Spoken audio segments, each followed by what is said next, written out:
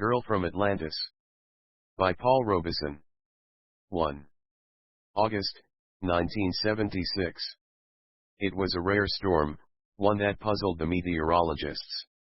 Lacking the usual configurations of a hurricane or typhoon, it formed suddenly from the confluence of several smaller storms hundreds of miles at sea, far to the west coast of California. The mingling of errant gales wildly churned the depths of the Pacific. Radio messages from freighters and big fishing boats reported 50-foot waves and winds and temperatures that rose and fell with horrendous inconsistency. Weathermen at widely separated shore stations frantically compared notes, trying both to fathom the eerie flukiness and to ready themselves for the arrival of the storm on shore. In the end, there were no valid or useful projections. The separate storms met and mixed quickly to form the vast, crazy weather pattern. The winds and rain swirled over the Pacific in ominous magnificence for 2 hours, and then it was over. The storm never really arrived at the coast. While tides and waves were unusually high along the shore, there was none of the threatened destruction of beach houses and marinas. Still, the storm at sea had been awesome. Meteorologists would be able to reflect on the phenomenon for weeks, develop, advance, and discard their theories over hundreds of radio and TV broadcasts. They would talk of ice ages and droughts and rearrangements of the Earth's climate zones. For even though the destructive force of the storm never reached land, it was without precedent in their loose-leaf histories of weather. And the reputations of weathermen would be enhanced not by writing the storm off as a fluke of nature, but by expounding grand notions and humble warnings about the wondrous powers of climate and how little we really knew about the intricate workings of our natural world. In the immediate aftermath of the mighty storms near brush with land, the waves beat on the shore, boiling up kelp, fish, and debris and hurtling it all high onto the sand. Lightning pierced the night sky. Gusts of wind alternated with moments of stark calm. Shorebirds sought inland. The beach was deserted except for a man and boy walking along the spindrift fringes of the waves, poking at the debris with walking sticks. Their Dalmatian pranced on ahead, sniffing here and there at pieces of wood and seaweed, and barking at an occasional fish or small shark left gasping on the sand. "Hey, Pop," the boy called, "looky here." Lightning flashes illuminated the remains of a small wrecked boat with Japanese characters on its wooden planks. The man came over and poked at the planks with his stick. "You suppose anybody was aboard, Pop?" "Not recently, Rick. The wood's rotting. It was probably sunk there for a long time before the storm brought it up. Too bad we didn't get the whole storm here. That'd have been way cool." "Wrong, son. Dead wrong. The storm would have caused a lot of damage, from what they say. We sure could have used the rain, though.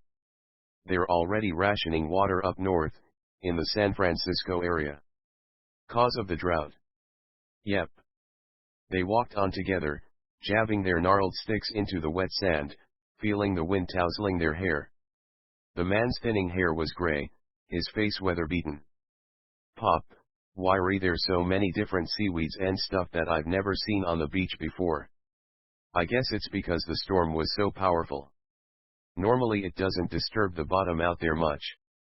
But in this case it looks like it churned up a whole lot of things that probably hadn't been bothered in ages, stuff that just lay on the bottom of the sea. Quite a blow, all right. What would it have been like, on a boat? Scary. Very scary. Even on a big boat.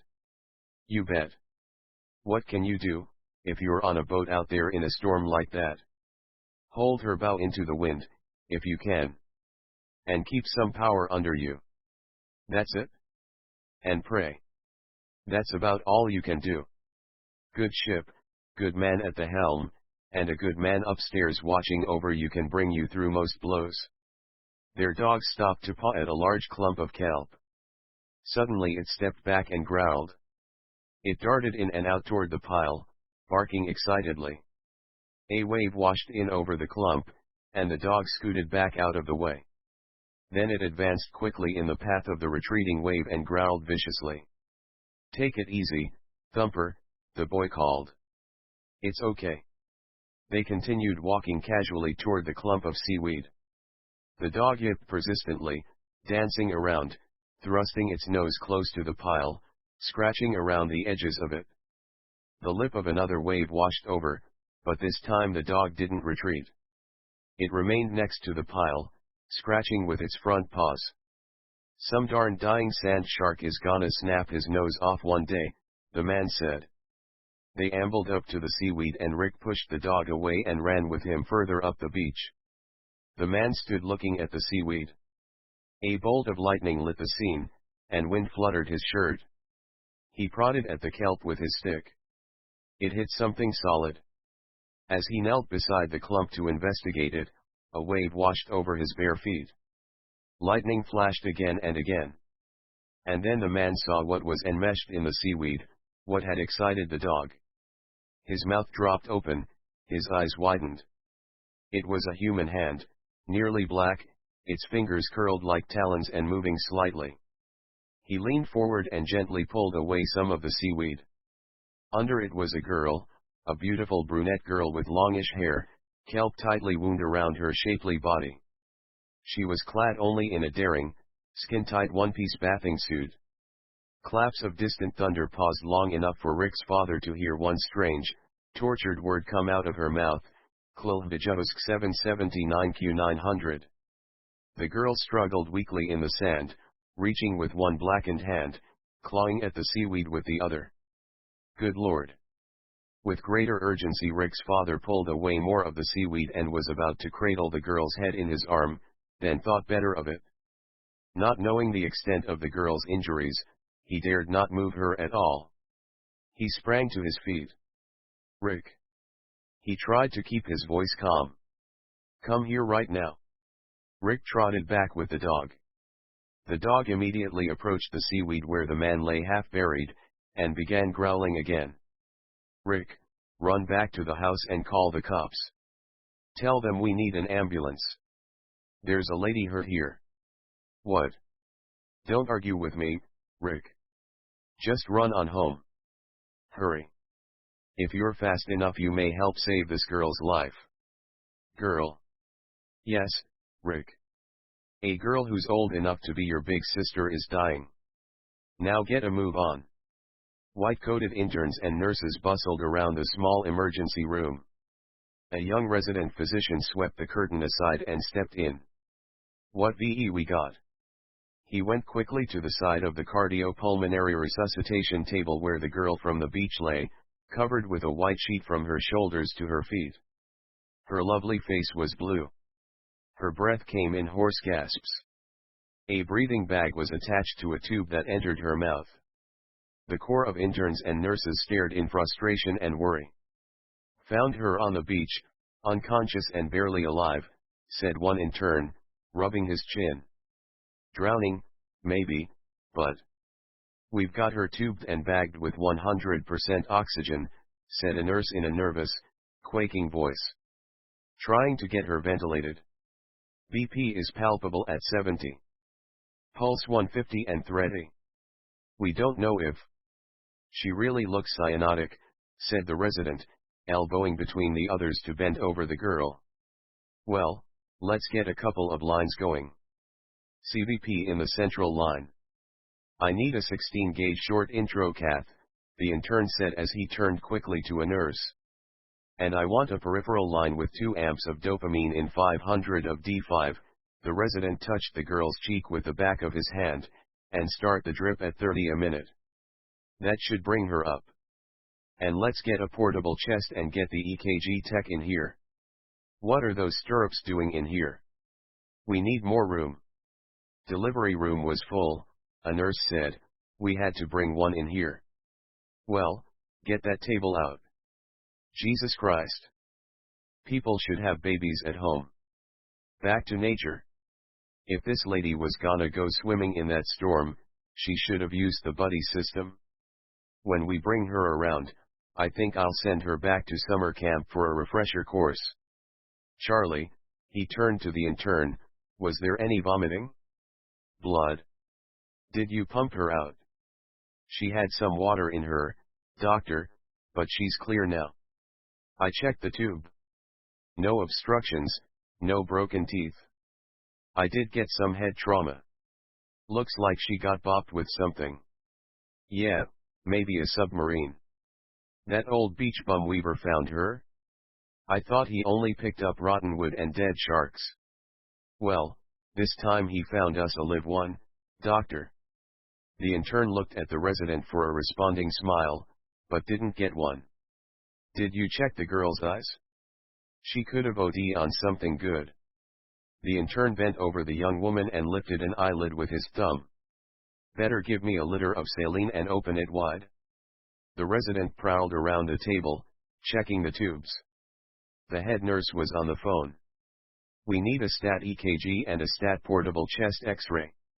And a skull set, the resident put in. And a set of skull film. How are her eyes? The resident looked back over his shoulder while he arranged some silver tools on a tray. They constricted? Dilated? What? Well, they're, at midpoint, the intern said. Okay. Listen, nurse. The nearest nurse, with her hands clasped over her stomach, looked quietly up him. Let's push, 0.2 Narcan just to be on the safe side. Weird. What? The resident turned back to the table, where the intern had both the girl's eyes propped open with his thumbs. The eyes are weird. The girl's eyes held open by the intern were wide and staring. They were an almost solid green, with little points of white in the middles. Another intern prepared to put in the first 4 line. He reached under the sheet and exposed the girl's limp arm. Hey, what's this? He gaped at the blackened hand. Why's it like that? The resident shook his head. Let's just concentrate on getting her breathing first. The girl gasped weakly for breath, her chest barely moving.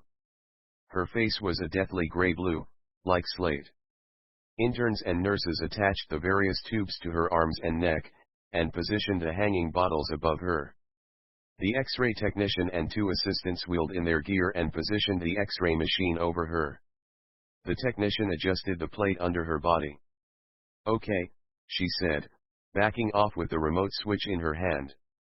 I'm shooting. A whir came from behind the dark cone of the machine as the motor revved up. Hurry up with that film, will you? The resident said, pacing back and forth. I know you guys prefer to send it out to Kodak, but this lady may have just a few minutes left. The X-ray technician scowled at the jibe and took another shot. We're doing the best we can, doctor. I'm sure. Move it. The technician scurried out with her photographic plates. What do you think, doctor? One of the interns asked, clasping his hands behind him in imitation of the resident. What do I think? I think the girl needs a vacation in the Mojave. What am I supposed to think? The intern reddened. I just mean, she seems a little strange. Yeah, well, let's just save our curiosity for later, when we've kept her from becoming a little dead, if you know what I mean. Dr. Jonathan Robinson, physician, U.S. Navy scientist, and oceanographer, leaned against the wall of his Santa Monica apartment and turned his head toward it, holding the phone tight to his ear. Wait a minute, slow down. So far what I understand is you found this lady on the beach, you brought her back, you tubed her up, you took pictures. Now, take it from there. What? It shows what? Slow down, oh come on. He closed his eyes, nodding as he listened. I see. And Drive West's in charge? Well, he knows what he's doing. Donald West knew what he was doing, all right. He was as skillful and clever as any resident he'd ever seen. The only trouble with Drive West was, he was too damn young and too damn smart. But in any event, he knew what he was doing, and if West wanted a Navy man's help, it meant something. Yeah, sure. Be there in a few minutes.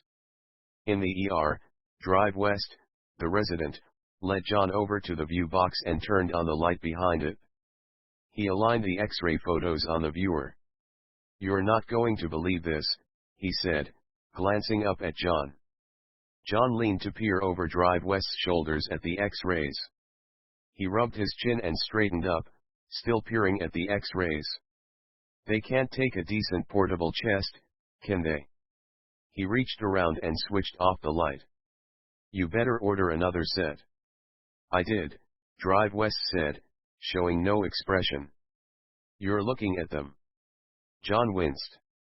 Of course, West would have had the same doubts, and would have already made the double check.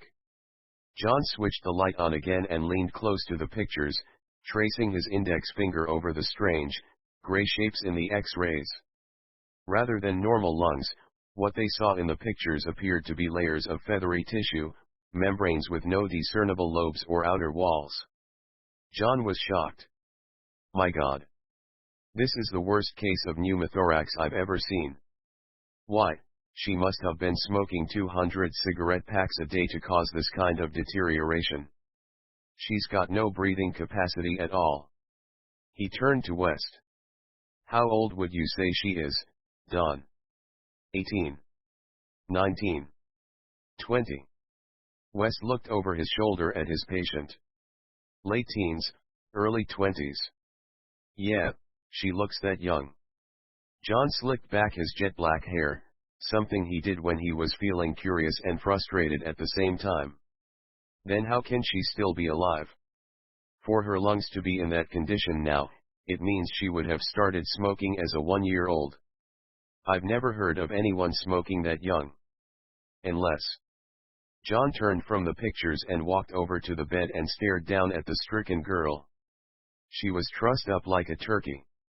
To various spots on her body were connected catheters, 4 tubes, hanging bottles, monitors. Her legs were tightly wrapped in white bandages. Her face was blue and dry. Her breath came in hoarse and bubbly gasps, growing weaker as he watched. She was comatose, obviously dying. Her one free hand moved slightly, her fingers extended as if reaching for something. He studied her black hand and dark face, the skin of both showing tiny cracks from dehydration. 2 nurses stood quietly beside him, shaking their heads in concern. The hot overhead lights beat down on the nearly lifeless form.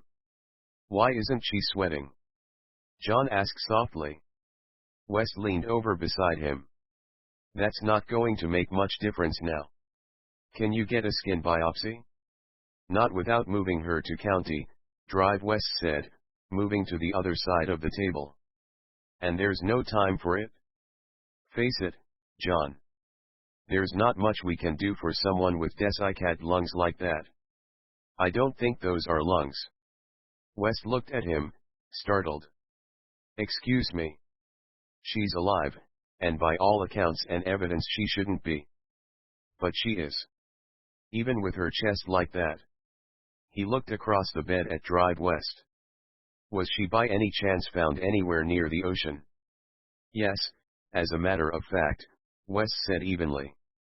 Right at the edge of the surf. Don, I'd like to bronch her. John straightened his shoulders and looked at the other man stonily. I mean it, Don. I want to bronch her myself. Now. Bronchoscope, West said to the nurses. In moments the equipment was gathered and arranged. The bronchoscope tube was passed down the girl's trachea into her bronchial tubes. John stared closely at the images transmitted on the scope, and commented on what he saw as the tube was worked farther and farther down. A nurse took notes. I'm looking into the base of the left bronchial branch, getting down to the lung stem, now I can see. He stopped. His eyes narrowed. His cheeks flushed. John. Drive West put a hand on his shoulder, felt its stiffness. What is it, John? Get an ambulance around here. Taking her to county. Drive West asked, signaling to a nurse who stepped to the phone. No. But what is it, John? What in blazes do you see? He carefully withdrew the bronchoscope from the girl's throat. If I told you, you wouldn't believe it. Just get the ambulance. Done, Drive West said. John whirled around to the nearest nurse. Turn those lights off, Get the tubes out of her. All of them. Drive West came quickly around the table and stood face to face with him. We can't just blindly release her to you. John was breathing hard. It's 12 feet to that door. Either you're going to help me get her out of here or I'm going to do it myself. But John, we can't just let her go, without knowing what you. There's no time for discussion. I'm taking her. I'll take responsibility. Let's move. The driver wound the ambulance out through the parking lot onto the street and hit the siren. John Robinson had a theory, and he prayed he was right, as the ambulance roared down the Pacific Coast Highway to the Santa Monica beach. Upon arrival, John and the two attendants unbuckled the girl from the transporter and slid her off into the water, face down. I'll take it from here, he told the attendants. John dragged the girl further out, his white slacks darkening in the water. He was waist deep in the water now, and waves splashed over his face. His hair streamed dark and wet over his scalp. He continued pulling the girl forward under the water now, circling with her. He struggled, slow step by slow step, gagging occasionally as the waves hit her, but never ceasing to drag the girl forward under the water, much as one might propel a sick shark to force water through its gills. For several minutes he moved in a circular path, looking down at the girl between waves. The attendant stood rock still and staring. For a time his legs ached, then they became numb. He sucked for breath in the brief spaces between waves, holding his breath when they hit him. His eyes were fogged with exhaustion and salt spray. The girl was heavy. His hands cramped under her arms. He felt her slipping gradually from him. He closed his eyes and tried to hold the weight. He kept plodding in a circle. He was so tired that at first he didn't notice what was happening. It only slowly dawned on him that the girl was no longer slipping through his hands. He was able to hold her firmly. She was lighter. He stared down at her, blinking the spray out of his eyes. She was much lighter now. Her body was moving, the chest expanding and contracting with regularity. More and more it became clear to him, she was breathing, under the water. Her weight became nothing. Cautiously, slowly, he slid his hands from her. She floated beside him, just under the surface, her body edging forward with slight eerie undulations. She moved around him. He turned to follow her with his eyes. She moved with painful slowness, the undulations of her body barely perceptible. It took her 2 full minutes to make one complete revolution around him. Then for some moments she lay still in the water before her. Only then did he become conscious of the sounds of the waves and a few hovering gulls. He dared not touch her, he could see that she was breathing, and beyond restoring that ability to her, he didn't know what he should do. Finally she rolled languorously over and faced him through the few inches of water above her. Her eyes were open, and he saw them for the first time. Her strange green metallic eyes were unblinking. The ebb and flow of the waves over her distorted John's view of her face. They stared at each other in this way for a time, John oblivious to the waves washing over her. Her face showed no emotion, only a blank expression. He could see that she was breathing steadily, and with strength. Gradually she began to smile at him. He felt himself smile as if it were an alien maneuver. She did not smile. Nor did she blink or move her face at all. She just stared at him. But then she moved a hand. She raised it slowly until it broke the surface. It was no longer black. She extended it up to him. Carefully he took it in his own. He didn't try to pull her up, nor did she exert any force on her. She lay just under the water looking at him while he held her hand and smiled. Her hand was warm. Unconsciously he moved his thumb down to cover her pulse. It beat firmly. He felt himself laughing with joy. He didn't even notice that between her fingers were small tissues of skin that webbed the fingers together. He let her lie in the water for a long time. Then he gave her head a gentle tug upward. She resisted, and he understood. She needed more time. The first light of dawn was appearing over the hills when he pulled gently on her again. This time he allowed her to pull her arm up. She dropped her feet to the bottom and her head emerged from the water. The tide was low. Water drained off her slender, well-formed swimsuit-encased body. He led her slowly out of the water and up onto the beach. Her walk was unsteady, and she leaned on him for support. He helped her into the ambulance, and she lay down on the transporter. "Where to, Doc?" "Doug," the ambulance driver asked in a shaky voice. "Naval Undersea Center." "You know where that is?" "Yes, document." Doug started the ambulance and churned back up the beach and through the parking lot onto the road. Naval Undersea Center Lab 2 log. Dr. John Robinson recording. Tape 25, we have named the subject Penny Robinson, for my deceased daughter. She responds to the name and she seems to understand us. But although she is possessed of vocal cords, we do not know whether she can communicate. Tape 44, Penny is a species unto herself, able to extract oxygen from the water and able to breathe air for up to 12 hours. Her skin is smooth, like a dolphin's, and her speed and agility underwater is uncanny. Tape 57, Penny's eyes are shielded by tough membranes that prevent them from collapsing during diving and are luminous. She can see at great depths, and in almost total darkness. Her fingers and toes are webbed. Tape 150, we have tested Penny in a compression tank.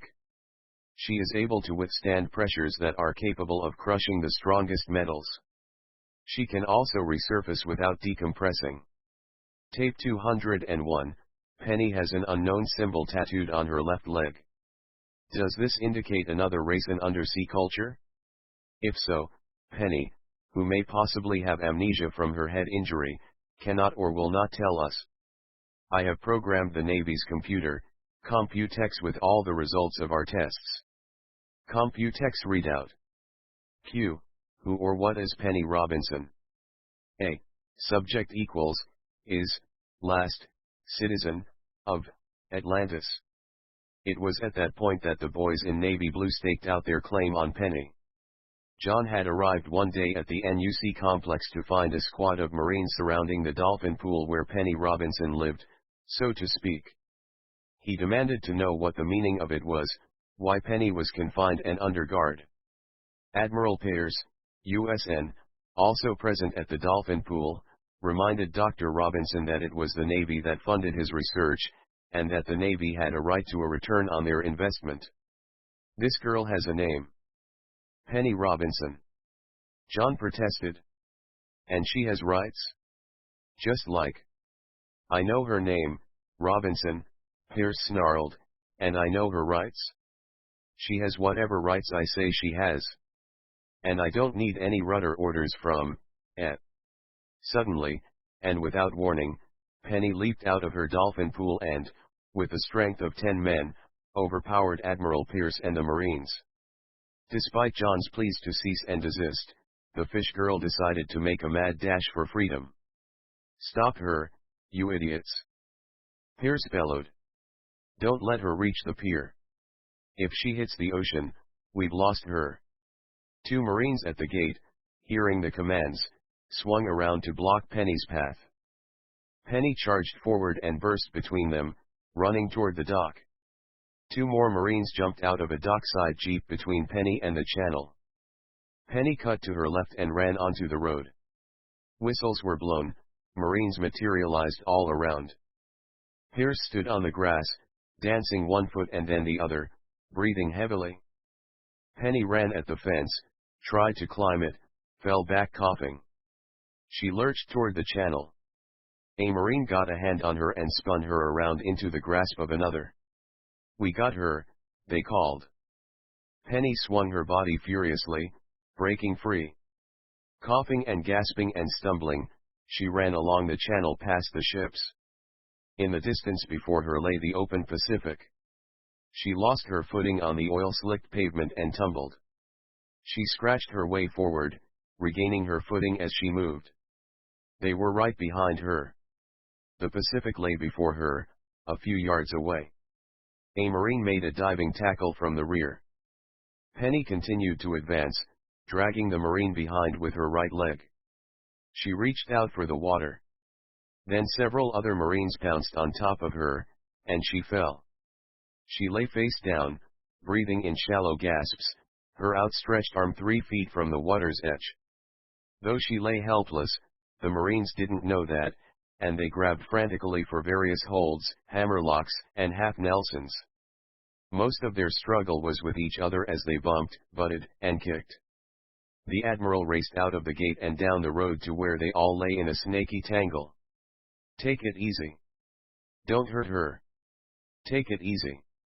We didn't let her get to the water, sir," a Marine sergeant announced proudly, snapping to attention. "Okay, okay. Get off her now, man."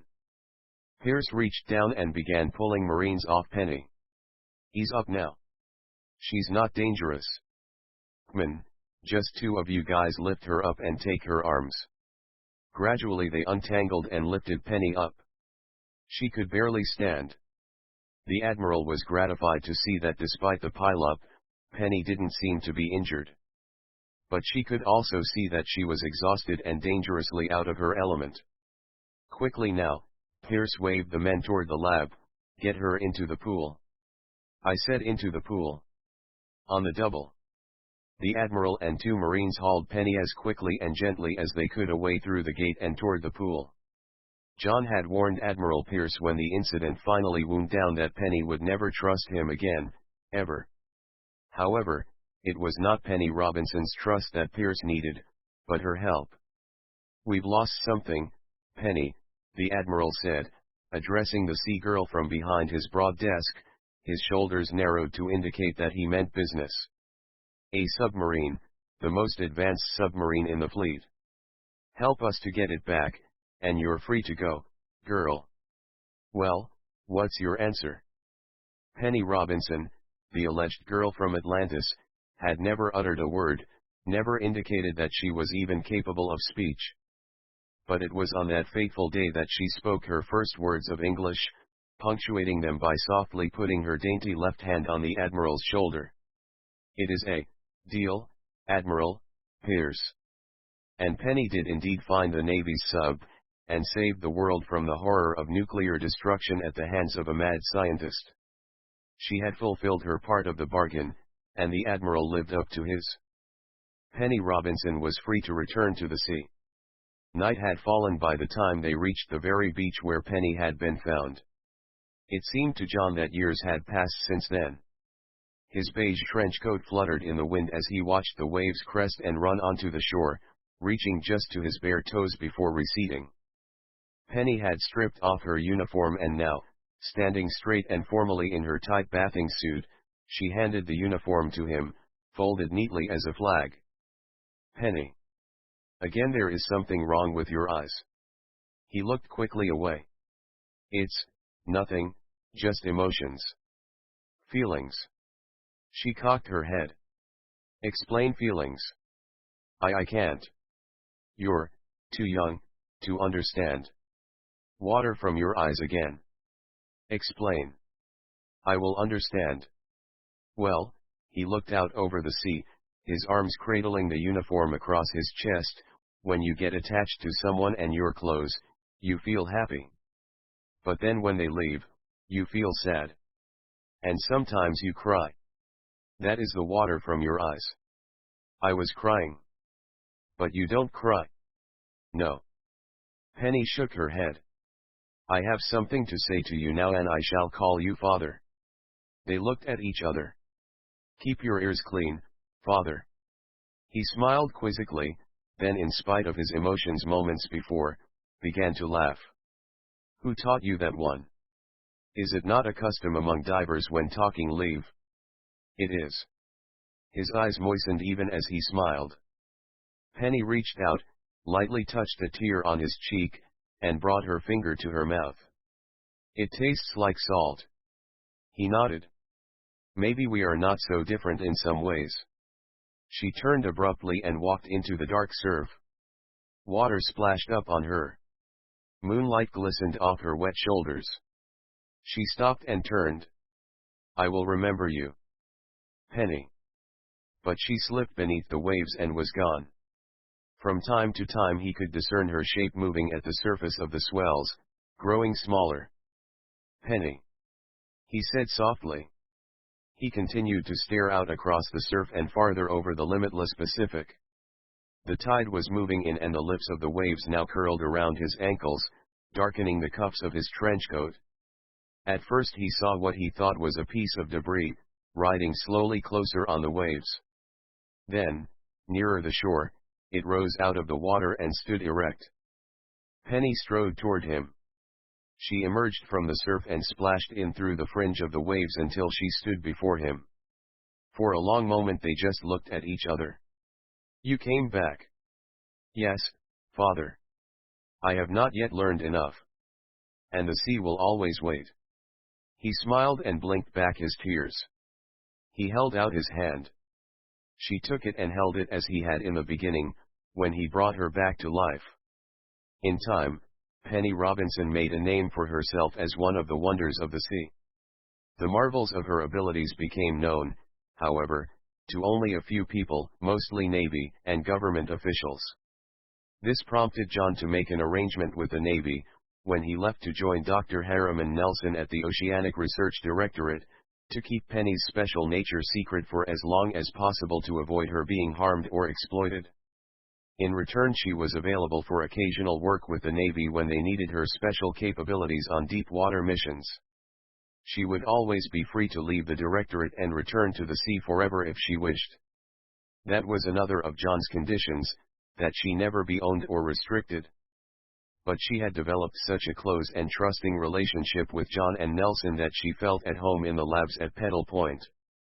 And she lusted after knowledge as mightily as they did, though what she persistently tried to lean more about was not so much about the sea, for she knew it well, but people. It was her incessant curiosity about people and their attitudes, psychology, and emotions that drew her constantly to the land and the labs. She learned extremely quickly, and never had to be taught anything twice. The one piece of knowledge that continued to elude him was where she'd come from, and who she was. In the months to come, she would surprise everyone, herself included, at the ability of perception and physical capability which would often arise in the course of her new career as an underwater explorer. 2. September, 1978. The weather above the mighty, gentle swells of the Pacific Ocean was gorgeous: brilliant sun, light, cool easterly wind, clouds like balls of cotton scudding smoothly as they simmered into ever-new shapes. It was a seaman's day, a fisherman's day, a day that suggested eternal peace. But the topside weather was of no immediate concern or interest to those aboard the strange, force-feared submarine cruising several hundred meters under the surface. A typhoon wouldn't have disturbed their work in the deep. Naturally they'd noticed the fine weather that morning before they departed the Oceanic Research Directorate. That splendid old Victorian mansion on Petal Point afforded clear views of the weather in all directions, especially over the bluffs and across the Pacific. If one cared to see further, one need only climb the stairs from the laboratories to the Widow's Walk on the roof. Or for longer views still, one could mount the spiral staircase all the way up into the no longer used lighthouse that rose from the middle of the building.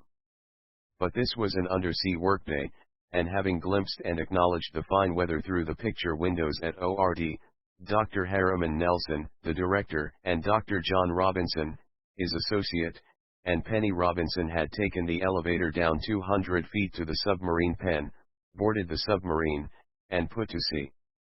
Now they were some 300 miles off the California coast, some 400 meters deep, gliding along among the schools of darting fish, the swirling squid, and the floating gardens of plankton and seaweed. Their mission for the day called for cruising along the eastern fringes of the broad, cool, southbound California current, sampling the water for temperature variations and the drift of minute sea life. John Robinson sat at the laboratory table, his blue eyes focused into a microscope. Across the table from him, wearing a white lab coat just like his, sat Harry Nelson, hunched, also peering into a microscope. While John sat quite still, Nelson, as usual, fidgeted, tapping his fingers on the table and his feet on the deck. Even his unruly reddish-brown hair seemed charged with excess energy. These two scientists formed, in their dissimilar personalities, a smooth-functioning team, balancing each other's strengths and weaknesses, moods, and styles. John was the more reserved, cautious, and disciplined of the two. Nelson was the more blithe-spirited, gay, seemingly carefree partner. But both were extremely diligent and precise in their work. Penny emerged from a nap in her bathtub tank, where she restored her respiratory needs by breathing for an hour underwater, and entered the laboratory sphere to take a chair at the end of the lab table and watch silently while John and Nelson pored over their sides. She was wearing her usual outfit of tight, form-fitting one-piece swimsuit and ORD windbreaker. On her left leg a symbol whose meaning had puzzled them all ever since Penny had been found unconscious on the beach. A surrealistic design of a spiral conch shell over a row of tiny peaks of waves was tattooed. Nelson removed one slide from the microscope and replaced it with another, hunching his stocky body forward to look down into the lens. A few moments later, John changed slides too, angling his much leaner body forward, shoulders squared into a more proper position. "We're picking up some junk on these shrimp, Harry," he said, "or maybe I should say the shrimp are picking up some junk." He was staring at the highly magnified form of nearly microscopic shrimp culled from near the ocean floor 1 hour earlier. "Damned if I don't think they're getting hit with some oil." "What a shame," Nelson said. "It used to be so clean out here." "Take a look, Penny," he said. Penny slid over to a seat beside him and looked into the lens. "Yes, it is oil. But not crude. It is refined, as if leaked from an engine." "Well, that's hopeful," he said, as she pushed the microscope back in front of him. "At least we're not dealing with some tanker flushing its tanks, or a spill from a drilling rig." "No," Penny said, "not this time." In the forward communications compartment, the chief radio operator, boyish and curly-haired Roy Olson, nicknamed Shelley by the crew for his habit of jotting down bits of poetry during slow periods at his console, sat searching for a word that rhymed with hayseed. His creative reverie was broken by a call from the directorate headquarters back at Petal Point. "Hello, Roy. Are you there?" The voice and style of Al Colavici were unmistakable. Several people had tried to instruct Colavici in the proper manner of ship-to-shore address, but he always fell back on his own style, which was to use the radio like a private telephone at Scotland Yard. "Roy. Are you there?" Roy hastily scribbled nosebleed to end his poem, and punched up the talk button. "Yes, sir. I read you." "Go ahead, sir." "Yes." Colavici took a deep, audible breath. "This is priority. Patch me through to Dr. Robinson at once." "Yes, sir," Roy drawled. He pushed 2 buttons on his console, then leaned over to the intercom. "Dr. Robinson? There's an urgent call from Mr. Colavici at the directorate." "The line's open." Looking up from his microscope in the lab sphere, Nelson said, "Tell him we're out to lunch, John." Even over the radio the breeze from his mouth fogs my slides. "As it happens, Harry," came Al's stiff voice over the radio, "I'm already patched in. I have an urgent call for you from NASA, John." Before John could answer, Nelson beckoned to him excitedly. "Look at this, John," he said, shoving his microscope across the table to him. "I've never known this stuff to drift so far south." John looked, oblivious to Al's heavy breathing over the radio. "I see. Isn't that something? That certainly confirms your theory about the current drift down from." "Listen." Al's command plea burst through the speakers. "You people aren't listening to me. I said NASA wants to talk to you." "NASA? That's big time. It's urgent." John sighed and leaned back in his chair. "Why don't you talk to them for us, Al?" he called toward the squawk box. "You're the administrator." Al Colavici was, in fact, the administrator of ORD, and his value lay in the fact that he had good connections and apparently some influence in fundraising circles.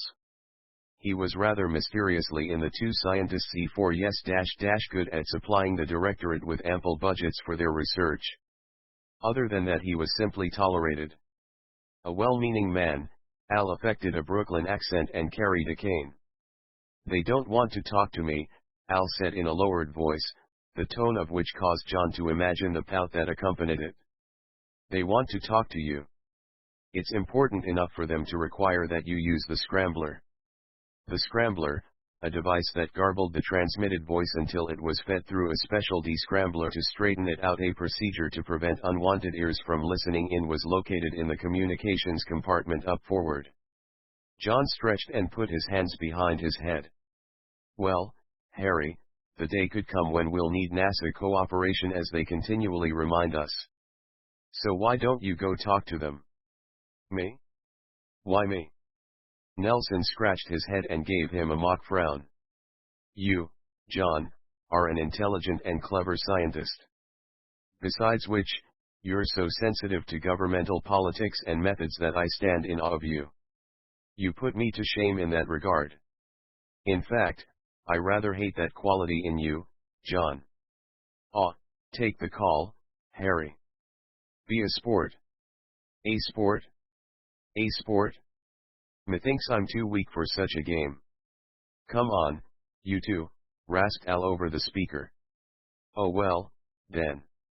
Nelson rose slowly from his chair and started for the communications compartment, blasting a Bronx cheer and thumbing his nose at the speaker as he passed it. John smiled as he watched him leave. He noticed that Penny had narrowed her almond eyes in confusion. "Something wrong, Penny? He says he hates you. Then you smile.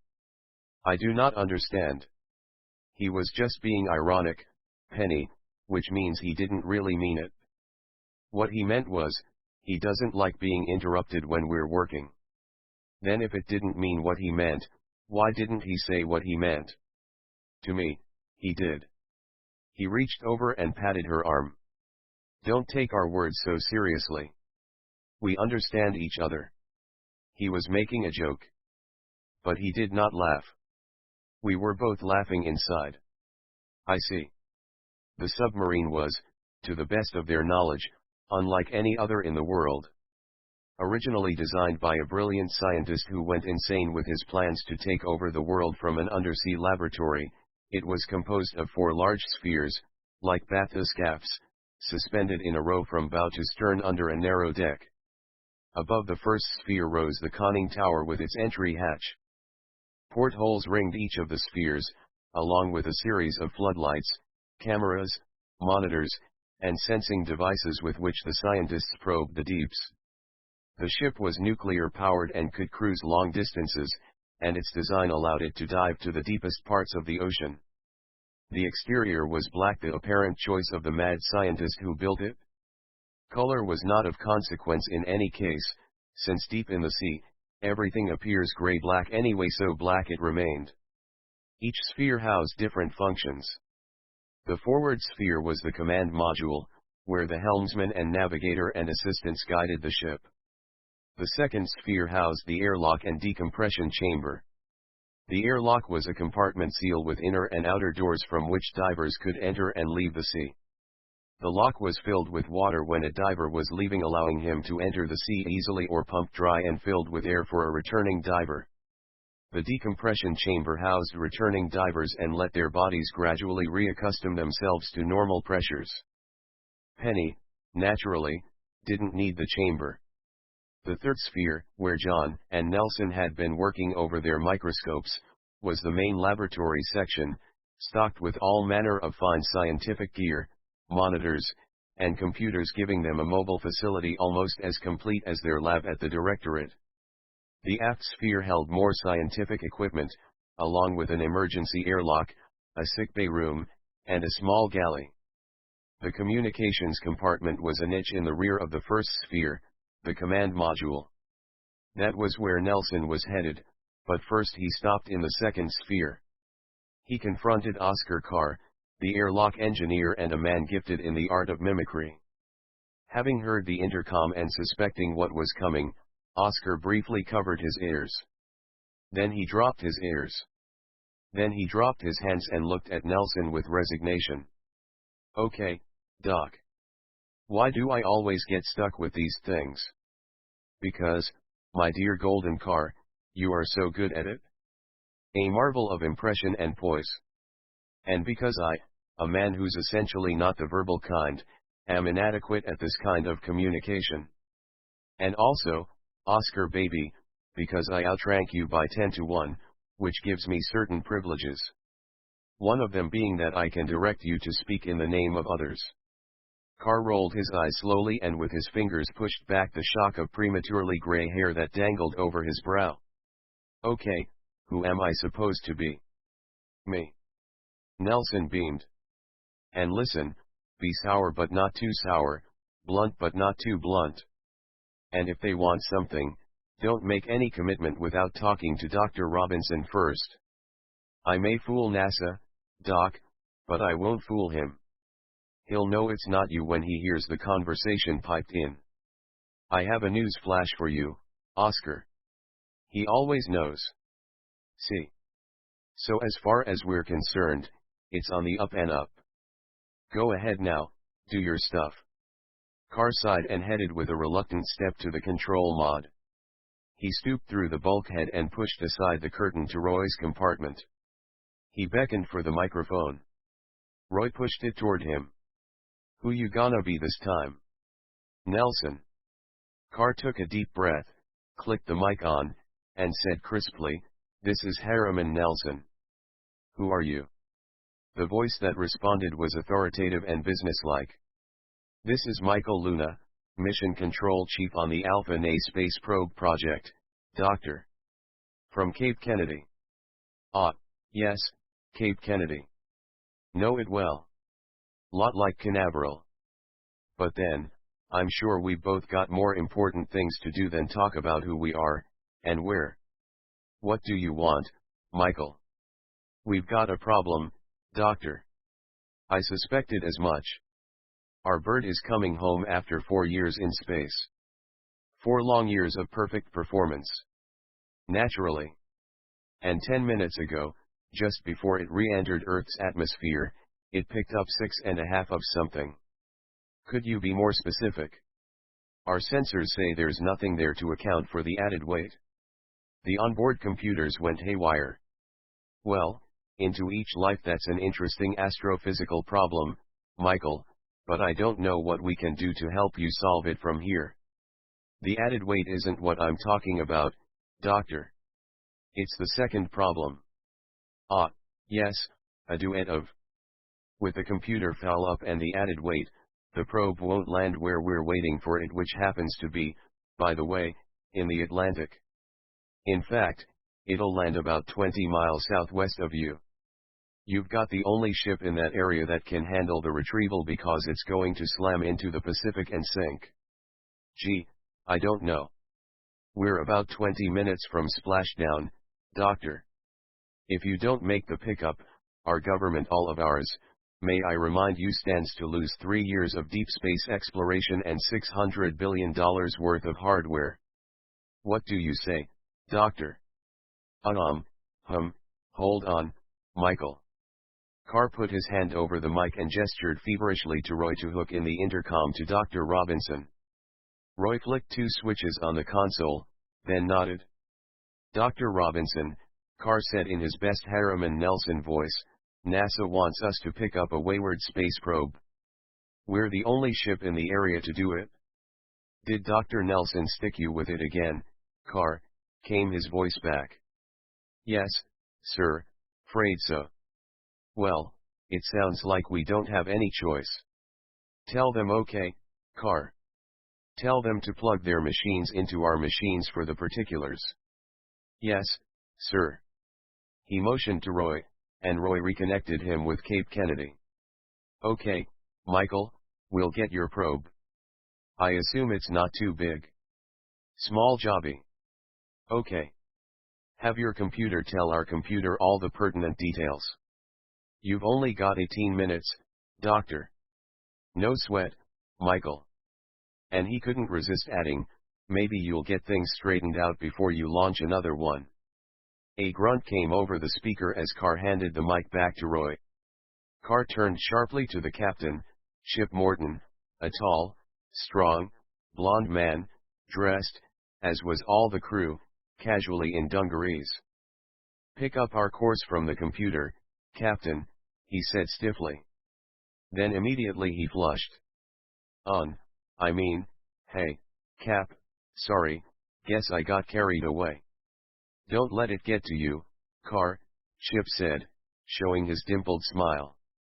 Dr. Nelson marches to the beat of his own drummer. Carr nodded and started out. Roy reached out a hand to stop him.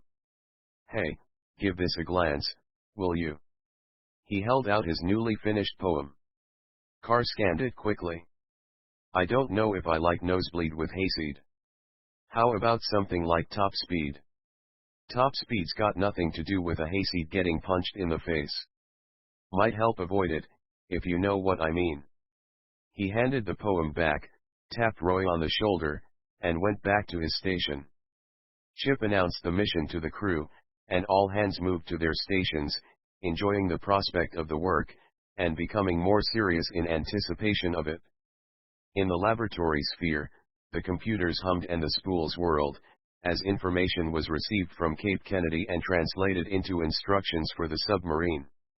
Checking the readouts, Chip barked, change course to 190. Coming about to 190, called the helmsman. All ahead full. Bells rang as the helmsman confirmed. Ahead full.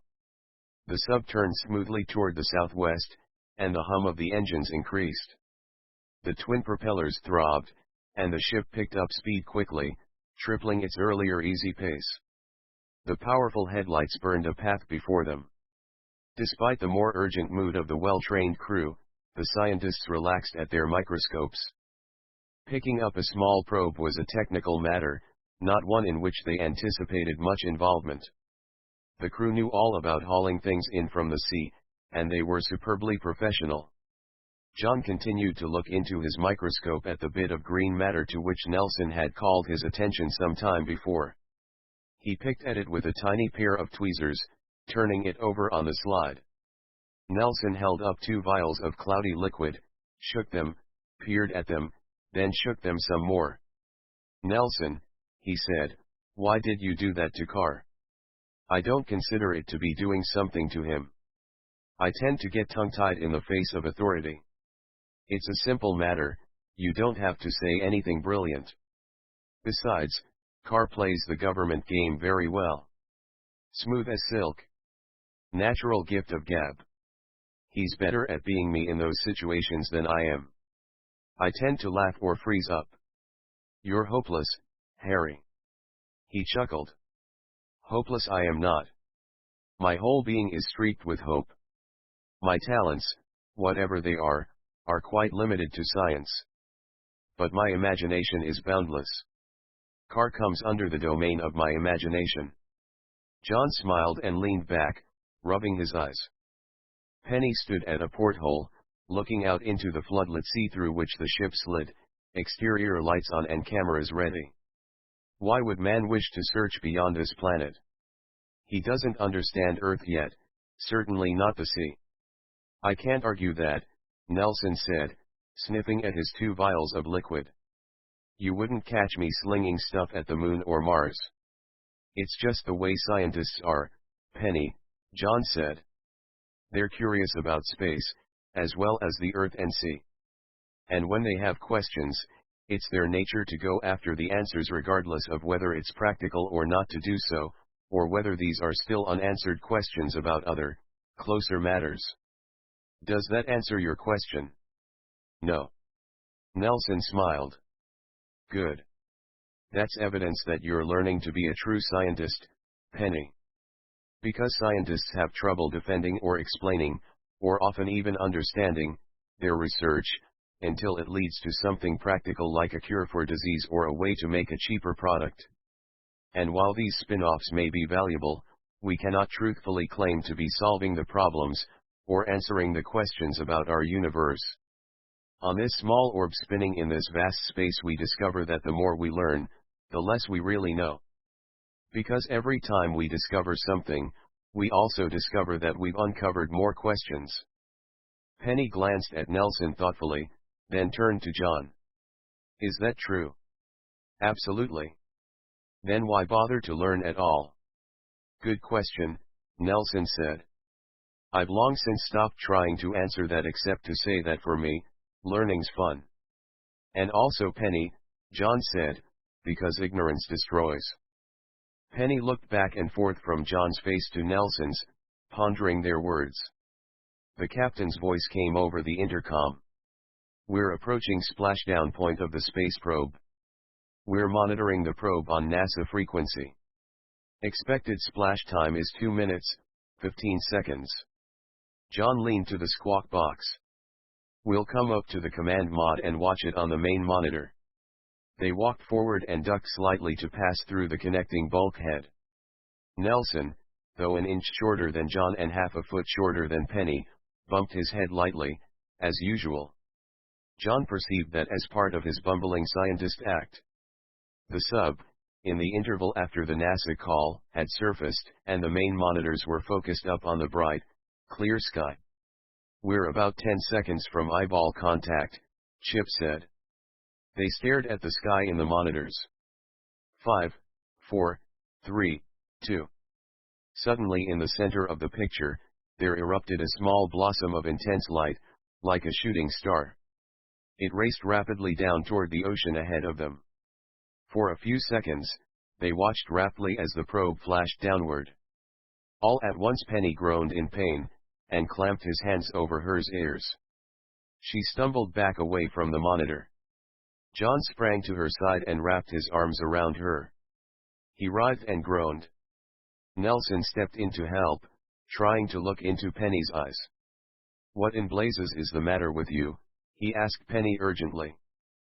Penny's eyes were glazed, and she continued to groan, her hands squeezing her ears. Sound monitor. John ordered. Roy threw the switch that brought in the sound that accompanied the pictures on the screens, and a shrill scream filled the compartment. It was as if 1,000 high, small, mechanical voices were screaming in the same tone and pitch, an anguished chorus of screeches. All in the compartment stared open-mouthed at the speakers from which came this eerie, piercing noise, but not seemed so affected as Penny. Then the sound faded, thinned, and was gone. Penny, shaken by those moments of pain, straightened slowly, her eyes still glassy. Get her into sickbay. John ordered. 2 crewmen looped Penny's arms over their shoulders and helped her aft to the stern sphere, followed by John and Nelson. Don't lose contact with the probe, he called back over his shoulders. On the monitor now could be seen a glistening, metallic object hurtling toward the sea, with no parachute deployed behind it. It smashed into the water and vanished amid the giant plume of spray cast up from its collision with the water.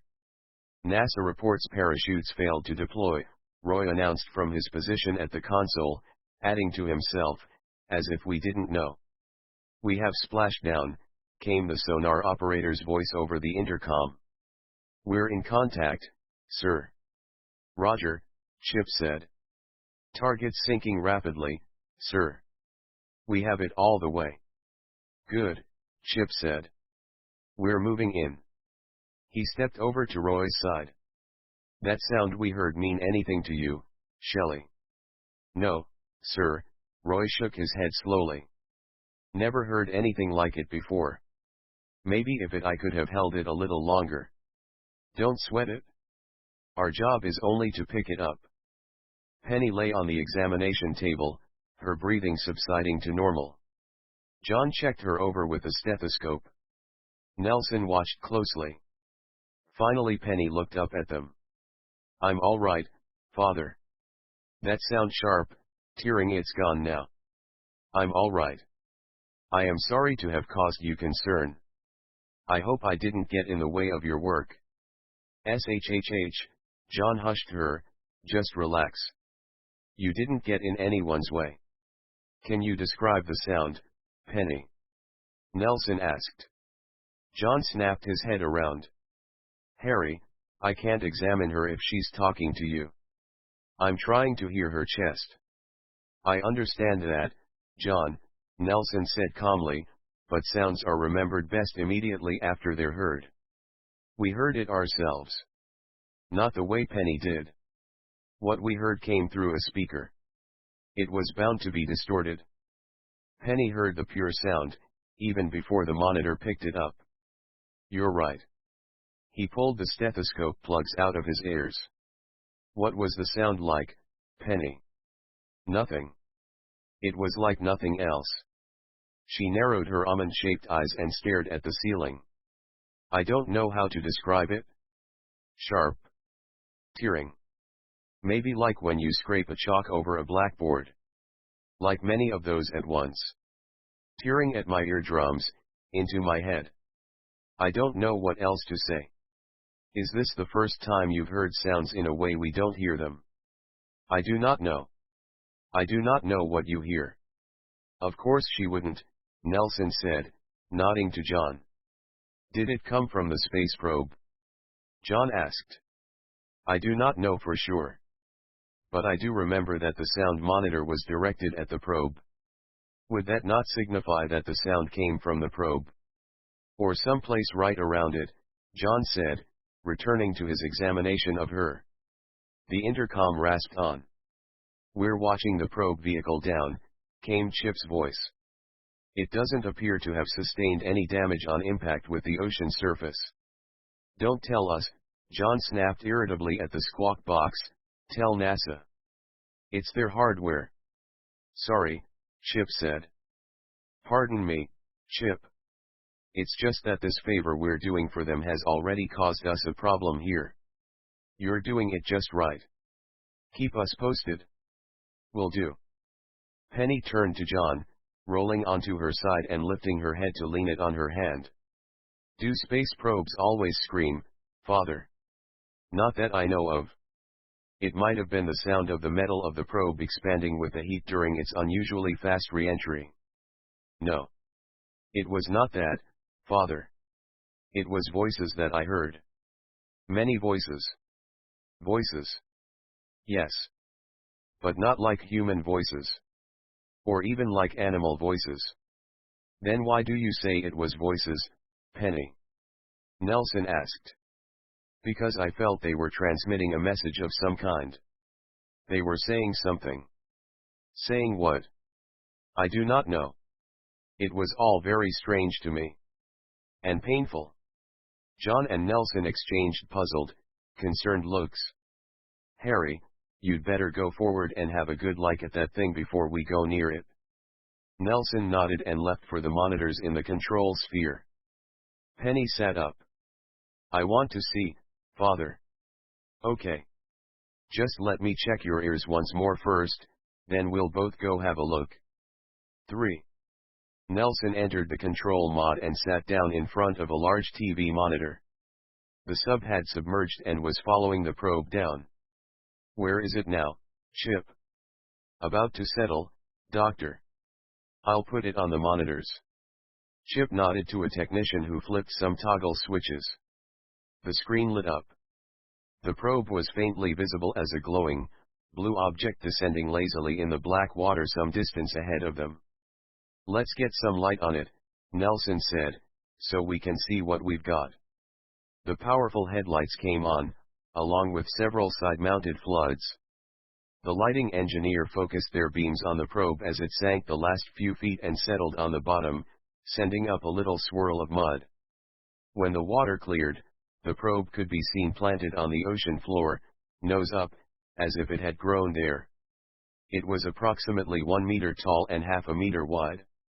It was shaped like a small, bulbous bomb, with struts reaching from its tail to a Teflon ring that surrounded its widest midpoint. The soft, blue glow now gone, and the gray metal was slightly scored, erasing bits of the letters on the side that read, USA NASA. John and Penny entered and stood beside Nelson, looking over his shoulder. Camera control, John said, let's have a closer look. The screen went blank briefly as camera lenses were changed. Then the view was a close-up. Nothing unusual was revealed. The only new sights gained by the close-up were the tiny rivets that held the probe together, a few small burn marks around the nose, and the outlines of the small, sealed hatch through which the small computer and other electronic sensing devices had been installed inside. Nelson drummed his fingers on the tabletop. Looks like your everyday, run-of-the-mill, intergalactic, $500 million space probe to me. Want us to move in closer, Dr. Robinson? Chip asked. No, not yet. He studied the object on the monitor. The question is, how did it scream? Are we sure those sounds came from the probe, Chip? That's affirmative, Doctor. We double-checked our sound monitors. They triangulated directly on the probe. No doubt about it. It either came from on board the probe itself, or right around the skin. It was voices, Penny said firmly. Voices. Chip picked up the computer readout and scanned it. But whose voices? John asked. Voices, Penny said. Which brings us to the $10 question of the day, Nelson said, striding back and forth with an index finger raised. We're supposed to bring the thing aboard, but should we? John checked the dials on the console, then leafed through the readouts. According to our sensors, it's not radioactive. Right, Chip. Right. And all the components inside it have shut down, which means it should be perfectly safe. That's affirmative, Doctor. Innocent as a newborn babe, Nelson said. But how did it scream? How or what screamed, Penny said, is something your machines will not tell you. Well, Chip said, under ordinary circumstances we should have a readout on just what. In this circumstance your machines have not been able to tell you. True, Nelson said. Then I have to tell you. All heads turned towards Penny. I will have to go to the probe, and find out. There is no other way. I am the only one who hears the voices. He turned abruptly and headed out toward the airlock sphere. Penny. John trotted after her. She quickly stepped past Carr, tossed off her jacket, entered the airlock, and motioned for Carr to close and seal it. Carr glanced at John. Aware that once Penny had determined to do something, there was little chance of stopping her, she said softly, Okay. But watch yourself out there, Penny. Why should I watch myself? Carr pushed the big door shut and spun a huge wheel to seal it. Swimming in her smooth, undulant motion that propelled her as fast as any fish in the sea, Penny quickly reached the probe.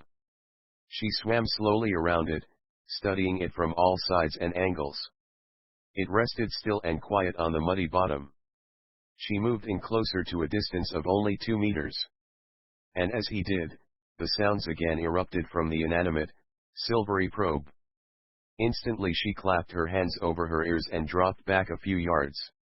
Then she slowly lowered her hands. The sounds were there, but this time they were not painful. They were the same quality as before, shrill and mechanical, much as when a tape recording is played backwards at high speed, but their volume was moderated. Penny slid in a bit closer and listened.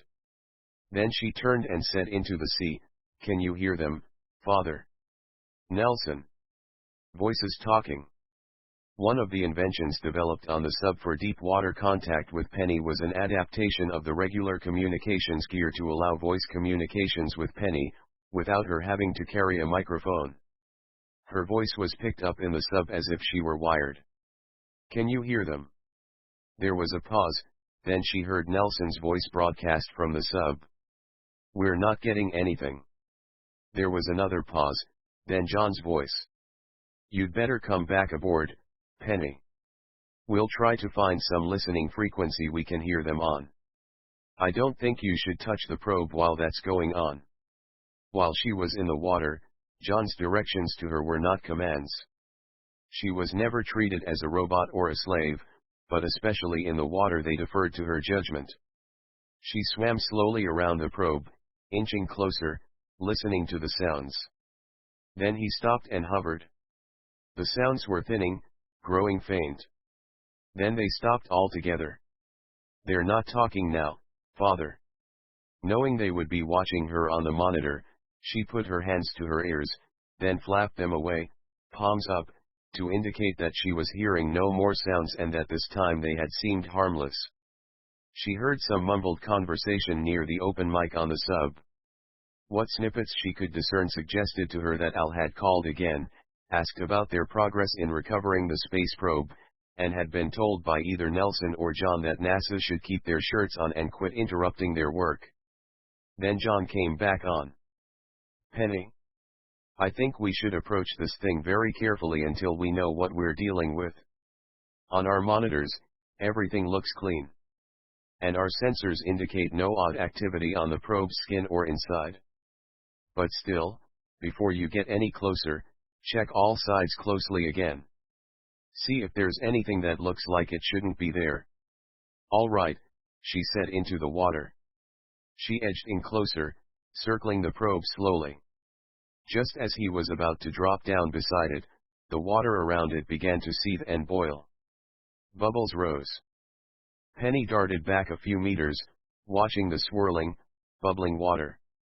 Then she swam back toward it, stopped, and dipped her hand into the agitated area.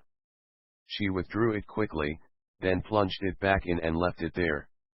The water seems to be boiling, Father, but it's not even warm.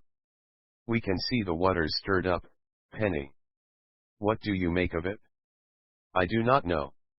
She moved in closer, a meter away, and peered at the probe. Her eyes widened. I can see them. See what, Penny?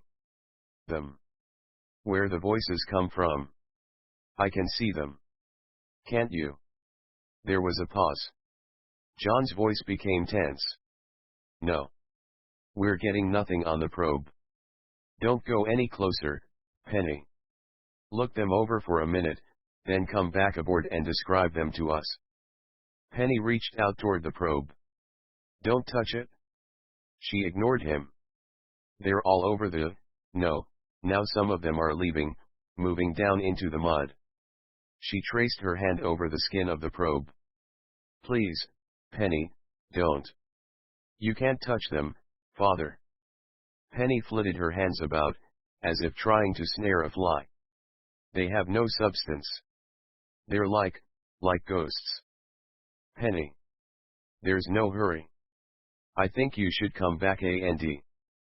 Penny suddenly pushed away from the probe, holding one hand up and staring at the back of it. He rubbed it briskly and looked at it again.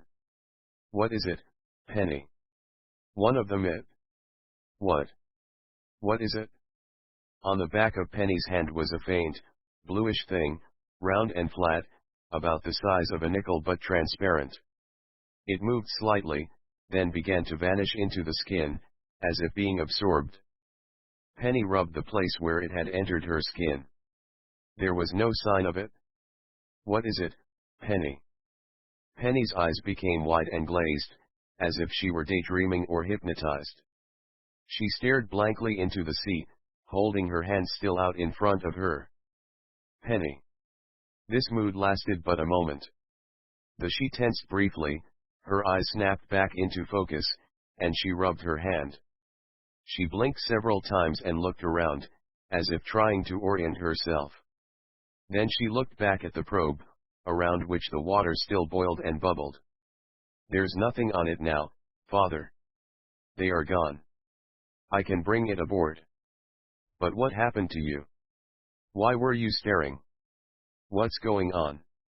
Nothing. They are gone. What happened to the one that was on your hand? On my hand? Yes. We could see on the monitor. Something was on the back of your hand, some kind of color. Penny stared at her hand curiously, and rubbed it for a few seconds. It's gone. With all the rest. Aboard the submersible, the mood among the crew and scientists had becoming tenser. Technicians hunched over their consoles. Roy pressed the earphones to his ears, making sure he missed no sound transmitted from Penny. Chip prowled the control mod, looking over the shoulders of the helmsman, navigator, and sonar operator. Carr stood by his airlock controls, awaiting the signal to pump air into the lock so that Penny could return. The three-man sickbay crew of paramedics went through their precautionary checklist of preparations to be ready in case of injury or any other harm. The crew of the sub was extraordinary. To the untrained eye, they would ordinarily appear to be casual in performance of their duties.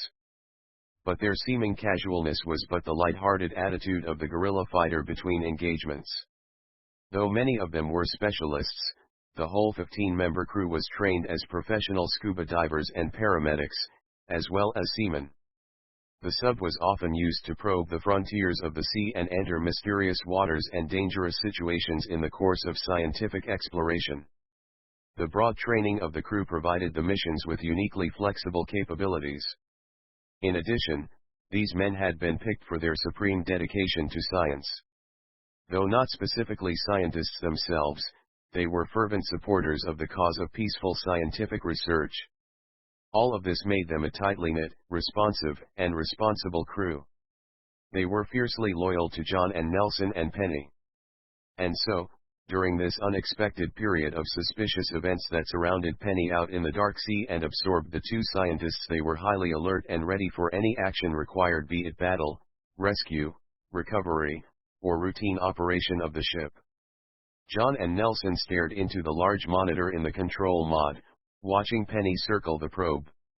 "We have to get her back aboard as soon as we can," he said softly. "I agree," Nelson said. "But what do we do about the space probe? We could leave it. It's not really our problem." "John, I'm surprised at you. You know as well as I do that it's become our problem. Plus the fact that these strange occurrences of noises Penny calls voices have aroused my curiosity enormously, as it must have yours. We have to find out what's going on. Additionally, there's the fact that I wouldn't like to have to tell NASA that we're abandoning the mission because we're afraid." He stared at him for a quiet, thoughtful moment. Then he leaned to the mic. "Penny, bring the probe aboard. Nelson will have the decontamination chamber in the airlock. Put the probe in it." Nelson nodded with satisfaction and left immediately for the airlock sphere to direct preparations of the decontamination chamber. Penny didn't answer John, but went directly to the probe and settled her feet into the mud beside it. She put her arms around it, locking her hands on the struts. The water continued to boil around the probe, still with no apparent effect. John watched intently, looking for any signs of discomfort or disorientation in Penny. He listened just as intently for signs that the sounds were returning. He was pleased to hear nothing, and to see that Penny lifted the probe with her usual, easy strength. For a moment, as Penny pulled the probe free from the ooze, the water boiled around her with increasing turbulence. But once she swam away from the spot, the boil, remaining where the probe had rested, decreased in intensity, like a pot of water under which the flame had been lowered. The monitors followed her as she swam back to the ship, pushing the probe ahead of her. While Penny was swimming back, Nelson entered the airlock sphere and found that Carr had anticipated him and had already pumped the water out and the air in, to allow her to enter. Two crewmen brought the decontamination chamber forward from the stern sphere and lowered it to the floor beside the airlock door. The chamber, composed of a shiny metal frame and plexiglass walls, and a small electronic unit inside, was about the size of a kitchen stove. Carr spun the wheel and opened the interior airlock door. The two crewmen hoisted the chamber through the bulkhead and deposited it on the airlock floor, which was still wet from its recent contents of seawater. They stepped out, and Carr quickly clanked the big door shut and sealed it. Then he stepped back to his console and pulled the levers that opened the tubes to allow the lock to refill with water. Penny returned to the sub and pressed the button on the hull to signal her arrival. Carr pulled the levers that opened the exterior door, and in a moment Penny's face appeared in the airlock porthole. The exterior door was sealed behind her, and air was pumped into the lock to force the water out. When the lock was empty, Carr opened the interior door and Penny stepped into the sub. The probe could be seen behind her, neatly tucked into the decontamination chamber where she had put it. John and Nelson came in to welcome Penny and see the probe. Once Penny was out of the lock, Carr started to push the door shut, but John motioned for him to stop. They all stared for a few moments at the innocent-looking, small, expensive probe. Penny seemed a bit agitated as she looked back at it. She lifted her feet. What does the decontamination chamber do? It dawned on John that they had not used the chamber since Penny had been with ORD. If that probe brought any diseases or infection back from space, this will kill them. Penny frowned questioningly. How will it do this? Electrically, Nelson said, and chemically. That little electronic device inside emits enough voltage to dispatch any germs susceptible to electricity, and it also sends out a mix of acid fumes that will dispose of any germs left. Penny's face relaxed. Then it's all right. I'll check it out, Nelson said, stepping into the lock. Button it up, Carr. Roger. Carr sealed the door behind him and started the generators to circulate fresh air into the lock. Nelson knelt immediately beside the decontamination chamber and began to closely examine the probe within it. John took Penny's arm and led her aft to sickbay. You seem tense, Penny. Are you? No. Were you hurt out there? Was there any pain at all? No. But something happened. They entered sickbay and he motioned for her to sit on the examination table. He waved the attendants out, and they left for other duties. Penny hoisted herself onto the table and sat with her legs dangling over the side. There was the noise, but it was not painful. And I saw them. I saw them leave the probe and go into the mud. He took a small portable tape recorder down from a shelf, put it on the bed beside her and switched it on. We should record your first impressions and descriptions for computer analysis. Yes. He pried up her eyelids with her thumbs and examined her green eyes closely. Then he took her hands in hers and studied the backs of them. Was one of them on your hand, Penny? I do not know, she said hesitantly. It was, but yet it wasn't. It seemed to have no substance, as if it were just projected onto my hand like a picture slide on a screen. You can't touch them. I did not feel anything. No pressure? No irritation? No feeling of movement from it? Nothing. Was the one on your hand like the others? Exactly the same. They were all alike. And you saw many of them? Yes. And they moved? Yes. They just seemed to slide through the water, as if they were nothing. Or as if the water were nothing to them. What did they look like?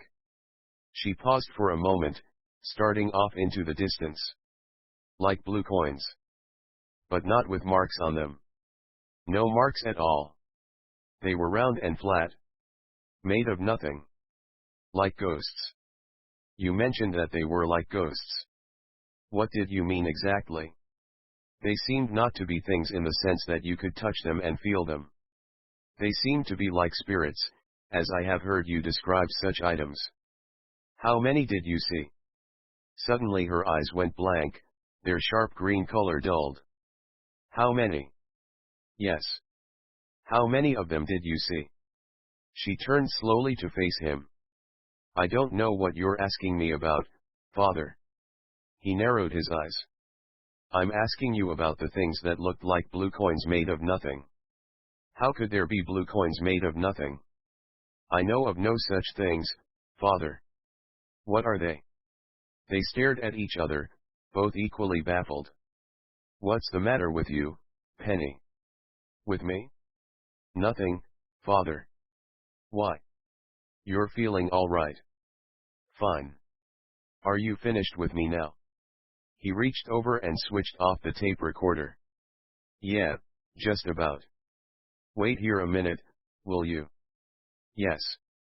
She swung her legs up onto the bed and lay down, cradling her head in her clasped hands. He entered the airlock room to see Nelson emerging from the lock. I need you in sickbay, Harry. Sure. Anything wrong? Without waiting for a reply, he turned to Carr. Run a full set of tests on what we've got in that Deccan unit, Carr. Electrical, magnetic, chemical, biochemical, X-ray, chromatic, everything. What am I supposed to be looking for? Carr asked. I don't know. But something caused that probe to holler like a stuck pig. And something caused the water around it to boil like a coffee pot. If we knew what we were looking for, we wouldn't need you. Right, Carr. He smiled. I'll see what I can find for you, document. Splendid. And let me know right away. I don't care if it's nothing more than a crumb of bread. Now, John, you were saying. I was saying I need you in sickbay. He started out and beckoned for him to follow, which he did. Penny is in some difficulty.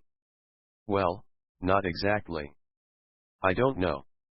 They walked into sickbay to see Penny lying peacefully on her back, as if asleep. You see, he said softly, we were just having this conversation. I was debriefing her. Well, she was. Penny doesn't remember anything about the things she told us she saw on the skin of the probe. We were talking about it, quite normally I thought. She started to describe them for me, and I asked her how many she saw. Then all at once she went blank. Penny sat up suddenly. No, I didn't, Father, she said evenly, her expression back to normal. You asked me how many, didn't you? I was about to tell you. And then? She seemed to become confused abruptly, putting a hand to her forehead. Know something I don't know.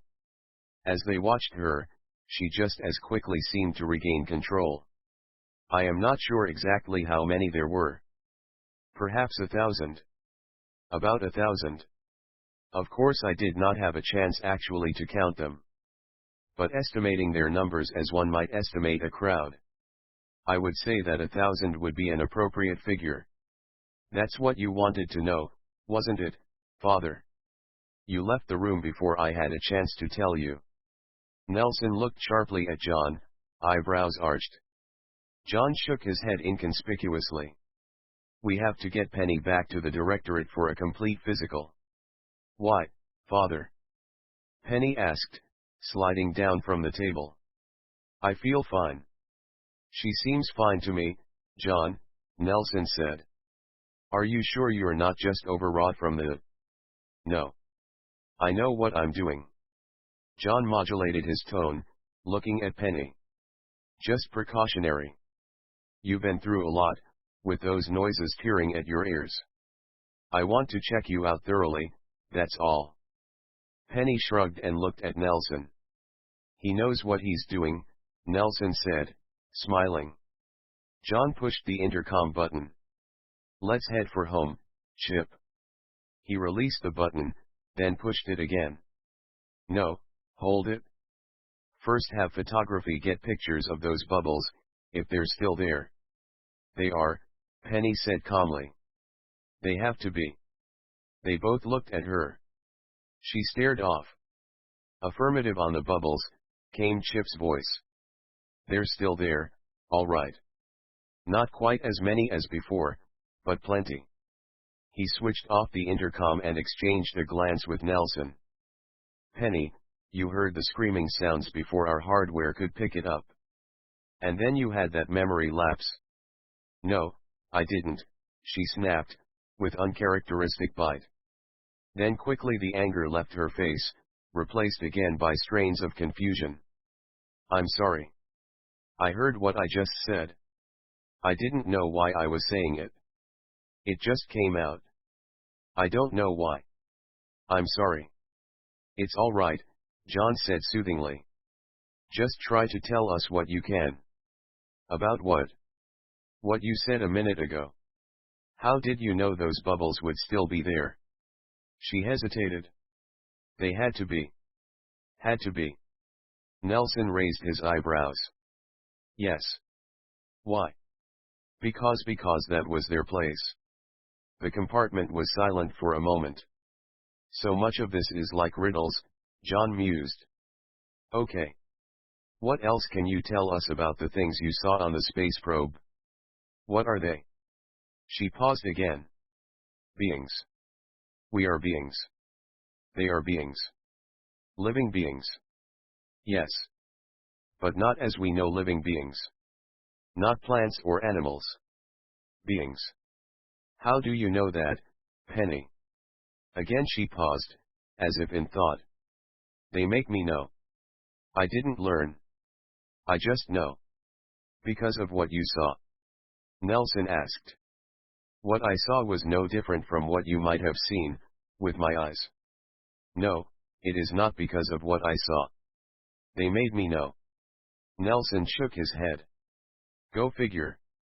Carr stepped through the bulkhead, a sheaf of readouts in his hand. Doc, I ran every test the airlock's rigged to make. All the ones you asked for, plus specific gravity and acid pH. That space probe's clean as a whistle. Before Nelson could respond, Penny began to laugh. A hearty, booming roar that none of them had heard from her before. Then she whistled, a flat, droning note. She stopped abruptly and looked at each of them, as though startled awake. Why did I do that? They stared at her, open-mouthed. Why, Father, she pleaded. I'll be damned if I know. Penny nodded. I know. I know why. She stared off. I had to. She looked at Nelson. You can bring the probe into the lab if you'd like. It can't hold them in. Neither can the decontamination chamber nor the airlock nor the walls of the submersible. It's perfectly safe. Nelson narrowed his eyes and cocked his head, peering at Penny. Carr, deeply puzzled, looked from one face to the other. John stared at the floor. You can bring it in here, Penny repeated. I heard you, Nelson said evenly. I'm thinking about what you said. I said it was all right. You also said it was safe. What did you mean by that?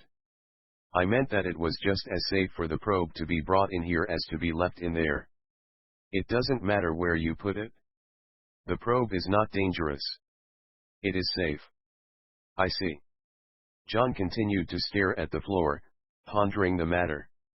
Then slowly she turned to Carr. Get some people to take the probe into the lab. But don't take it out of the Deccan chamber. We'll go one step at a time. Handle it like eggs. Chop chop, document. He nodded and went out. Penny, Nelson began softly, it seems to me you're not telling us all you. Father, it does not matter how they handle it, Penny said, ignoring Nelson. They're in here already. Nelson spun his head around. Where? Everywhere. Nelson and John, with widened eyes, quickly scanned the room, around and up and down. Can you point one out to us, Penny? John said, straining to see. Penny pointed, jabbing her finger in every direction, all over the room. There and there and there and there and there. Everywhere. Then they're invisible. No. Turn the lights off, Father. Why? So you can see them. John glanced nervously at Nelson, who nodded gravely. He moved cautiously to the light console, looked again around the room, and then pressed a series of buttons. The room darkened. But at the same time it became alive with hundreds of glowing, blue, round things like cells, floating freely in the room, alighting here and there, soaring off again in all directions, hovering, quivering, darting up and down and right and left. And the noise began. Seemingly all at once they emitted that chattering, jangling, shrill, high-speed screeching that Penny called voices. Penny didn't cover her ears. She began laughing again, uproariously, tilting her head back and booming her laugh to fill the room. John and Nelson looked on fearfully. You can't see them in the light, she bellowed between spasms of laughter. And you can't study them in the darkness. That's a weakness they have discovered in you. Now they know. Now they know. She continued her demented laughter as John and Nelson stared with consternation at the soaring, screeching beings that zoomed around the room as if they'd taken it over. 4. The activity and drama in the submarine were not reflected on the surface of the Pacific. The sun beat down, the cool breeze blew, the eastern Pacific was, just as its name, peaceful. Not so the western Atlantic. A storm raged off the Florida coast, not far from Cape Kennedy. The wind beat from the northeast, tossing freighters and tankers in waves that reached 40 feet in height. Later those same waves broke on the Florida coast, slamming into pleasure boats in marinas and ripping at the mooring lines that held them. And the waves beat on Cape Kennedy itself, within view of the office of Michael Luna, Mission Control Chief on the Alpha Nay space probe project. Luna paced back and forth like a great, caged cat, hunching his broad shoulders, wringing his square hands, shaking his half-bald head, and looking out at the storm. "Janelle," he muttered in the direction of his prim and proper secretary, who sat in one corner, a steno pad on her knees and a pencil poised over it. "I should never have left the magazine business." A former science editor of Modern Today magazine, Luna had re-entered the field of rocketry for which he was originally trained and which now paid more than magazines, and had risen quickly to his current post. "Should I be taking notes, sir?" "Not for this, for God's sake. I was just making small talk." "Yes, sir. You know what? It's a good thing the probe didn't come down out here where it was supposed to." "Where in blazes were the meteorologists on this one?" "Nobody predicted a storm." "No, sir. So it's lucky it went down in the Pacific, and that the ORD sub was in the area. At least I think it's lucky. Either way it's a damn mess for me." Be a lot of questions asked. The probe malfunctioned, to begin with. So even though we lucked out in having it picked up, they'll ask a lot of questions about that. And even if it come down where it should have, we probably would have lost it in the storm. So no matter what, they'll want to know why we miscalculated that, too. What a mess." "Yes, sir." He glared at her, and she looked confused. "After all the trouble we had getting a budget for this project." She made no response. "Well, first things first. What's the latest on the progress?" She blushed. "I forgot to tell you, sir," she said as calmly as possible, "the Admiral is on the phone, waiting for you to give him a report." He stopped, shocked, his nostrils quivering. "What? Oh me God. On the phone? You forgot. Waiting now?" "Yes, sir. Phone for you." He slapped his forehead. "Quick. Get Al. Get a report. I'll stall him." She exited quickly to put a call to Al Calavici at O.R.D headquarters, leaving Luna slapping both his ears with his fists. Carr leaned through the bulkhead into the command mod. "I need 2 men to help me move the Deccan unit." 2 crewmen immediately left their posts to join him. Roy poked his head out of his communications compartment. "Carr? Like to take another look at this?" I changed hayseed to rube. Lots more things rhyme with that, like tube, boob, lube. Not now, Shelley. He swatted the poem away. Our country needs us. For a time they watched silently as the strange, bluish beings flitted around the sickbay. Penny's odd laughter faded, and she too watched.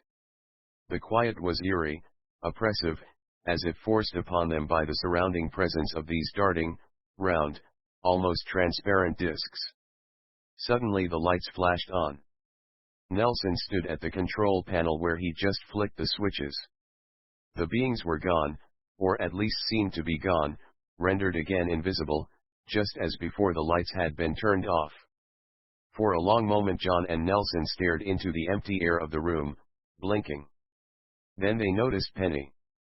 She stood rock still in the middle of the sickbay, her eyes closed, her fists clenched. Her face glistened with a dry sheen, the skin over her face and chest was drawn taut as a drumhead. Her eyelids trembled, then lifted.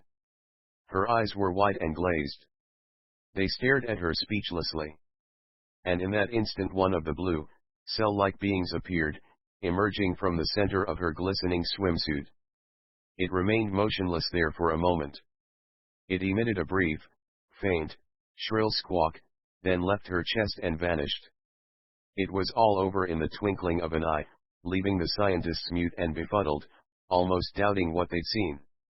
And at the same time the queer and frightful tightness of Penny's skin was gone too, the sheen replaced with normal flesh tones. Tears rolled down Penny's cheeks, unaccompanied by any sound of crying, as if they were just the willpower from a tiny dam between her eyes.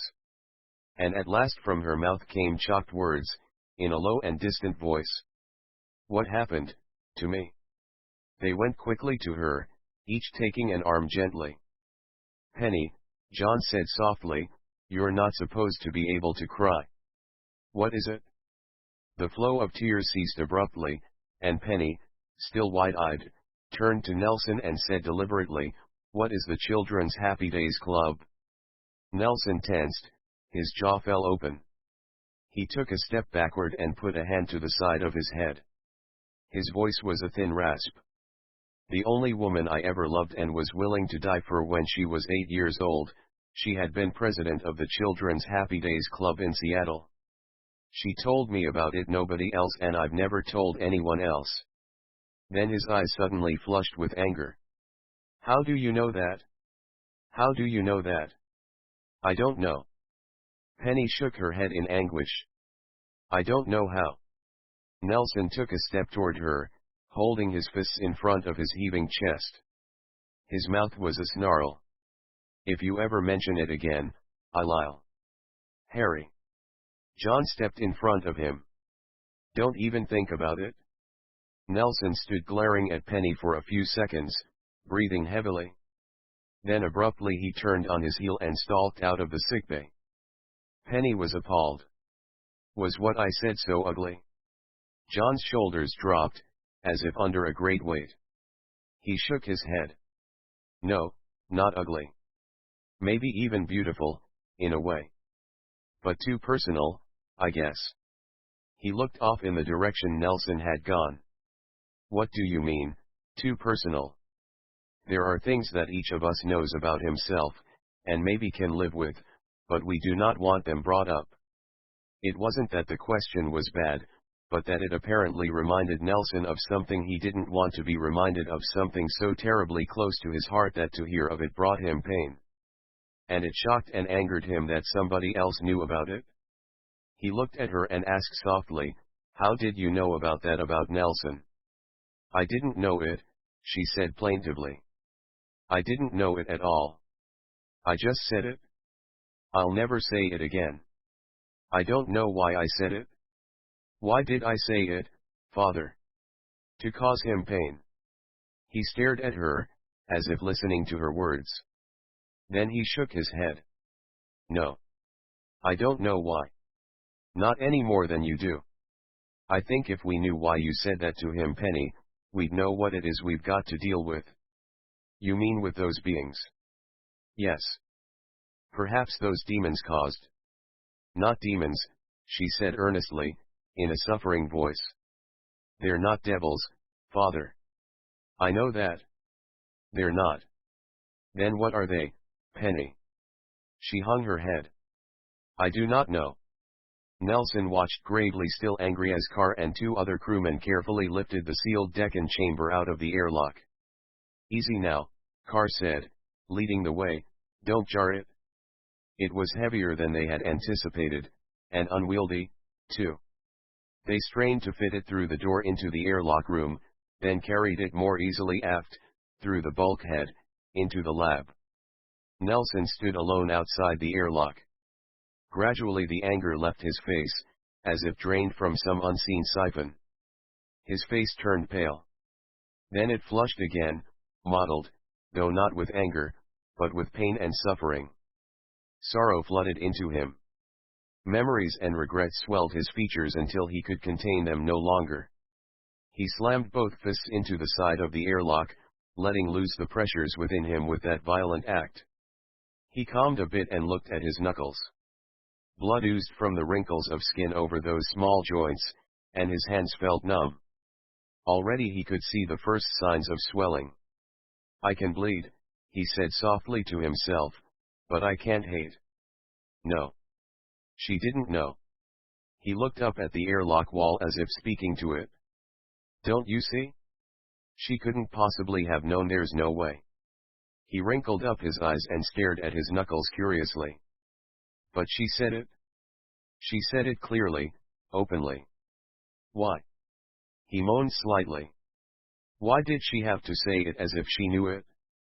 Why would it happen? He squared his shoulders and took a deep breath, composing himself.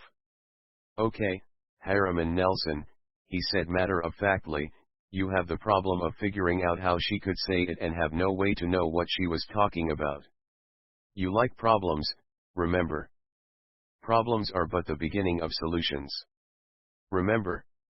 They're like poetry to you, Harriman Nelson, beautiful rhymes and meters to which you have only to add the missing line, remember. He turned to face toward the bulkhead that led to the lab. Cogito ergo sum. I think, therefore I am. Right? Right. Okay, jerk, don't bleat think. And with that he strode purposefully toward the lab where they had taken Deccan chamber. Put it over there, Carr, near the centrifuge. This okay, Dr. Robinson?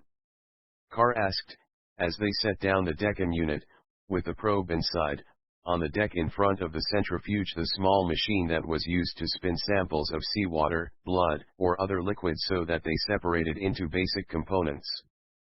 Fine, Carr, fine.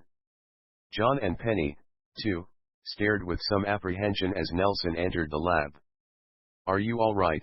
He asked him, turning his head slightly to the side to eye him a bit suspiciously. Is Jimmy Carter president? He answered in a voice as spirited and jaunty as his step. Now, back to the business at hand, he turned to Penny. Sorry about before. Penny nodded. Her face revealed continued confusion. As I was saying, Nelson went on, returning to our business, what in blazes are we dealing with here? The apprehension slowly left John's face, and he nodded, indicating that as of now they were back to work. Ectoplasm. Like cells. Ghost beings. Things that are there but aren't there. Things that aren't things, but beings. A mystery. Not a pleasant one. A mystery about invisible items in the air that may have voices. At least we can see them, Nelson said. No. Penny, can you still see them? Yes. They're in here. Nelson asked. In the lab. Yes. They are everywhere. They follow us. Nice to know we're popular, Nelson muttered. And since Penny can see them, John said slowly, measuring his words, then we know that they are there, and that the unique structure of Penny's eyes allows him to see them. They both gazed at Penny's brilliant, piercing green eyes. Nelson scratched his head. Her eyes may have other capacities that we never even suspected. Right, Penny. I do not know. I did not even know that I could see these beings, until today. In any case, John went on, we haven't got time to play games. We're going to have to stain some of them so that we can see them and find out what we're dealing with. The intercom buzzed. Dr. Nelson. Roy said. Al is on the line. We're busy. He said that you would say that, and for me to tell you this call takes precedence over all else. That's what he says about all his calls. Better take it, Nelson, John said reluctantly. Nelson grunted. Pipe it in here, Shelley. After a brief crackling while connections were made, Al's voice came over. Nelson, he wailed. Nelson. Yes, Al, Nelson groaned. I'm listening to you. Nelson. NASA wants an update on the recovery. Nelson. I heard you. Is that all? Is that all? For God's sake, Nelson. That's important. Oh. Why didn't you say so?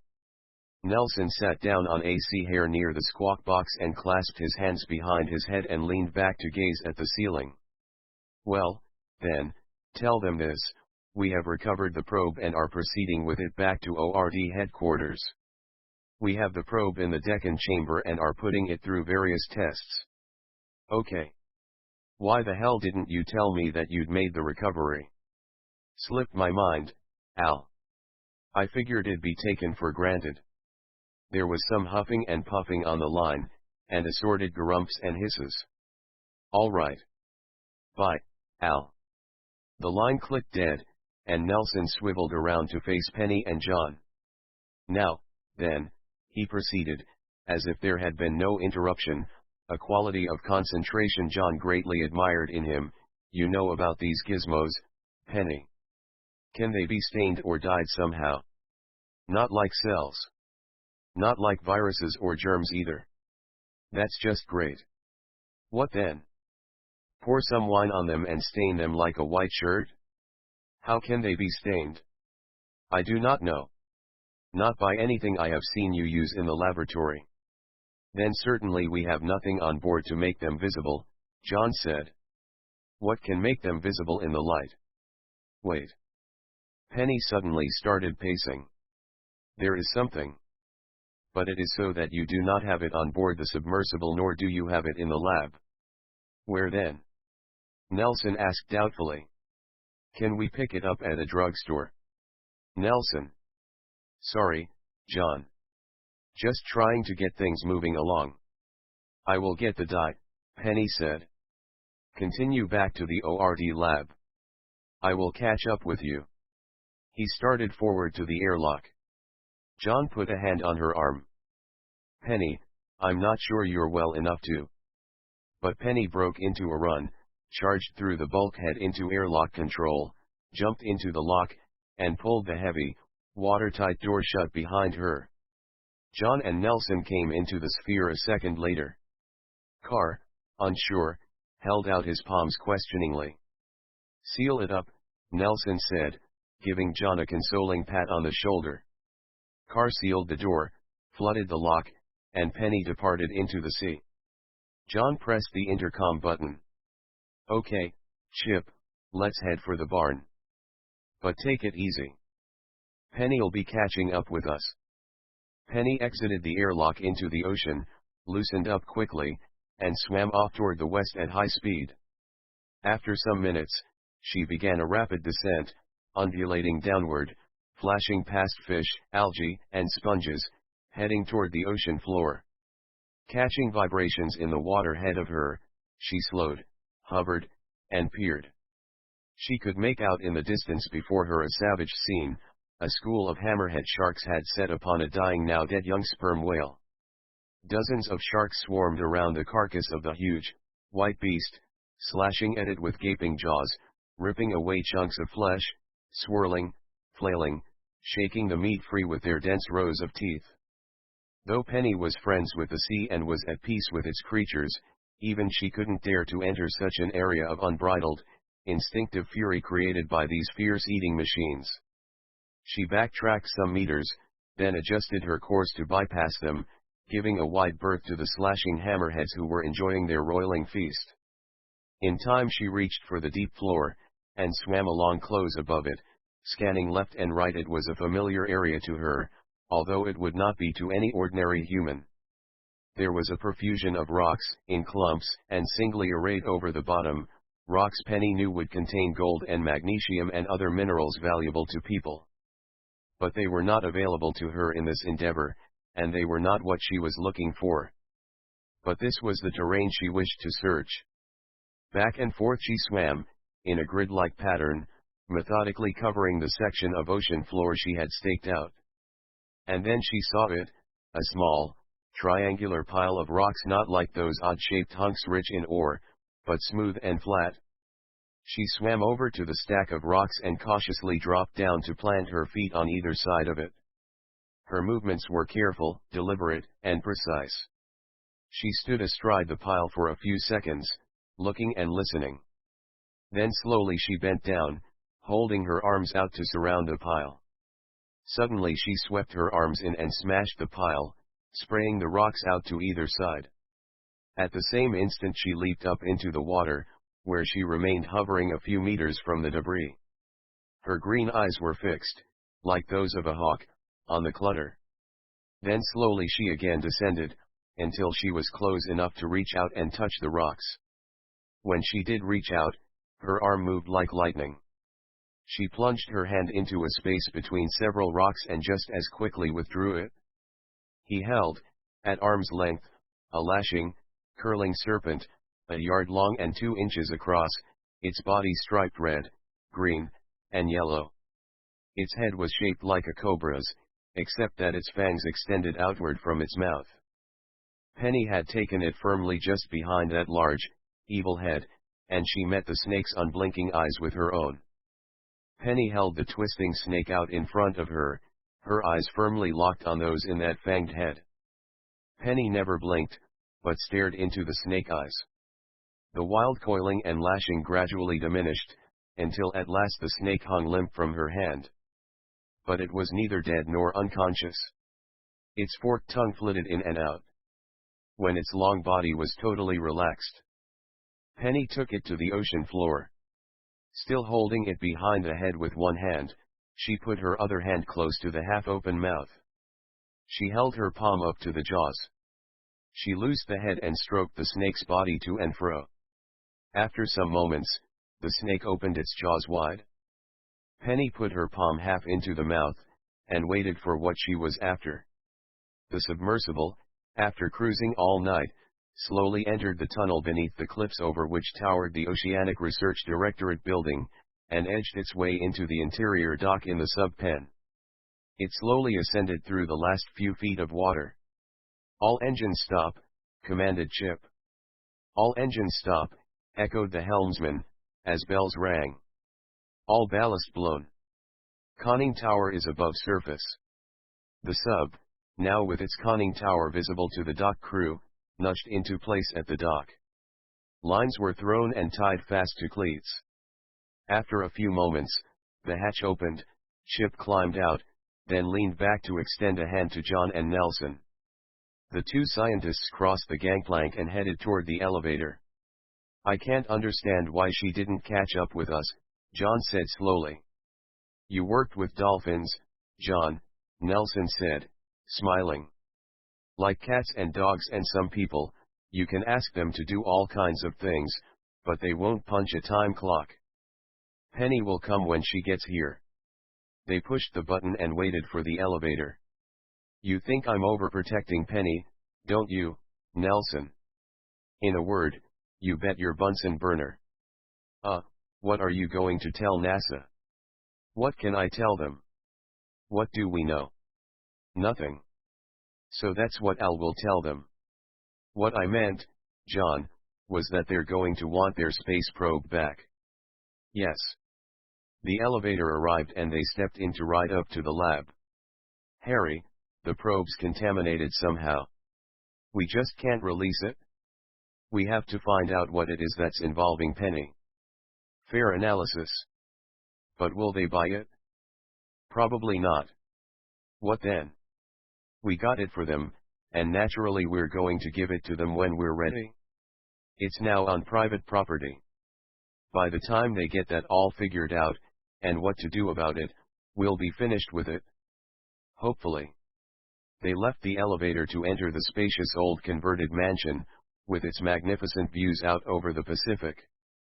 In the reception area, they exchanged greetings with Angela, the efficient ORD secretary, then went to the rear, into the broad, main lab room. There they saw Penny, wearing a white lab coat, mixing something in a small mortar and pestle. "Penny." "Hello, Father," she said, looking up casually. "Hello, Nelson." They snatched their lab coats from hangers and went over to her. "Have you decided to become a biochemist, Penny?" Nelson asked. "Yes." She held up the mortar, which contained a small amount of red liquid. "I have the dye. It will work. There isn't much. They didn't want me to make much. The beings. John quickly slipped into his lab coat. They told you how much dye to make? How to make it so it would work? They didn't tell me, Penny said, pouring the liquid into a small glass flask. But they made me know. They want us to study them. Really? John bent over the table to look at the liquid. Why? I only know that they want us to. How'd you manage to beat us back? Penny shrugged. It didn't take me long to find what I needed. And then I caught up with you. But you were going so slowly. I thought it would be easier and quicker just to swim on home, rather than bother with the airlock. John was going to say that he was worried about you, Penny. Nelson said, grinning, but then she decided not to. There is no need to worry about me, when I am in the sea. John blushed. That's why he didn't say it, said Nelson. Penny was oblivious to the joke. She handed the flask of dye to Nelson. We have to put down a piece of glass and spray it. Some of them will be on the glass. How convenient. Nelson crowed. Will they jump onto my microscope slides and focus themselves for me? No, Penny said earnestly. Well, then, let's get right to work. Nelson put a chemical spray stopper into the mouth of the flask and placed it on the table. Then he moved a frosted square of glass near it. I'm ready if they are, Penny. They are already on the glass. John and Nelson bent over the glass, seeing nothing. Nelson lifted the flask from the table. The spray stopper which plugged the top had two tiny, curved tubes running through the plug down the bottom of the flask. Nelson leaned over the frosted glass, put one of the tubes to his mouth, and blew lightly into it. A thin spray of dye came out of the other tube and spread evenly over the glass. At once 5 of the beings became visible, stained red by the dye. They clustered motionlessly on the glass. Nelson gave Penny a questioning look. They have substance now, besides color, Penny said. You can examine them. They are expecting you to. Nelson gulped slightly, picked up a large magnifying glass, and bent over the small, red things. No visible eyes, ears, or mouths. No digestive tract. No arms or legs. But they make sounds, John said. There must be some form of mouth, some opening. There was a soft buzz. John pressed the intercom button. Yes, Angela. Chip says they have the Deccan unit with the probe in it on the elevator, and asks if they should bring it up. John looked at Nelson, Nelson looked at John. It's all right, Penny said. It doesn't matter where it is. Okay, Angela, send it up. Using a very thin implement like a miniature spatula, Nelson lifted one of the beings from the glass and transferred it to a microscope slide.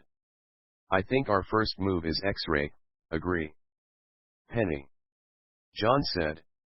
The examination of them is up to you, Penny said. I think you should proceed normally. Okay, Nelson, while you're doing that, I'll run a spectroanalysis. Holding the slide gingerly in front of him, Nelson walked over to the X-ray equipment. John transferred another being to a slide and took it to the spectroanalysis machine. Carr and 2 crewmen carried in the Deccan unit.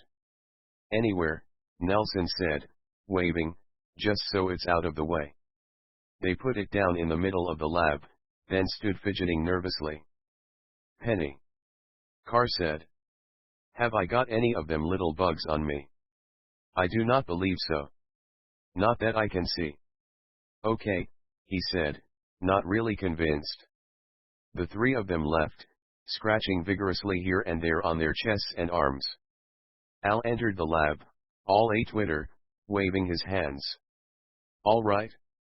Where is it? Come on. Right over there, Al, John said. Al looked down at the Deccan unit and wrinkled his nose, as if a bit disappointed. I'll call NASA. Why don't you wait for them to call you again, Al? Nelson suggested. We've got a bit of work to do with it yet. But they've got to have it. Not yet, I'm afraid. What'll I tell them? John had been scribbling something on some notepaper, and now he handed it to him. When they call, tell them that. Al scanned the note, blanched, and hurried out. It was not long before they called. Angela buzzed Al in his office, and he picked up the receiver to be greeted by Air Force Colonel John Caddy. "Where's my bird?" Caddy growled. "It's here, sir, being processed." "Processed? What kind of bullshit is that?" "They're running it through standard decontamination procedures, sir." "Too long. It's taking too long. Listen, your job title is administrator for that hokey directorate you got, so administrate. Expedite. Al, your people have our space probe and we want it. It's ours, for Christ's sake. Now, when do you expect them to get here with it?" "I didn't say they would bring it there." "Listen, asshole. I can't tell you any more than I have, Colonel. Look, Ace, his voice grew deeper and more ominous all the while, I've got 2 generals, an admiral, and the senator who heads the space committee on my back. What happened to Michael Luna? I thought he was chief of the mission. Civilian. Flunky. Useless. I'm talking about the big boys. I can understand the pressure on you. Then give me a timetable." "As soon as I can, Colonel." "Oh no, no you don't. I'll give you a timetable. That bird's not on its way in 1 hour, we'll be out there to get it." "I wouldn't do that, Colonel."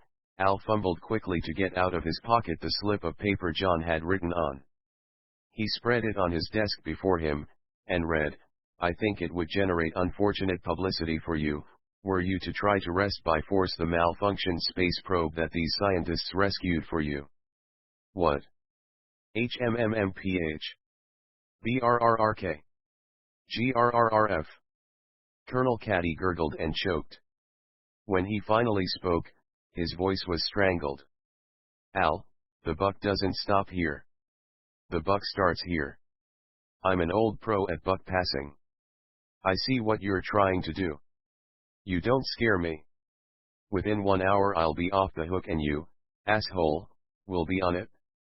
The generals will be calling you the admiral and the senator, too.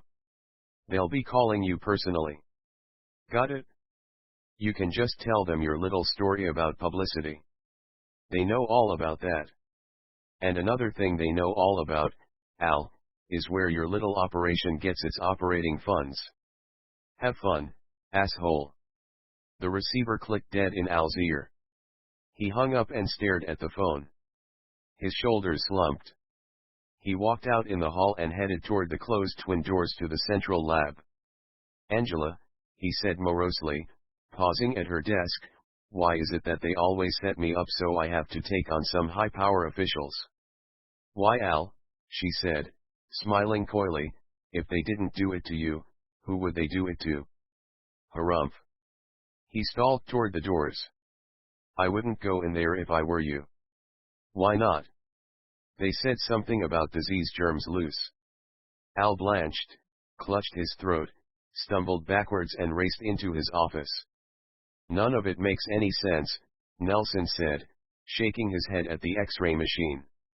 "Look." He flicked on the large illuminator for the view screen. The image of the being appeared magnified several times. Within its skin there were no ordinary organs, confirming what Nelson had checked with the magnifying glass. All there was inside was a mare's nest jumble of extremely thin filaments wound around each other, serving no evident function. All 3 of them stared at the screen. No heart or brain, John mused, no life support organs of any kind. Just that tangle of something in there. "Yeah," Nelson said, "like it swallowed a mass of microscopic string or something. But it doesn't even have a mouth. No eyes, no ears, nothing. But it thinks. It moves. It makes sounds. It can make itself solid enough for us to study, or become something akin to ectoplasm, even less than ectoplasm, and defy physical contact. It's not possible." He shook his head in bewilderment. What about the tests you ran? Nelson asked. According to every technique presently available, using the most sophisticated hardware we've got, I've succeeded in proving, beyond a shadow of a doubt, that what we're seeing is not there, doesn't exist. My, Nelson said softly.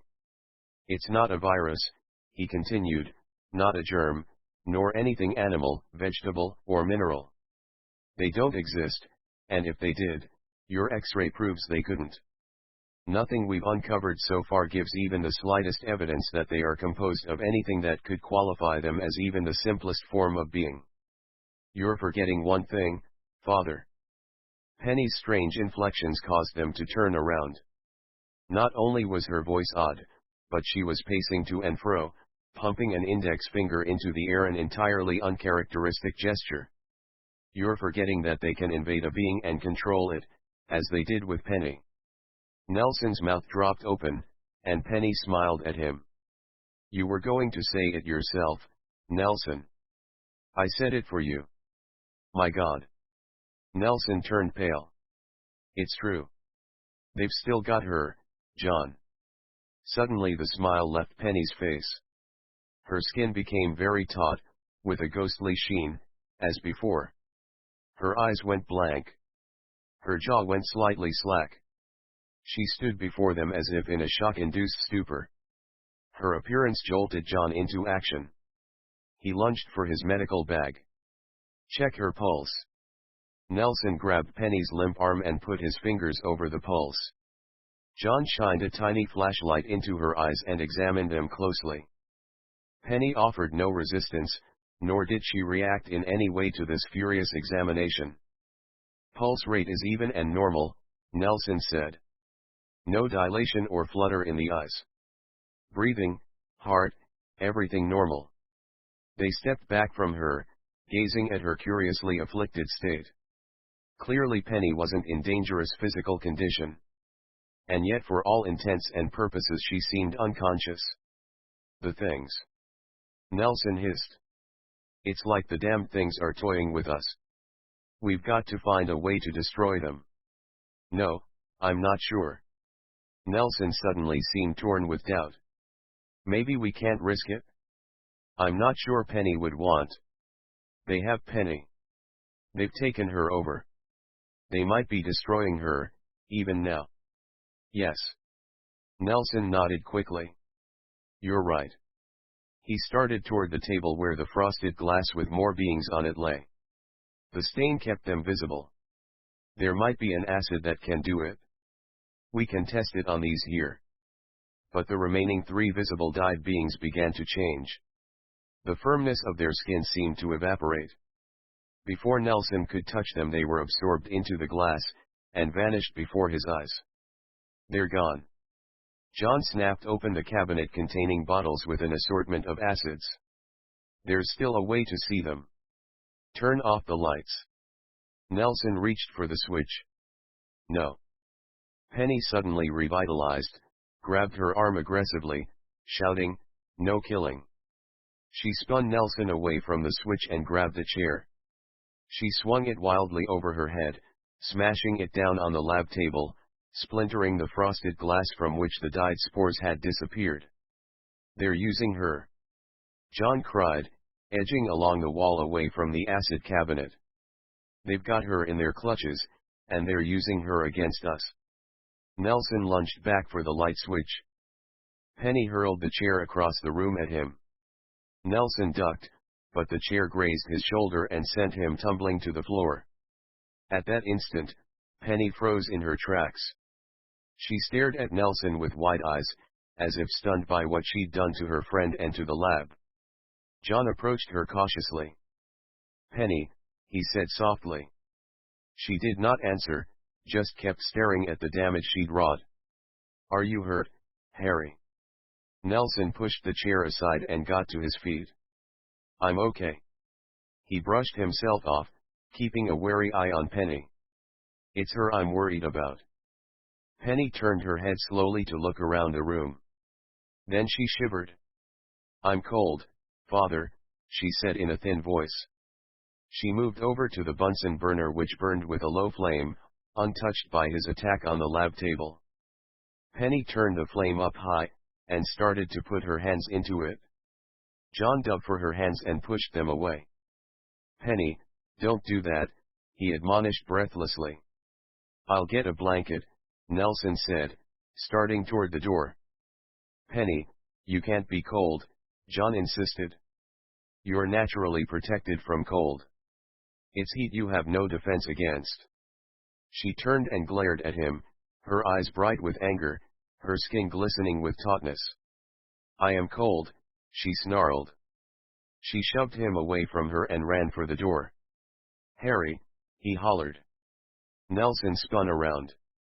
Penny slammed past him, knocking him to the door. She tore on down the hall, whizzing past the baffled Angela, heading for the front door. Nelson and John burst from the lab after her. "Penny! Penny! Penny!" the three voices cried after her. Al happened to be crossing the hallway in front of the door. Penny grazed him, sending him skittering into the wall. "What the?" he said, looking wildly around. Penny ripped open the front door and disappeared through it. John, Nelson, and Angela came galloping toward Al, who slunk into a corner. "What's going on?" he whimpered. "Lock the lab," John shouted as he and Nelson sailed through the door. "Don't let anyone into it." Angela stopped at the door. "Angela," Al said, his voice quaking, "what's going on?" "I don't know." Penny was already in a directorate car, and he gunned the engine to life. Nelson had just reached the car when Penny put it in gear and started to move. The front fender bumped Nelson, sending him rolling over the asphalt. John was 2 strides behind, arriving just in time to be nicked harmlessly by the rear bumper as Penny swung the car around and headed for the big, wooden directorate gate. Nelson, unhurt, scrambled to his feet. He and John, not needing to say a word, scampered over to another directorate car. John sprang behind the wheel, and Nelson slid in beside her. They roared after Penny, who had almost reached the gate. John screamed, the big gate was closed. Penny, never slowing, smashed through it, leaving a tangled trail of white lumber dancing behind him. She swung onto the road and careened away. 5. The directorate building was at the end of a meandering, narrow road that stretched some miles from the highway. Built as the Pedal Point Lighthouse, no consideration had been given to having it near civilization, all consideration was given to having it on the most prominent bluffs on this stretch of the California coast. In recent years, this isolation was appreciated by the ORD scientists who preferred to work undisturbed. But now that lovely, long approach road became a potential death trap. Penny's car veered from side to side, kicking up dust and gravel from both shoulders of the road. She was driving with reckless abandon, her eyes glazed and staring, her foot flattening the accelerator against the floor. Half a mile behind her, John and Nelson strained to see through the cloud of dust, and recoiled when pebbles smacked into the windshield. Neither of them dared to look at the speedometer. They covered the 4 miles of access road in even fewer minutes, and approached the highway that crossed perpendicularly at the end. Penny didn't slow up, but made the 90-degree turn to the right in a beautiful, 4-wheel drift arc, grazing the far shoulder, then straightening out down the middle of the highway, leaving a fine film of rubber behind her like a black mist in the air. It was an amazing stunt, given that she'd never driven a car before. John slowed for the turn, losing more ground. She was now pulling away from them, nearly out of sight, heading southeast into the desert. The highway was flat, broad, and quite straight. John gradually pushed the car up to top speed. Telephone poles, signposts, and fences flashed by them in a blur. All 3 of them in the 2 cars wore their white lab coats. Other than that and their similar speeds, there were no similarities between Penny in the first car, and the 2 scientists in the second. Penny drove mechanically, expressionlessly, emotionlessly. John and Nelson were tensed almost to hysteria by the frightful speed of the chase. It was inevitable that sooner or later Penny would pass a state highway patrol car. The car was parked on the shoulder, motor running, while the trooper filled out a report. Immediately upon Penny's passing, at a speed the trooper judged to be over 100 miles an hour, he spun his wheels, screeching onto the macadam behind Penny. Because it would be necessary to know her exact speed for arrest reports, the trooper watched his own speedometer climb over 100. The siren blared into the wind. With his supercharged engine, he was gaining on Penny's 3-year-old Directorate Buick LeSabre.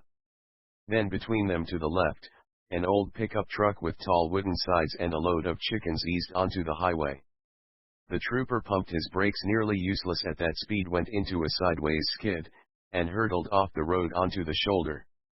The trooper skillfully managed to master the skid, gradually bringing the car under control and cursing the storm of feathers that drifted across his windshield. By the time he steered his car back onto the highway, John and Nelson had roared by. By now the trooper thought he was really onto something. Quickly he radioed ahead for backup, and gave chase to John and Nelson. So intent were they on maintaining control of their overheating car and keeping Penny in sight that they were not at first aware of the siren howling behind them. Only when the powerful patrol car pulled abreast of them did they become aware of its presence. In angry frustration, John yanked his foot off the accelerator and pushed it onto the brake, bringing the car to a gradual halt on the shoulder. They sat breathing heavily and staring straight ahead as the patrol car eased in behind them, its lights flashing. The trooper got out and strolled up to them with seeming casualness, to John maddening slowness, his right hand resting on the top of his holster. From a bit behind the driver's door, he said, firmly and slowly, "Both of you get out of the car, please, nice and easy." Unable to control their sense of urgency, they jumped out quickly enough to cause the trooper to step back. "I'm Dr. Robinson." John blustered. "This is Dr. Nelson. We're with the Oceanic Research Directorate at Petal Point." They both shoved their IDs toward the officer, who checked them briefly, then eyed the scientists suspiciously. "Please, that young woman ahead, you have to contact the patrol cars and tell them not to do anything that might cause the young woman driving that car to injure herself." "Now hold on," he said, holding up a palm. "Just take it easy. Far as I'm concerned, another one of our cars will nail that crazy bitch if she doesn't wrap herself around a telephone pole first. Now just take it easy and tell me what this is all about. Know how fast you were going? You could've." "Please, listen," John implored, clasping his hands together. "She's an integral part of a most secret government project, our project, and she's ill. Will you please radio ahead? Every second we waste." "Already taken care of, sir. Far as the rest of it goes, I don't know if..." "Please. Do we look like criminals? We were trying to catch her. To save her. She doesn't know what she's doing." "Well, when you've got a situation like that, sir, the best thing you could have done would be to put in a call right away to the state highway. Listen to me." John was practically out of control. "This is a serious matter for the whole country." The trooper pursed his lips and scratched his ear. "All right, sir. I'm going to have this all checked out right now. I'll go after her. If you're putting me on, you'll be sorry. Quickly. We'll follow you." He nodded, then turned to Nelson.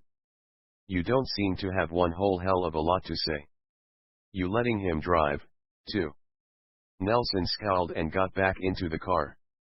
"Let's go," the trooper said. John had an afterthought, and trotted after him. "Here." He waved out a business card. "Take this. It's got the directorate number on it.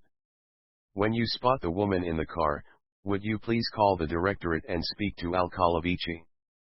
He'll relay the police messages directly to us on our two-way radio." The trooper nodded, accepted the card, slid behind the wheel and took off. They churned onto the highway behind him. By now, of course, Penny was entirely lost to the but John's reckoning was that Penny was not so much trying to escape from them as to get to some particular place of importance to her. And for miles and miles along this highway there was nothing significant. Just desert. She figured she would be somewhere on the road ahead of them. The trooper, now not in sight of his target, drove with slightly moderated speed, between 90 and 100, and John could keep up though the temperature gauge was approaching the red line again. He switched on the two-way radio and turned the volume up full. To Nelson he said, "I told him to get in touch with Al back at the lab. The police will call him when they spot Penny and Al will relay the messages to us. You tell him anything else. Nothing more than you heard." He plucked the mic off the radio and put it to his mouth.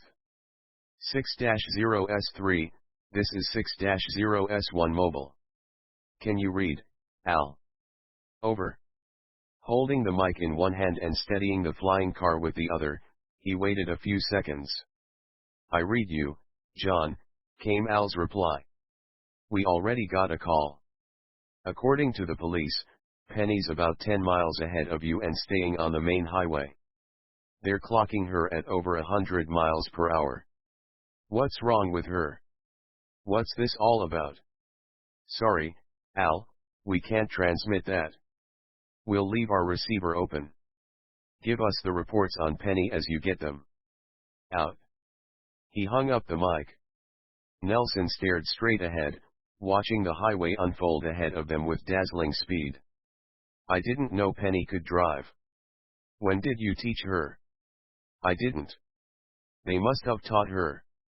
"They? You mean the beings?" "Yeah."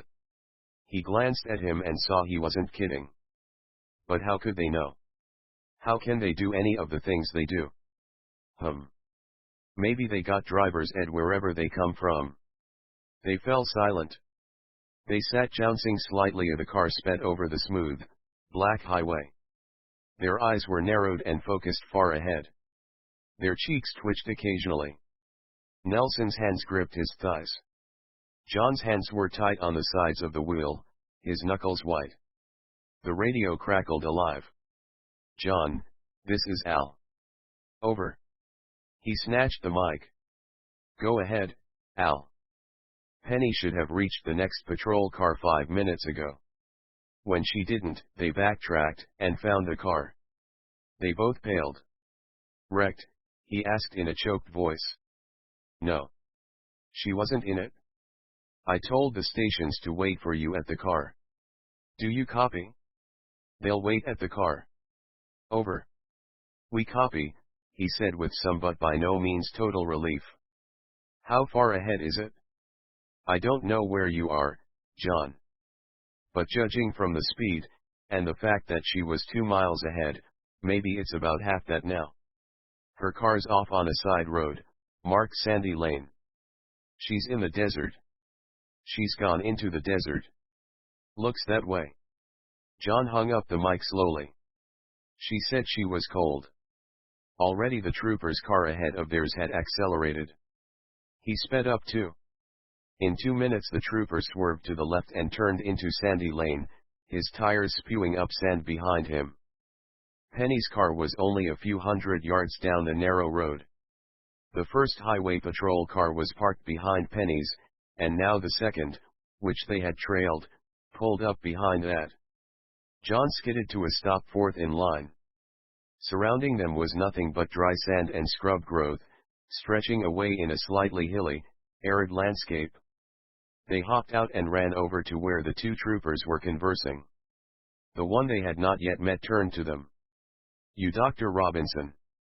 "Yes." Both troopers were tall and lean, towering over John and Nelson. Both were handsome, with craggy features, and both spoke with the typical dry monotone with which policemen are taught to address taxpayers. "I checked around when I first got here," he said. "Yes, yes." He waved a hand off to the south, toward a dry wash gully. "Your girl must have gone in there. I found some tracks, but I didn't see any other sign of her." "What's in there?" Nelson asked. "A whole bunch of nothing. Dry as a bone. Got some scrub, A few rises. No water. No cattle. Just snakes and jackrabbits with too much sense to come out during the day. Likely a bunch of lizards too. Gets drier and hotter that farther you get from the road. Figured I'd better come back and wait for you before I got on with some serious tracking. The scientists had already started toward the gully. We've got to go after her alone. John called back. Don't you think we should? No. He was half running now. This is the only way she can be saved. The two troopers looked at each other, then stood watching as John and Nelson disappeared into the gully. Penny crossed a sandy knoll and started down the other side. Then she stopped. She was panting severely. Her skin, as taut as leather stretched over her bones, glistened with the eerie sheen in the burning rays of the California sun. Her eyes were glazed, aimed straight ahead but focusing on nothing. She sank slowly to her knees, breathing faster. Despite the heat and the exertions of her flight, she didn't perspire. Penny had no mechanism for perspiration, which was why she was vulnerable to heat. The ends of her fingers and the tips of her nose and ears were tinged brown, the first signs of serious dehydration. She pushed herself awkwardly to her feet, stumbled to the side, then wobbled ahead down the dune, weaving an erratic course deeper into the desert. She staggered on, half running, half stumbling. She seemed drawn toward high spots, one after another, where the exposure to the sun was most severe. She reached the dry, rocky slope and clambered up, scratching at the rock with her fingers. She reached the top and fell forward on her knees. She ripped at the buttons of her lab coat, tore it open, and dropped it behind her over the lip of rock, leaving only her bathing suit and a blue t-shirt to protect her from the brutal rays of the sun. Then she rose, unevenly, laboriously, staggering, and finally stood erect. She stood wavering and tall, the tallest thing in view, like a leafless tree with shuddering limbs. Spread out before her were miles and miles of sand flats and dunes, a forbidding, undulant, desertscape of sand and sky, nothing else. Desolation. Unfit for life except that which, during the day, huddled deep in holes or under rocks. Penny took a step forward on the downward slope, then stumbled and fell. Tumbling, rolling down the rock, clawing with hands and feet to stop herself, she finally came to rest in the sand at the base of the rise. She got to her knees, but no further. Her eyes were open to their widest limit, even under the searing sun. There she knelt, as though in response, as if ignorant of the blistering rays, as if lost in thought or dreams, as if in some timeless situation here no urgency impelled her further. She was as still as the sand and the rock and the desert and the life buried under them. She didn't move even as much as her shadow, cast starkly in a shortened, stump figure to her left, the shadow whose progress under the drifting sun was so slow as to be measured in grains of sand. Her taut skin glistened as if made of ice, and she remained frozen under the unremitting broil of the desert heat. Suddenly she came alive. She moved, hauled herself up. She stood groggily tottering. She raised her arm slowly and gripped her shirt, then ripped it off and let it fall lazily beside her like the tattered remnants of a storm-battered flag. All the parts of her body not covered by her trademark swimsuit were now exposed to the brilliant, battering sun. Then again she stumbled forward, her eyes on yet another distant dune rising on the horizon. Penny's tracks were not easy to follow. Here and there they crossed over rocks or mingled with crossing spores of slinking desert night animals. The two scientists plodded through the gully and out of it, struggled up and down dunes, always keeping their eyes on the sparkling sand. They lost the trail. They separated a few yards, scanning the terrain. John stopped. Here. Could that be a footprint? Nelson trotted over clumsily, slipping in the sand. Could be. If there are others like it? Penny's footprints were not well defined, but simply directionless dimples in the sand. They found two more likely tracks, and headed off in that direction. They were dripping with sweat, their clothes like sodden blankets on their backs, weighing them down. Their eyes burned from both sweat and sunlight. The temperature must be 120, Nelson said, panting. And Penny is probably dehydrating at 10 times her normal rate, Harry. She could be dying. Nelson nodded. They lost the trail again for a minute. This way. Nelson cried. She went up this slope over here. They worked their way up that dune and down it, heading toward a rocky slope further on. Suddenly John pointed ahead. Look. There's something up there. On the rocks. They charged toward the spot of white, gasping for breath. When they reached it they sagged to their knees. John picked the cloth up. Nelson was already nodding when he said, her lab coat. Summoning up reserve energy, a third wind, they sprinted up the rocks to the crest and stared off, their breath pumping in and out of them like distant thunder. They saw only what Penny had seen, endless, lifeless desert. But then below them, at the base of the rock, they saw not footprint, but a larger gouge in the sand where Penny had fallen. And near that, the ragged remains of her blue t-shirt. Unable to speak between sucks for air, they both pointed, then slithered down the rock and slogged on over the sand. Her tracks were clearer now, the direction more constant. They could see though unclearly through their blurred eyes the next dune Penny must have climbed. The tracks headed toward it. Drawing more on will and nerve than strength, they set course for the dune, eyes straight ahead, no longer even looking down at the tracks, as if the sight of the dune and nothing else could cause them to advance. They mounted the dune and somehow kept going over the top and down the other side. And then, in the other distance, perhaps 100 meters away, wavering like a mirage in the rising waves of heat, they saw her. Penny lay face down in the sand, unmoving, as still as a bleached log. They tramped toward her, their breath coming like cries or their cries like breath. But when they were but a few meters from her, Penny struggled to her knees, then to her feet. They were almost upon her when she plunged forward, away from them. Nelson tried to grab her arms, but Penny swatted away his hands.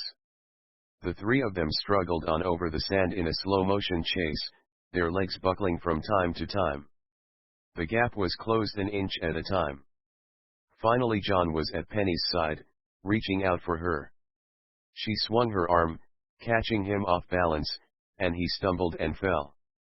With a last, mighty lunge, Nelson dug for Penny's legs, clamped his arms around them, and brought her down.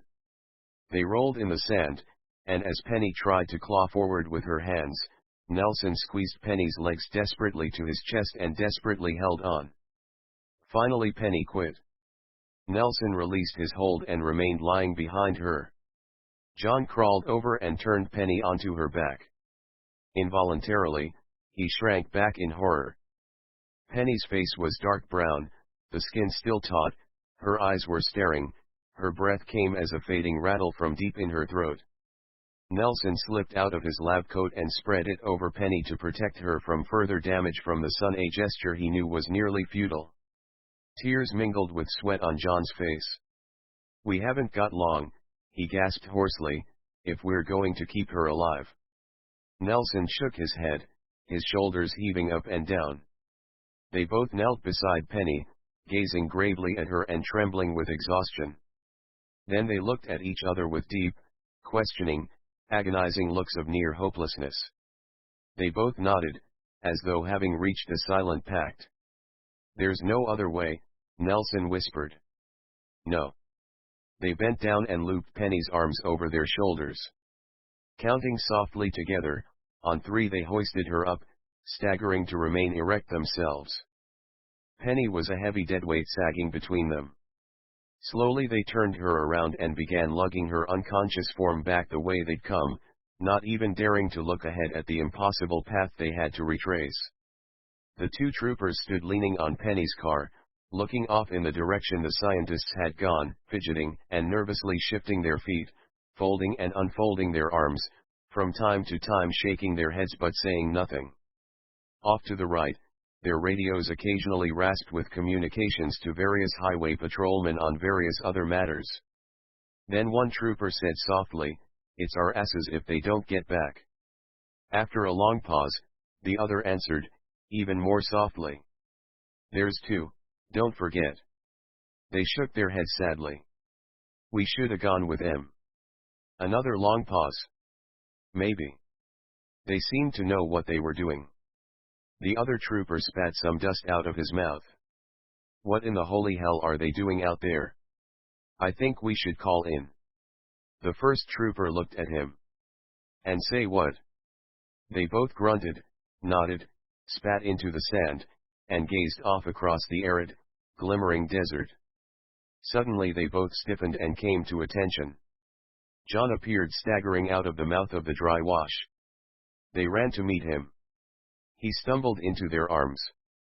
"Did you find her?" one of them asked as they helped him toward the patrol car. He choked and coughed and nodded. His voice came in weak gasps. "We need a helicopter, right away, she's dying." They hustled him into the back seat of the patrol car and laid him down. One of them slid into the front and grabbed the radio mic. John raised his head. "We need a blanket, water, as much as possible, right now." Nelson carried Penny, fireman style, across his shoulders. Penny outweighed him by 20 pounds, and Nelson bore her like a cross. Exhaustion swept over him in waves, and with the waves delirious visions alternated with spurts of clarity. Step after step he plodded, forcing himself to think of just one step at a time. The weight and the heat compressed him, made him feel like some tiny, lost creature, small as an ant, in the middle of nowhere, headed nowhere, of no importance in the scheme of things. Nothing mattered now except the next step, the next step. In the view from his head, bowed under the load, his shoes became boats, the sand the sea, each ripple below him was a whitecap, he was flying. His mind reeled in and out of fantasy. The weight on his shoulders became at times nothing, at times unbearable.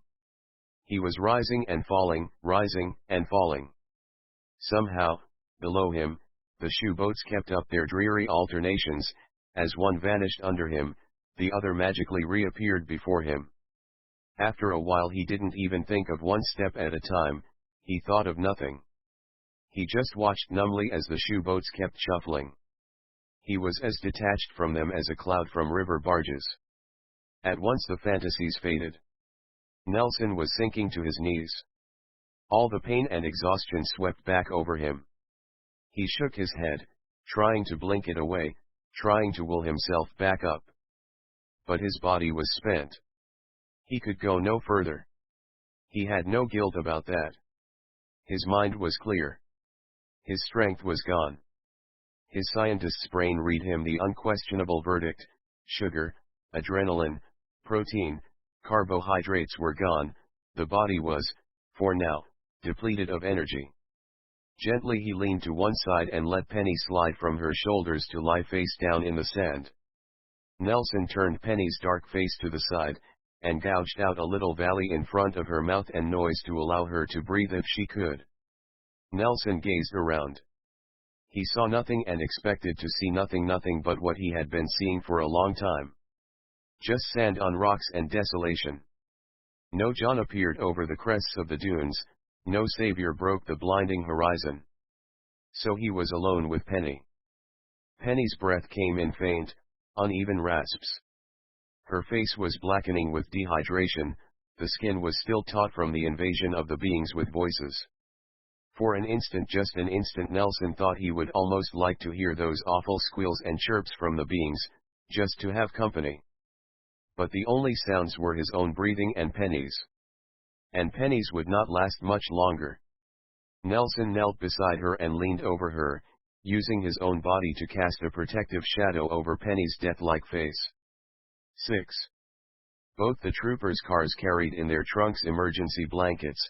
One of them also had a 3-gallon plastic jerrycan of water. John rested only briefly, long enough for his tortured breathing to subside. He was given a drink by one of the troopers, and then announced that he would take a blanket and the water can back into the desert, to Penny. When he started out, both troopers moved to accompany him. No, he said, waving them off, I still have to do it alone.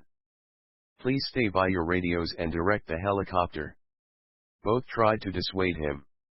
You've already been through a lot, mister, said one. At least one of us could carry that jug for you, said the other. No, he mumbled, moving away. Chopper's already been ordered up, called the first. I could direct it from out there with my walkie-talkie. But he had already disappeared into the dry wash, lugging the water can. He wound his way heavily among the dunes, occasionally switching the water can from one hand to the other. For the first few hundred yards, she felt his restored strength, welcomed it, was buoyed by it.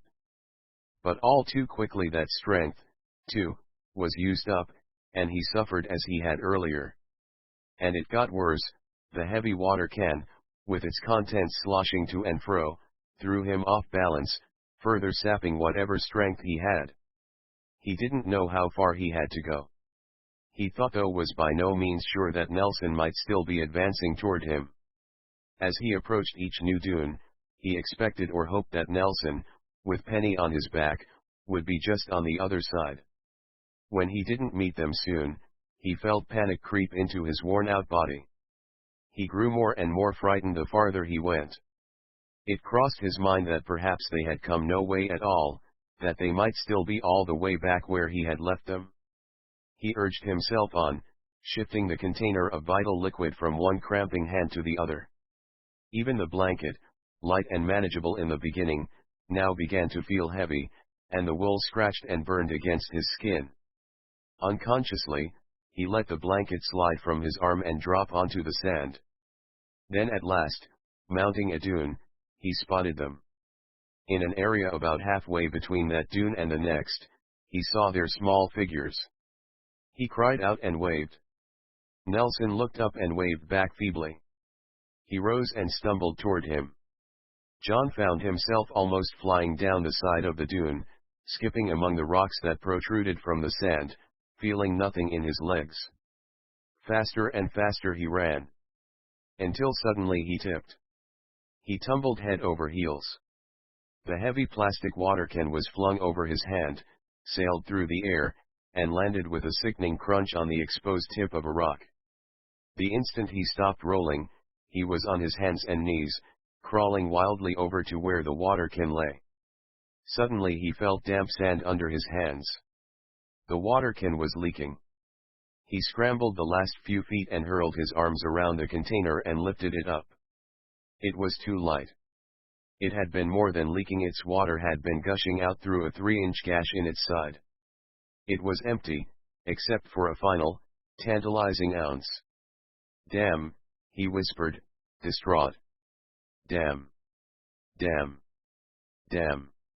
Tears poured from his eyes. He clutched the can to his chest as if to protect it, then dropped it and threw himself down on the muddy sand.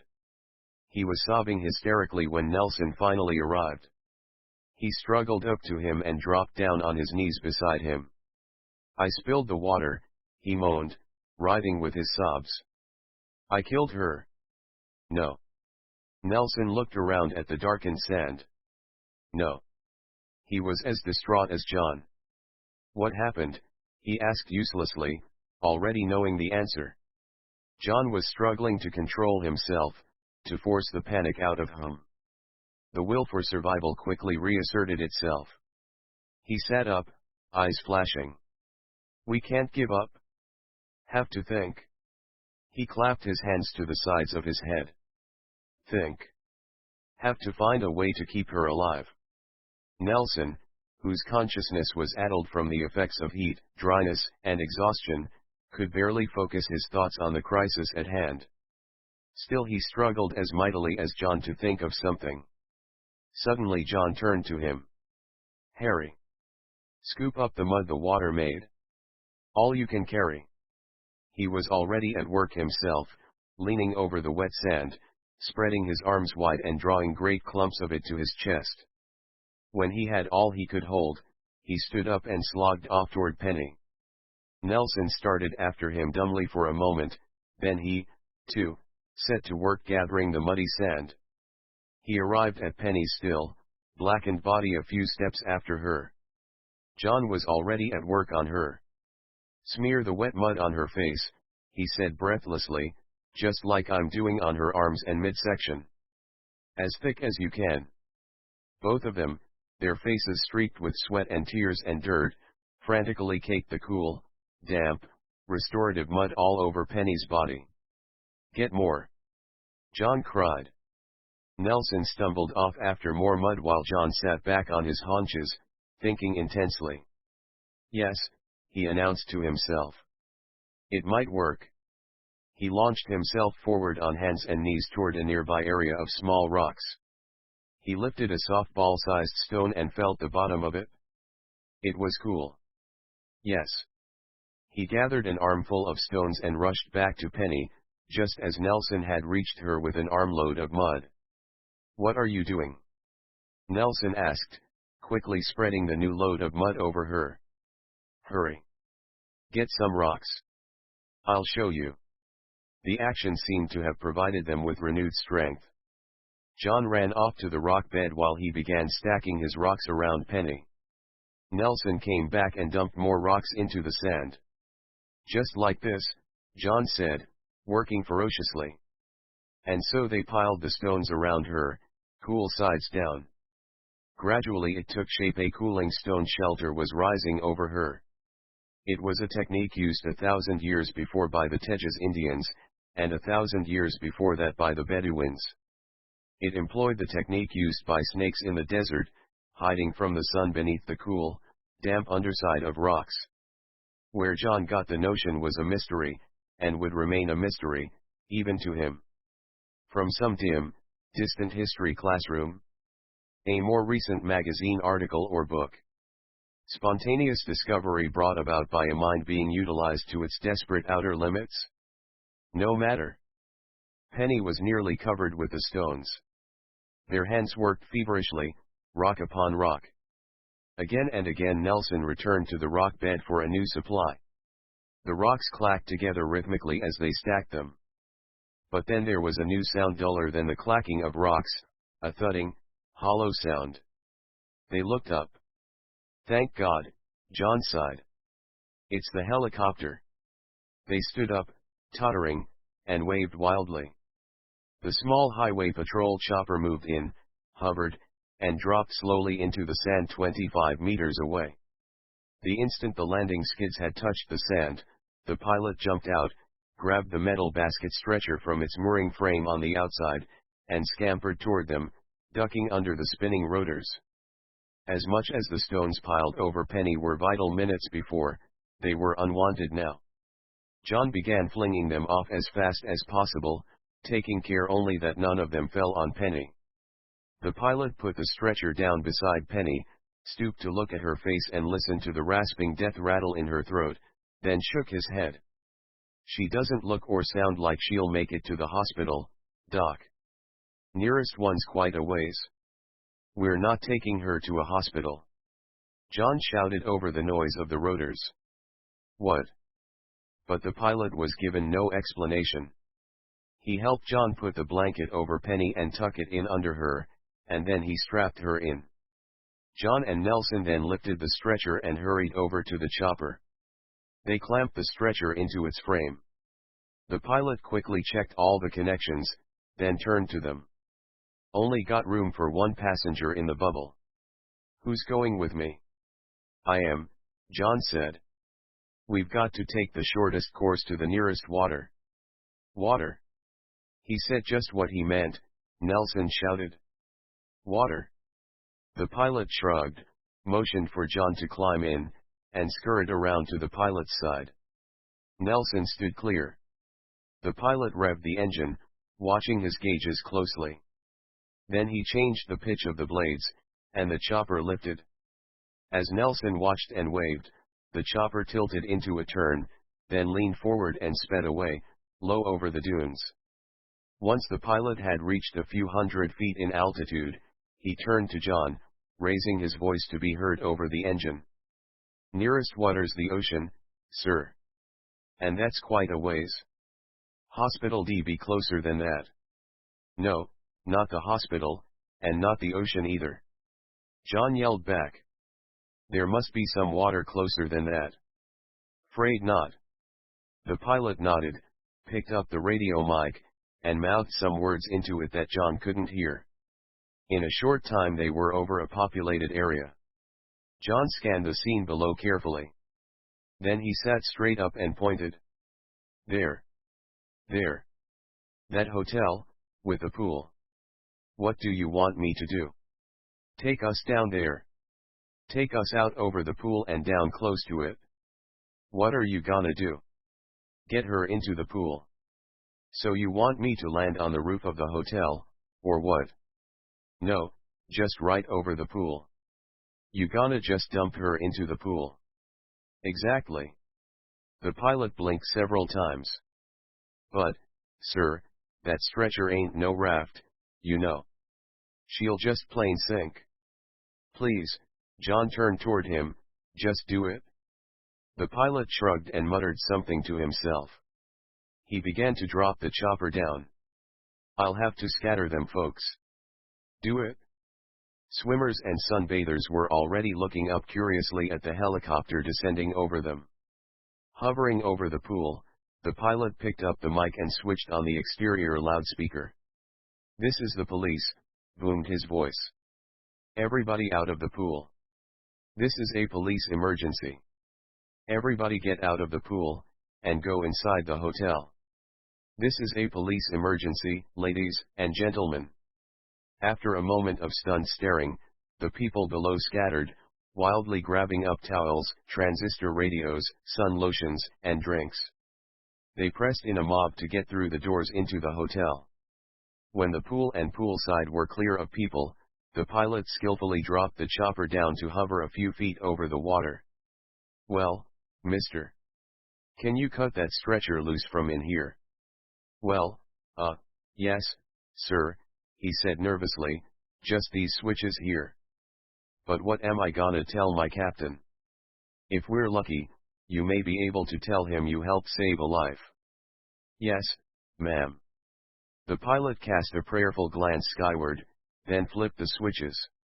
The stretcher clanked free and dropped into the water, sinking slowly amid a sea of bubbles. Listen. John leaned toward him and held out a business card. Take this, call the number on it, at the directorate. Tell them we need an ambulance here, pronto. Okay. You can take off now. Well, what are you going to do? John spun from him and pushed open his door. Hey, mister. He jumped out, hitting the water with a neat, straight, feet-first plunge. Penny, motionless under the straps of the stretcher, lay on the bottom of the deep end, under 10 feet of water. His clothes slowing him, John dove down to him as fast as possible and began frantically working to open the straps. He got one undone, then had to surface for another breath. He dove again to remove the last 3 straps and swish off the blanket. He surfaced for another breath, then returned to roll her off the stretcher.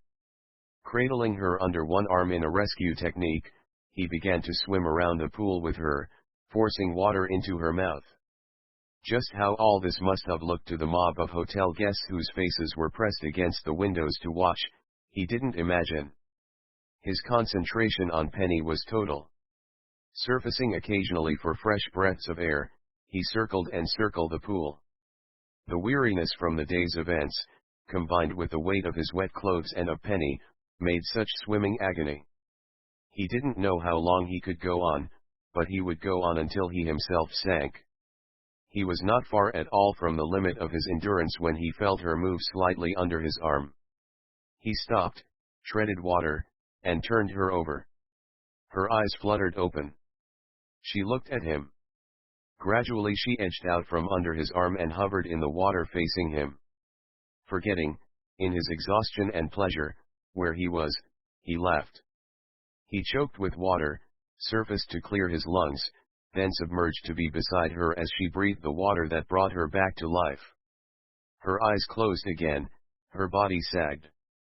He held her. It would take more than these few minutes in the hotel pool to bring her around. Just then he heard, filtered through the water, the whine of the ambulance siren. Penny lay asleep on an examination table in the main directorate lab. She was loosely, but securely, strapped down. John sat beside her, jotting down notes from time to time as he observed her. She slept fitfully, a hand twitching occasionally, or a foot, or an eyelid.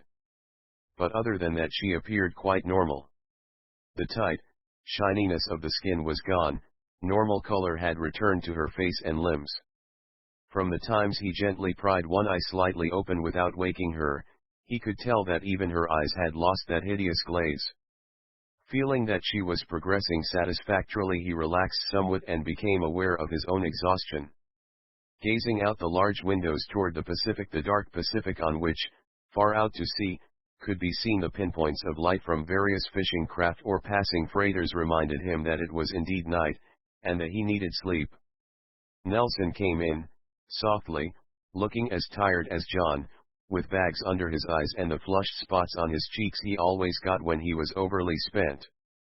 He held 2 books under one arm, and a steaming hot cup of coffee in the other hand. He put the coffee down in front of John and quietly pulled up another chair. "Any change?" he asked softly. "No, not really. She still looks normal. I can't see any signs of returning skin shine or eye glaze. She's breathing fine. In pretty deep sleep. Although she's not resting all that comfortably." Nelson noticed Penny's fingers twitching. "I can see. But it'll naturally take her some time to recover completely." "Yet. Any guesses about what caused the skin surface changes?" "I would say that it probably had to do with her biological reaction to being invaded by those things." Nelson nodded. "I've checked every source work that even remotely could have any connection with such a matter." He tapped his books. "And I think what we're dealing with is a hybrid spore from deep space." John sipped his coffee, looking at the other man over the cup. "That's something I'm almost afraid to think about." "But you do think about it?" "Yeah. Anyway, we already know that it's a frightening situation, even if they didn't come from deep space. In fact, in a way I'd rather think they didn't come from our own backyard." "My feelings exactly. I heard you arguing with Al before, Harry." "What was that about?" "Oh, you know." He shrugged and chuckled. "Just about the pressure he's getting to give up the space probe and how he has to stall them." "How's he doing?" "Well, he's doing it better and enjoying it less." John sighed, taking another sip of coffee. He looked over at Penny, who was stretched out on the table.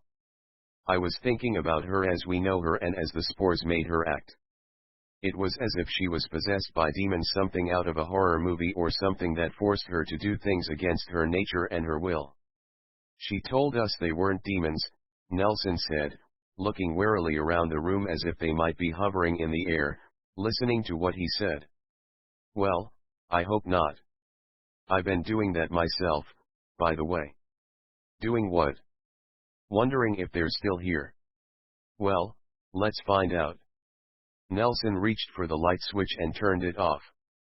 They looked quickly around in the darkness. There was no sign of the spores on the walls or in the free air. But they were there. The Deccan chamber glowed blue with spores. Dozens of them rested motionless on the surface of the space probe, clustering there like bees after sundown. Though the scientists had seen them before, and half expected to see them again now, still their lingering presence struck an ominous note in the room, and caused John to shiver. They both walked slowly over and peered down at them. "They look like fireflies," John said softly, as if not to disturb them on their roost. "They don't look dangerous at all. It's terrifying to realize that they can control a mind. But apparently, John, they can." John backed away from the Deccan chamber and lowered his voice as if not to be heard by the spores. "We've got to find a way to control or destroy them." "Do not try to destroy them, Father." Penny's voice from behind them caused them to flinch. Nelson switched on the lights. Again the spores, in the light, seemed to vanish. Penny was struggling under the straps that bound her to the table. John stepped to her side and put a hand gently on her shoulder. "Don't fight the straps, Penny, just relax." "But why am I strapped down?" She looked up at him like a confused child. Gradually her expression changed, and she gave John a slight, wry, understanding smile. "Yes, I remember. I drove a car. Isn't that right?" "Yes. Fast. I drove very fast. I don't know why. I don't know how." Then suddenly for a moment, she looked forlorn. "I don't even know how to drive a car, Father." "I know." She stared at the ceiling, as though watching the events replayed there. "And then I ran into the desert. It was hot. I was. Why don't you just stop thinking about it?" I was burning. It was as if I was on fire. I couldn't breathe. And yet I couldn't stop. I ran. Then I was in the water, with you. Isn't that right?" He nodded. "And now I'm here, strapped down." Her voice trailed off sadly. John watched her expressions carefully, fearing the return of the spores. As she knew what he was thinking, Penny said, "They're not controlling me now, Father. They don't have to.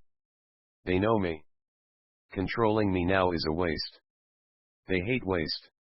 She hesitated, then looked at him. "Will I be strapped down forever?" "No, Penny."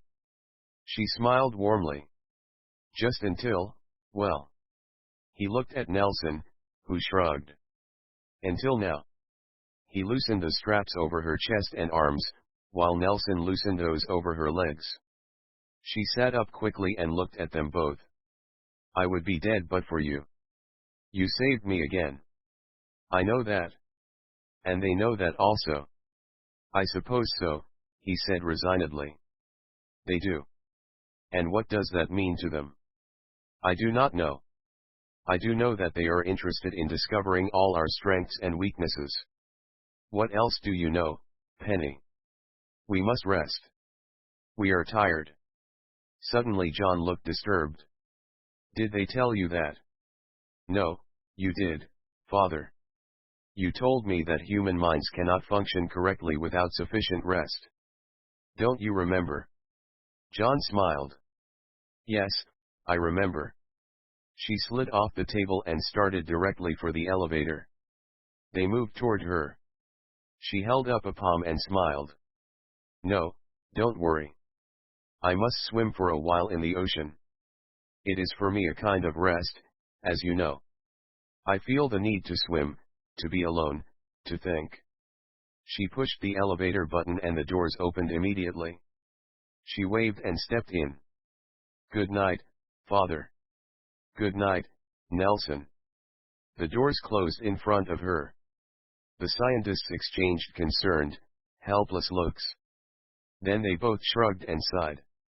The lab was suddenly very quiet, uncomfortably still. They walked together toward the Deccan chamber, stopping a few feet away to stare into it. What they stared at was the space probe, clean, sterile, even, totally alone within the chamber. But they knew it wasn't alone.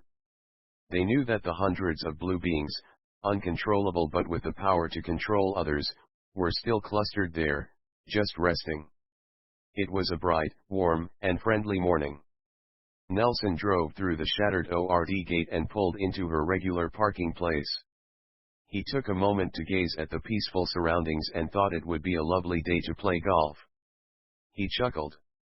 It would even, in some respects, be a lovely day to work in a coal mine rather than return to the problems that faced him in the lab.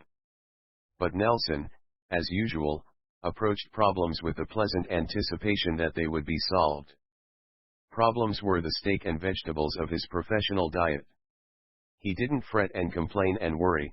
Harriman Nelson had long since vowed to himself that he would never be a candidate for ulcers.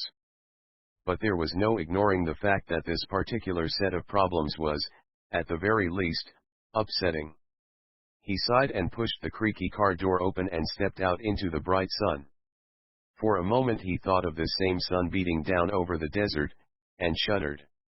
Then he headed with a sprightly step for the ORD entrance. Al stepped out the door to greet him soft of.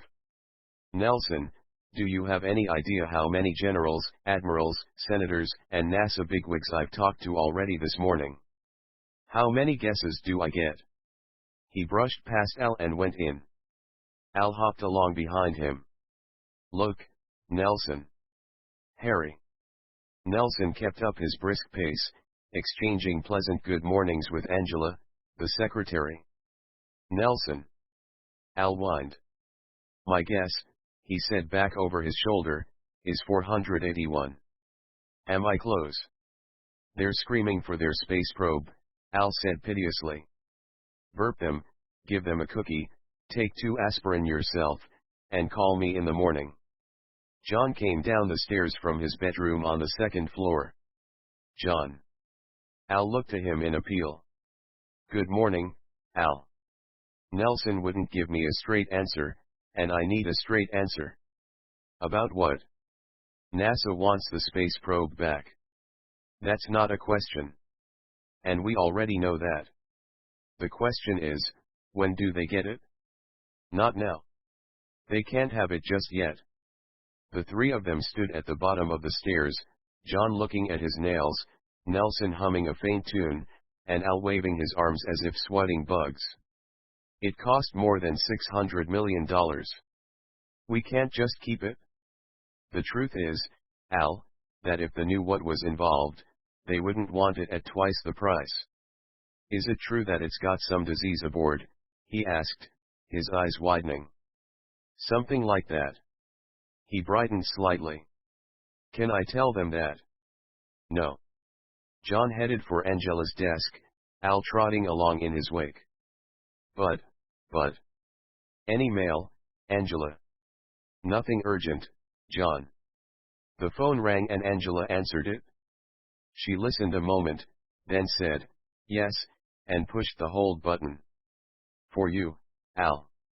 General Caddy. He moaned and flitted his eyes around. Tell him I'm not here. Sorry, I already told him you were. Want to take it in your office? Oh, why not? He whimpered.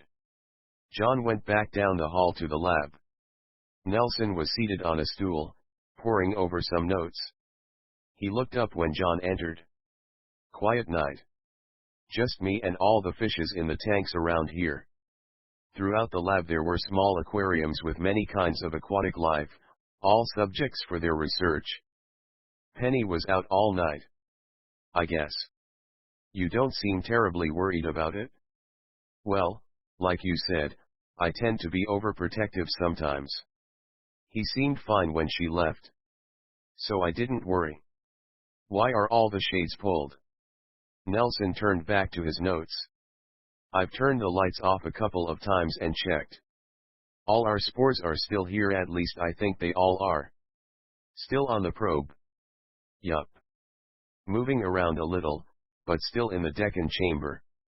The elevator doors hissed open, and they turned to see Penny emerge in street clothes.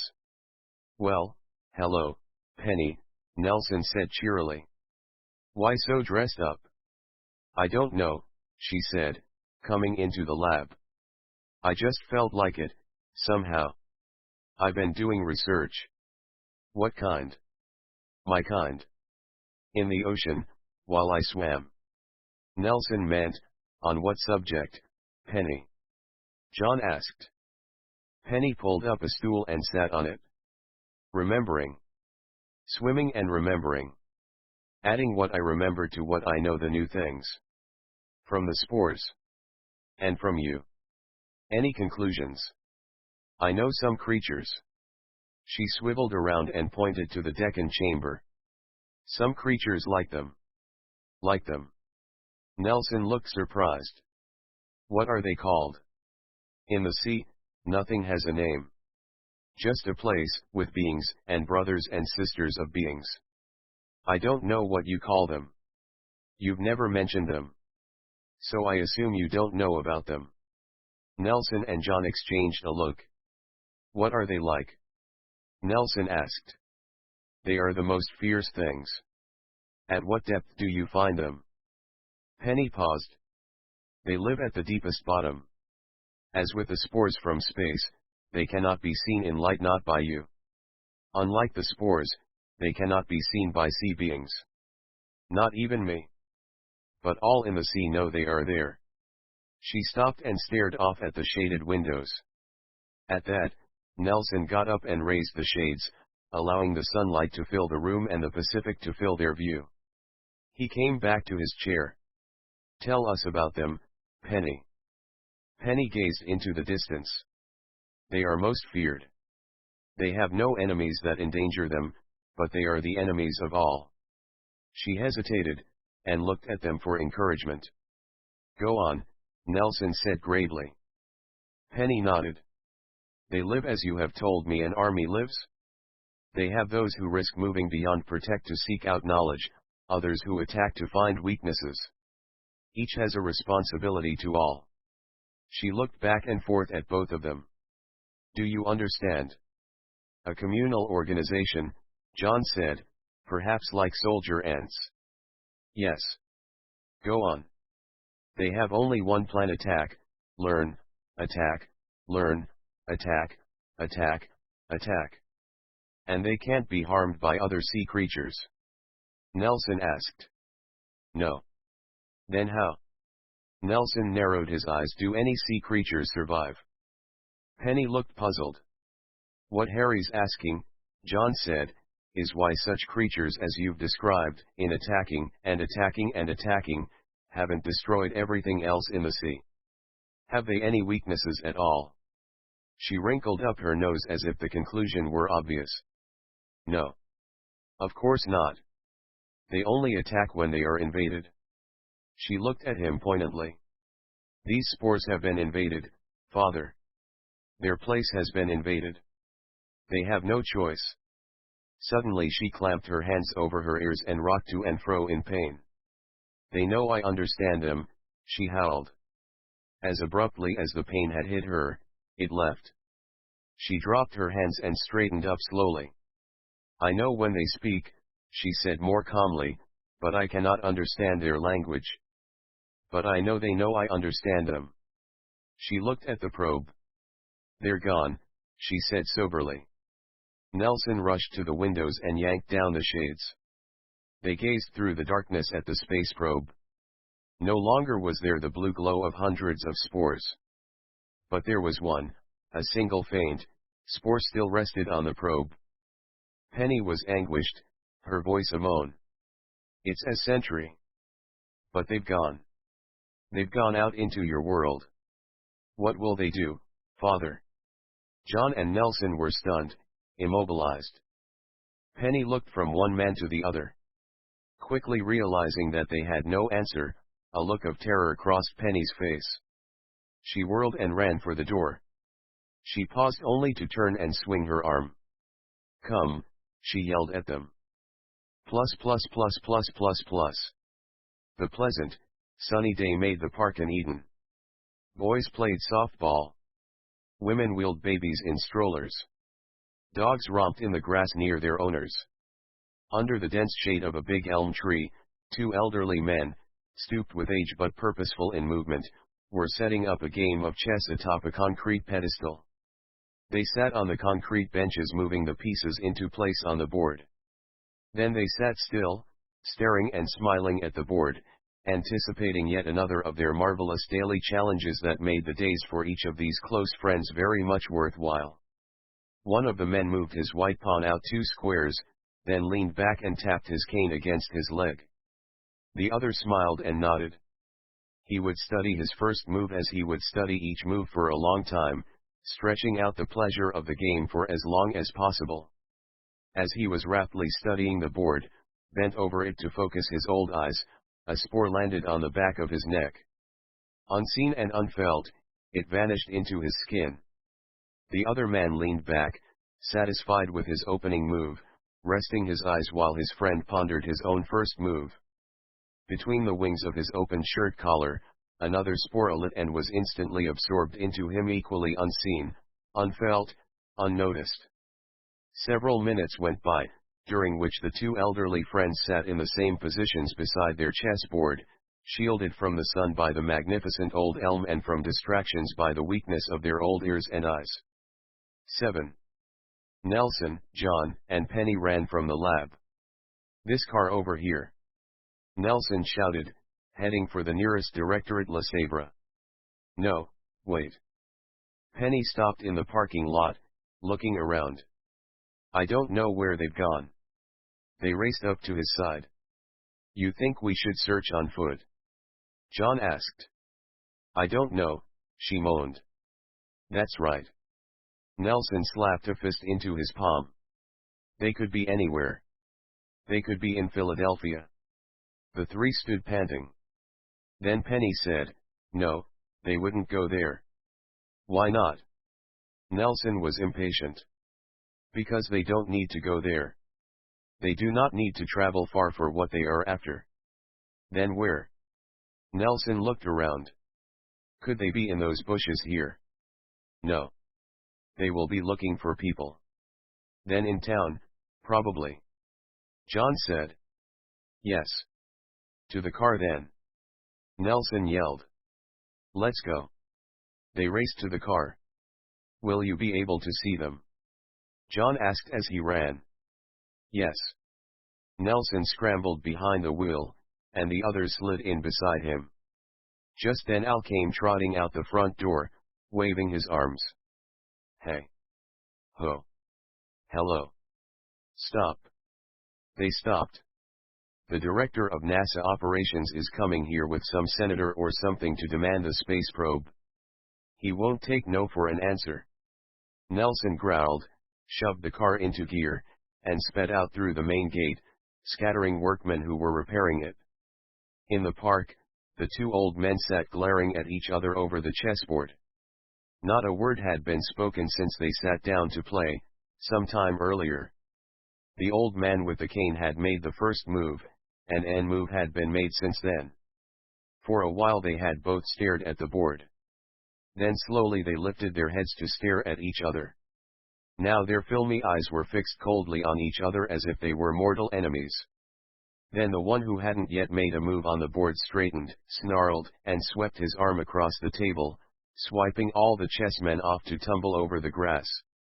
The other man then straightened, puffed out his chest, brought up his cane, and rapped the first man smartly over the head. The blow, by the hand of a man sufficiently enfeebled to ensure against permanent harm, did nothing more than advance the fury of the other man. He grabbed up the chessboard, hoisted it over his head, and smashed it down on the head of his opponent, splitting the board in two. The man with the cane growled and stood up, rocking a bit unevenly on his spindly legs. The other man did likewise. This time the man did not swing the cane but pulled it back along his side and then thrust it forward like a pool cue into the other man's belly. A few passers-by now stopped to stare in curiosity, and they heard the second man say, "Oof," as the cane jabbed into him. Again no permanent damage was done. Both old men stood rocking to and fro, one waving his cane, the other waving the two pieces of the broken chessboard. They all set to smacking at each other furiously, though all the blows were absorbed either by the cane or by the pieces of chessboard. Two passers-by stepped forward to intervene in this weird slugfest. But just then both old men slowed their movements and at once came to a stop. Their arms dropped down to their sides, and the cane and chessboard fell to the ground. They stood still. Their eyes were glazed. Their skin was drawn taut as a bowstring over their faces and had a sallow sheen to it. They no longer rocked or glared, they stood like statues, their skin and eyes like marble. Women wheeled their prams over, boys came lugging their softball bats, other old men left other chessboards and doddered to the scene. A murmur went through the growing crowd, as they stared at the stony figures. Then a voice within the crowd hollered, "Somebody get a cop." There was a squirming and partial scattering of the crowd as people looked this way and that for a patrolman or a phone. But a park custodian, upon seeing the first blow of the cane, had already put in the call. A siren wailed in the distance, rapidly approaching. Nelson drove swiftly to the town, then slowed to cruise through the streets. The three of them scanned out the windows. "Any sign of the spores, Penny?" John asked. "No." They cruised up one residential street and down another. "Nothing yet." "No. It's hopeless," Nelson groaned. "A needle in a haystack. They could be anywhere: upstairs, downstairs, in a lady's chamber, in a backyard pool, lying in a linen closet, perched on a chimney. It's hopeless." "No, we will find them." Nelson perked up his ears. "That siren. Hear it? Maybe the siren is telling us where they are. Want to have a look-see, Penny?" "Yes." Nelson wheeled into a squealing right turn and headed in the direction of the siren. They approached the park and immediately saw the twirling red dome lights of the patrol cars as well as the crowd gathered on the grass. Nelson screeched to a stop in front of a fire hydrant, and they jumped out and ran over. Two police officers were circulating through the knot of gawkers, asking questions of eyewitnesses and noting their answers on small pads. Two police paramedics were examining the two old men, who were still standing despite attempts to get them to lie down. Several other old men in the area were shaking their heads nervously, as if afraid that they too would turn into statues. John and Nelson pushed their way through the crowd up to the principals. "Stay back, please," said one of the paramedics, turning to them with arms spread. "Back with the rest." "We're doctors," John said, flashing his ID. "Thank God. Take a look at these fellows here. I never seen anything like it. I thought I seen about everything. But not this. They seem fine except that they have no reactions, none at all." "What happened?" John asked, quickly stepping up to one old man while Nelson started to examine the other. "Near as I can figure out, they was playing chess. Then next thing you know they was batting each other over the head. Then they just wound down and stopped like toy soldiers. And here we are." "Nelson." John glanced at him. He nodded. They recognized the symptoms immediately. "Penny." He looked around for her. Penny, having seen the old men's faces, also knew what had happened to them. She was scouting the nearby grounds anxiously. Her eyes fell on the beautiful old elm tree, about 2 meters up the trunk. There she saw them, the cluster of spores. She heard the thin, muted chatter of voices and cocked her head to listen closely. Then suddenly her eyes began flicking around. They were leaving the tree, flitting into the air. They were gone. "Father." She pushed through to John. "Father." They were there, on the tree. "I don't know where they've gone now. We've got to find them." He grabbed Nelson's arm and they shoved back out through the crowd. "Wait," the paramedic called after them. "Aren't you gonna write a prescription for these guys or nothing? You think they're still around here, Penny?" John asked. "No." "Then back in the car," Nelson shouted. They clambered into the car, slammed the doors, and squealed away from the curb. At the intersection of Lost Creek Boulevard and Oyster Creek Trail, not far from the middle of town, a policeman was directing traffic in his usual imaginative and entertaining style. Holding the whistle in his teeth and giving little blasts on it to get a driver's attention, he waved his arms like a symphony conductor, twirling his white-gloved hand to bring in the traffic from one direction, arcing his other palm to stem the flow from the opposite side. He pirouetted, dancing back and forth, bowed, leaned, posed, hands always busily sweeping the air with the whole performance set to the rhythm of his whistle tweets.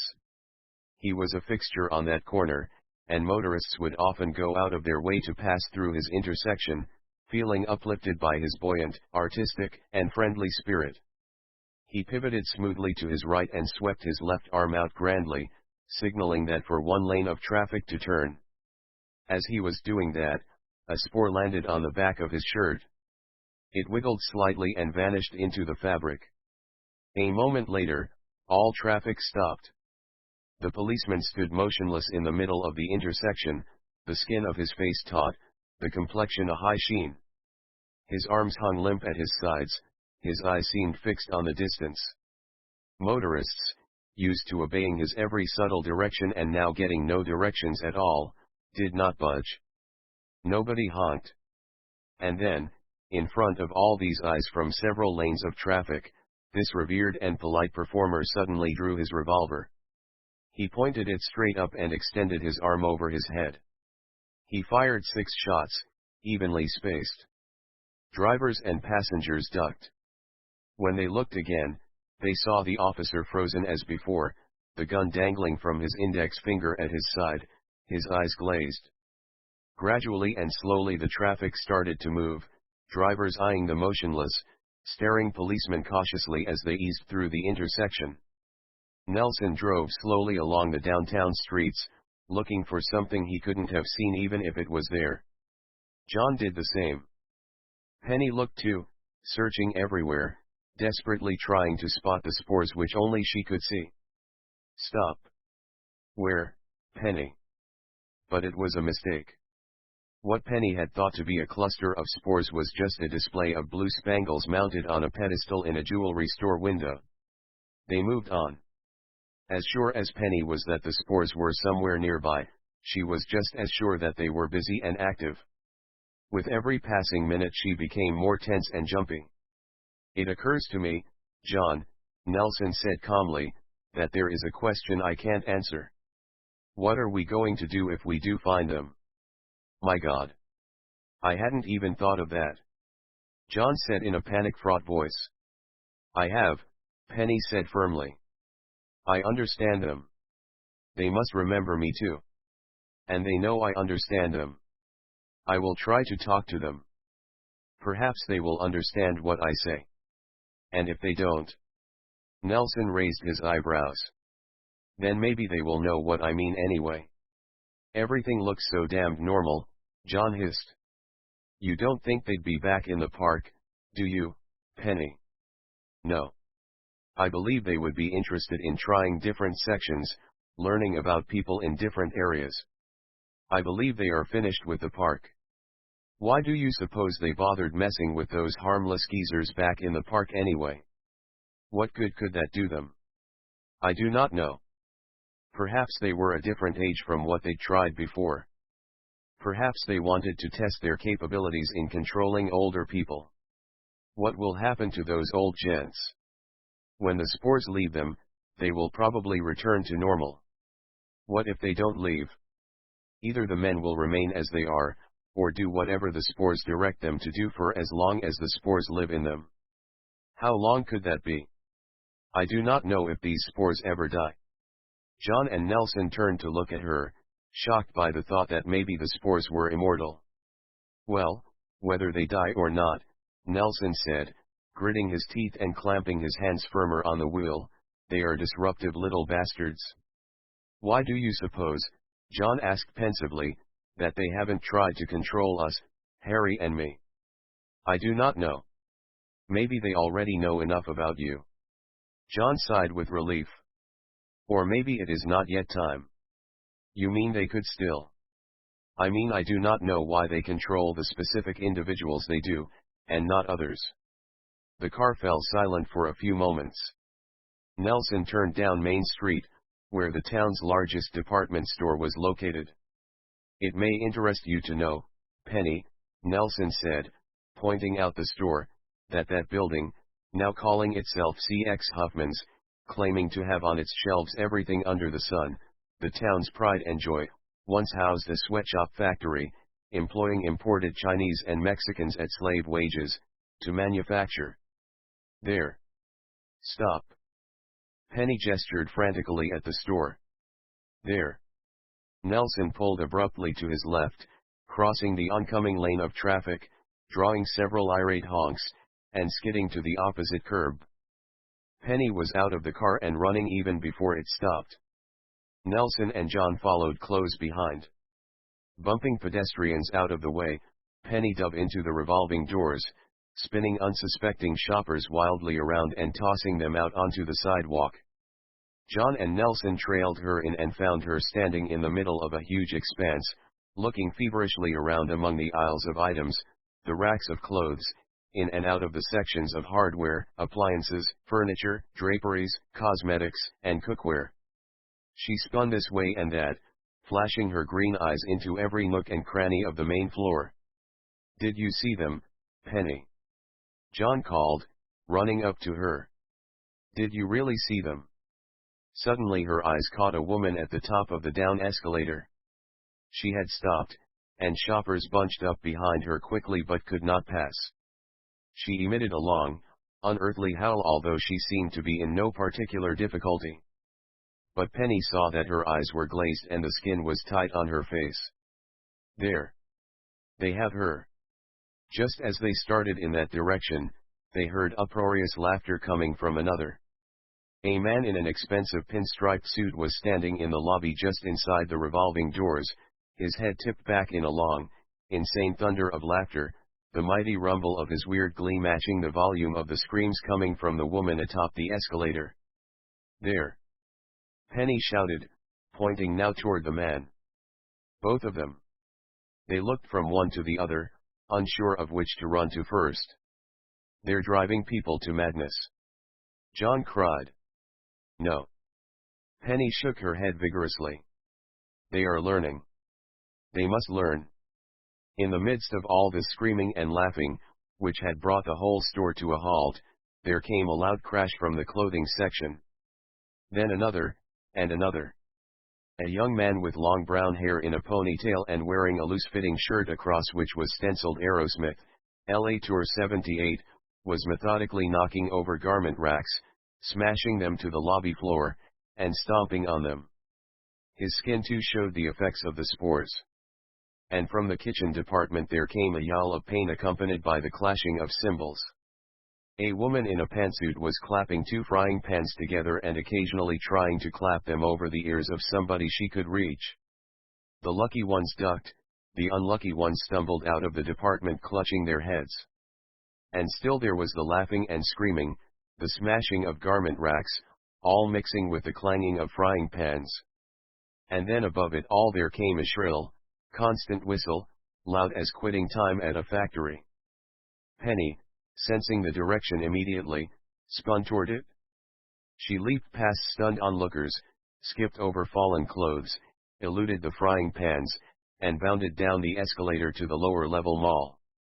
Nelson and John lost her momentarily, then spied the still open path she had made through the chaos. "Somebody call a doctor!" John shouted over his shoulder as they raced down after her. The whistling had stopped as suddenly as it started. Penny fired looks around at the small shops and restaurants in the arcade. The whistle blasted again. It came not from a machine but from a distinguished-looking man with a professional white beard. He stood outside a nature food restaurant, his two index fingers between his teeth, his chest inflated to enormous proportions, transmitting a wail of a whistle sharp enough to shatter glass. His skin also revealed the presence of spores. But the spores themselves were nowhere to be seen. Abruptly the man turned and, continuing to whistle, charged into the restaurant. The three raced in after him. The man ran behind the service counter, pushing waitresses and cooks aside. A large, young, broad-shouldered busboy jumped at him and grabbed his arms, pulling the fingers out of his mouth and bringing the whistling to a halt. In that instant of relative silence, Penny could hear that the laughing, screaming, and rioting had also ceased, and she knew what the scene would be upstairs. The people invaded by the spores had fallen into silent, stiff stupors just like the old men in the park. But the whistling man had not yet reached that stage.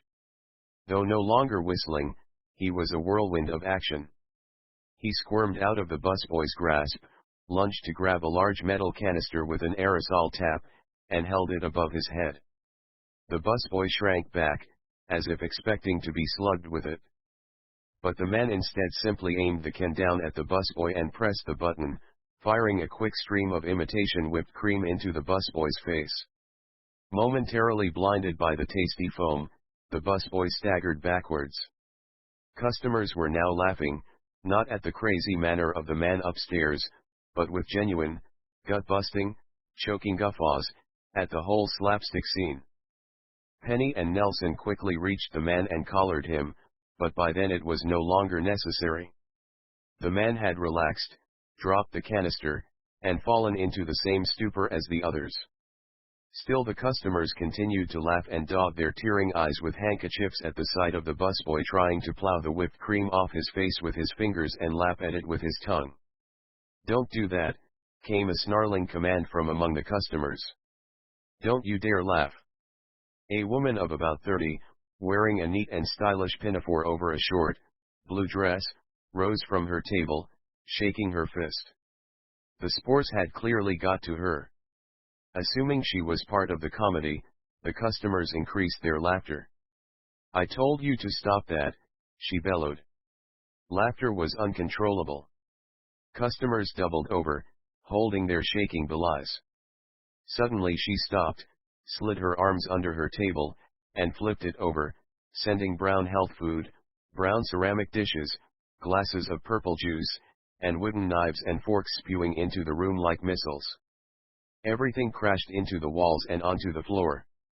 There will be no laughing ever. And presently there was none. All the customers gaped at her, some with crooked brown seeds on their foreheads, others with purple juice dripping off their ears. Before any of the customers could react and recover their wits, Penny pointed to the wall and yelled, "They're here learning." The invisible cluster of spores on the wall began chattering. Their shrill voices quickly became louder and louder. Penny moved her lips fleetingly, then clapped her hands over her ears, stumbling backwards. Customers' eyes followed this latest scene with silent disbelief, their mouths hanging open. Penny spun around, holding her ears, grimacing in pain. Then she stopped. Slowly she lowered her hands and straightened up. She looked at the wall. John and Nelson came quickly to her side, also staring at the wall, seeing nothing but knowing well what Penny had seen and felt. "They're gone," Penny said slowly. Then lifting her head and clenching her fists, she cried into the room, "They won't listen to me. They won't hear." There was nothing they could do for those poor souls already affected by the spores, and apparently nothing they could do to prevent the free circulation of the spores or their invasions of more bodies. The tumult in the store subsided, and aside from the stupefied people that remained as evidence of the marauders' visit, the spores appeared to have left. Rather than pursue their hopeless strategy of again trying to find and somehow contain the spores, Penny and the scientists decided they would do better by returning to the directorate to contemplate the matter in relative quiet. And so they returned, defeated and dismayed. But they didn't relax. The defeat could not be allowed to be permanent. The implications of this line of beings remaining on the loose were horrendous. Nelson went right to the phone. John went to his desk to study his notes about the spores for any possible clues to their behavior or any suggestions for a new strategy. As Nelson talked quietly, John flipped through page after page, scanning the lines with his finger, hunting for any hidden meaning in what he had recorded. At last he folded his notebook shut. Nothing new had been discovered in or between the lines. "Penny, we can't just sit back and let them attack people and leave them like vegetables." Penny rubbed her palms together pensively. "I was like that, like a vegetable. It went away." She looked at him. "And now I'm fine. Please don't try to destroy them. They'll know and they won't have any choice. They will have to attack." John narrowed his eyes. "I seriously hope you're not trying to defend them, Penny," he growled softly. "No, it's not that, Father. I'm not defending them. I'm just stating facts about them, the reality as I have been made to know it. It is for our sakes, the sakes of everyone, that I say what I do. We must not provoke them into wider attacks." Nelson hung up and plodded over, his head drooping. "There are 900 cases in the hospitals already. 900. It's being diagnosed as everything from a new virus strain to effects of air pollution to coincidental mass hysteria followed by shock. It's not centralized. Cases have cropped up over town." John gazed at Nelson for a few moments after the latter finished, then turned slowly to Penny. "Well," he said coldly, it seems that they have already widened their attacks quite enough to give us an indication of what's in store. We've got to find some means of protecting ourselves, of controlling them. Penny didn't respond. She turned away and gazed out the window. You said there's some life form in the sea that's like them, John went on. How are they controlled? He waited. How are they controlled, Penny? They control themselves, she answered softly, without looking at him. They have their place. But why don't they wander out to learn, John persisted, as the spores are wandering out to learn now. She whirled toward him. Because they have their place, she snapped. They locked eyes briefly. Then Penny, clearly upset, exasperated, and ill at ease with what he was being asked, turned away and stalked out to the elevator. She stepped inside it and was gone. John and Nelson watched her go, saying nothing, making no move to stop her. John, I'm afraid this is becoming a most insidious matter. I feel we can never be quite sure whether Penny is entirely free of them or not. Or if she's free physically, Harry. I'm not sure she's free from them psychologically. It's because she understands them, don't you see? When you understand things or people, it's much harder to be objective or cold-blooded about them. Much harder to hate them, you mean, much more difficult to accept the idea of wanting to harm them. Yes, Harry, exactly. But she doesn't understand them, really. She says so herself. She doesn't know much about them at all. Apparently she knows enough about them to be convinced that they're being aggressive only in self-defense. Self-defense? Hell. We're the ones acting in self-defense. As far as spores are concerned, I'm not looking for trouble. They can go their way, I'll go mine. I don't want anything they have. I don't want to move into their neighborhood. I don't even want to know anything about them. I don't care if I see another spore. Self-defense. Look, John, they climbed aboard that space probe and rode down here on their own. Nobody invited them. My guess is that they aren't interested in self-defense at all. They just want to expand their world. Earth was a handy place, lots of nice towns to visit, people to live in. If they aren't controlling Penny right now, at least she's deluding herself. These little bastards are flat out evil. John didn't react to his words, just sat disconsolately, idly drumming his fingers on the desk, staring at the wall. Finally he turned to him with sad and weary eyes. So, Harry, just where the hell does that leave us? Damned if I know. They were quiet for a while. Nelson paced back and forth, mumbling to himself. Then he said, maybe you and I should just take off, get out of here while we have a chance. Save ourselves before they take a fancy to our innards. We can go to Philadelphia, that's the one place Penny specifically said the spores won't go to. But of course we're not going anywhere. HMMPH. Because we brought this problem on ourselves. Remember? It's our responsibility now. Unless. John smiled sardonically at him. You want to tell NASA we're afraid? Nelson stopped pacing, looking at John, then started to laugh. His laugh swelled until it was a roar. It swelled until John began to suspect that a spore had slipped into him. Then his laugh calmed to a chuckle and finally stopped. He continued to smile. John, you are wondrous, wonderful, and unbeatable guy. I'm scared, you know that? And you know what else? I'm not gonna quit, either. We shall stay with the ship together. Man the ramparts shoulder to shoulder. Stand side by side against the common foe. And then, maybe we'll think of something. Penny sat alone on the deserted beach. She had walked out through the sub-pen dock and down along the base of the cliffs, until she could no longer see the directorate. She wanted to be completely alone. The sun dipped low to the horizon, and the sky was streaked with pale purples, pinks, and greens. The tide was coming in, and she sat a few yards above the lapping waves, watching it slowly advance toward her. It was the peacefulness of the rhythms of the sea she wanted, yet she wanted also to be in touch with the land. It was the symbol of her two lives, or rather the two halves of her one life. For she was, despite the mysteries of her beginnings, no more or less than one individual being, with limits to his will and strength. And from time to time, especially now, she felt torn by the demands of the worlds of the sea and the land, and by the friends she had in both. And now too the demands of yet another world and its creatures' space and the spores had come upon her. For a creature who knew so little of herself, who didn't even know where she came from, it was a lot to handle.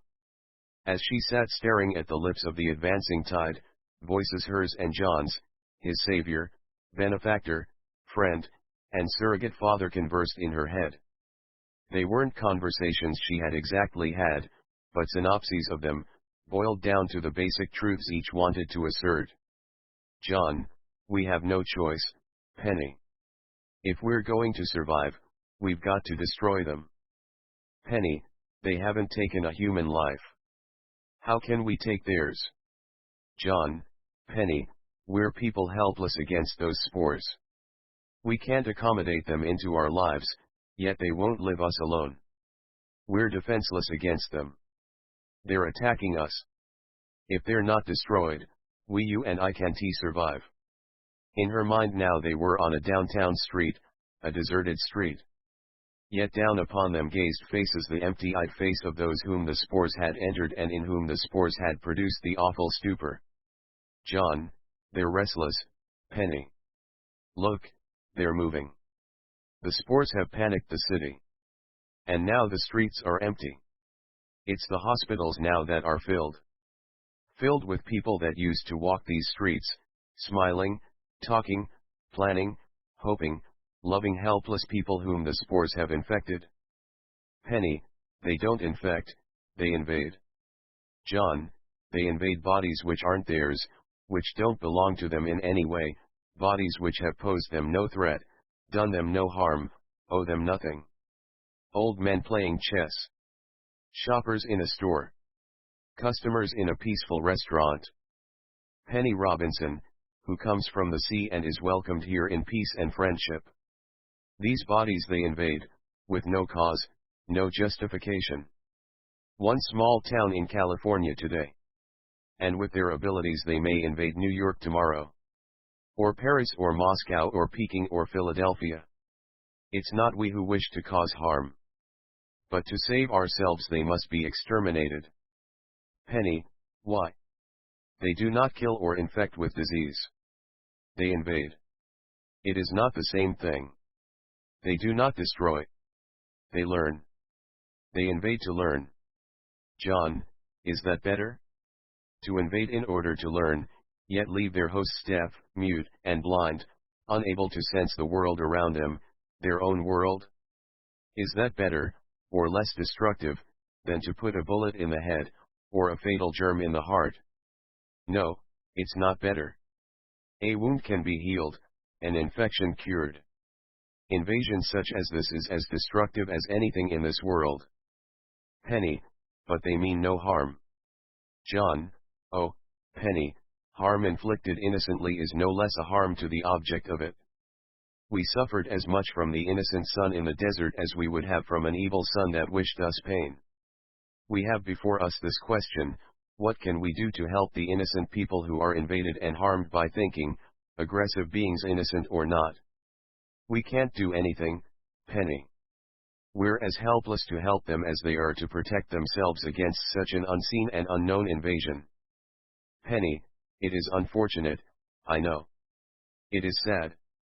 I am deeply sad about it. John, Penny, what can destroy those creatures in the sea that are like spores from space? Penny, nothing. Nothing destroys those in the sea, and nothing can destroy the spores. John's voice faded, drew gradually away from her, farther and farther, fainter and fainter. The last words he heard him say were, "Help us, Penny. Help me." As if she had been dreaming, she awoke now to sense a nearby presence. She looked up to see a little girl of maybe 5 years old standing beside her and staring at her. She was dressed in Bo-Peep jeans, ragged sneakers, and a floppy Snoopy sweatshirt. Her eyes were filled with innocence and vulnerability. She held a handful of small seashells. She smiled at her and extended the handful of shells to her. Penny looked at the shells, then up at the little girl's smiling eyes. Carefully she took one of the shells from her hand. The child, seeming to glow with happiness, waggled her hand at Penny, turned, and ran merrily away down the beach. Penny closed her eyes. Will there be another morning, Father? Will we soon lose everything? She waited as if to summon her voice back, but no answer came. Must we? She wailed in anguish into the sea wind. The lab was dark. Nobody was there. But the spores had clustered again on the space probe within the decontamination chamber. Penny strode in quietly, saw the spores, and approached the chamber. The spores seemed suddenly restless, sliding around, lifting slightly, hovering, but not leaving the chamber. Penny looked down at them, her eyes filled with passion and resolve. Her voice was hoarse. You have to listen. You have to hear me. The spores became more agitated. I am the only one. You have to listen to me. You know already what I am about to say. But I must say it. You must listen. The room lights flashed on. Penny whirled around. John and Nelson stood inside the door, facing her. Their eyes were glazed, their skin taut and shiny. No, came Penny's wretched cry. No. And then came the burst of jangling voices from the spores, shrill ear-splitting shrieks surpassing anything they had emitted before. Penny clamped her hands over her ears and doubled up with pain. She stumbled back against the lab table, knocking over a microscope and a tray of bottles. The crash of glass was unheard over the rabid screeching of the spores. John and Nelson moved slowly toward her with heavy, plodding, deliberate steps, their eyes blank, their faces frozen like wax figures. 8. Al Calavici felt he was a man beset by demons of a different kind, flesh and blood ones. He saw himself as a man of dignity, purpose, integrity, and importance. But somehow these human demons always made him feel small, useless, and inept. Here he was, administrator of the Oceanic Research Directorate, a significant position in the world of science, responsible for controlling a $12 million budget, and nobody paid any attention to him except to complain or to tease.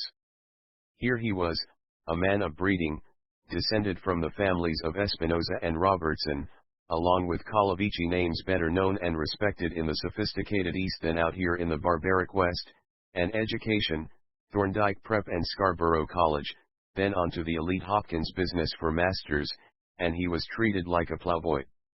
Here he was, an accomplished man of 56, with entree to some of the richest and most influential people in America, and he was being hollered at by people half his age who couldn't even polish the silverware of people he brunched with. The trouble was, John and Nelson, fine scientists as they were, wanted to be free to enjoy their laboratory games without having to pay the slightest attention to the nuts and bolts of the operation and the money needed to run it. They did just what they wanted, dumping all the rest on him. Now that put him in tough position. Though this was a scientific organization, and they were, in fact, the scientists, still his name was at the top of the directorate letterhead.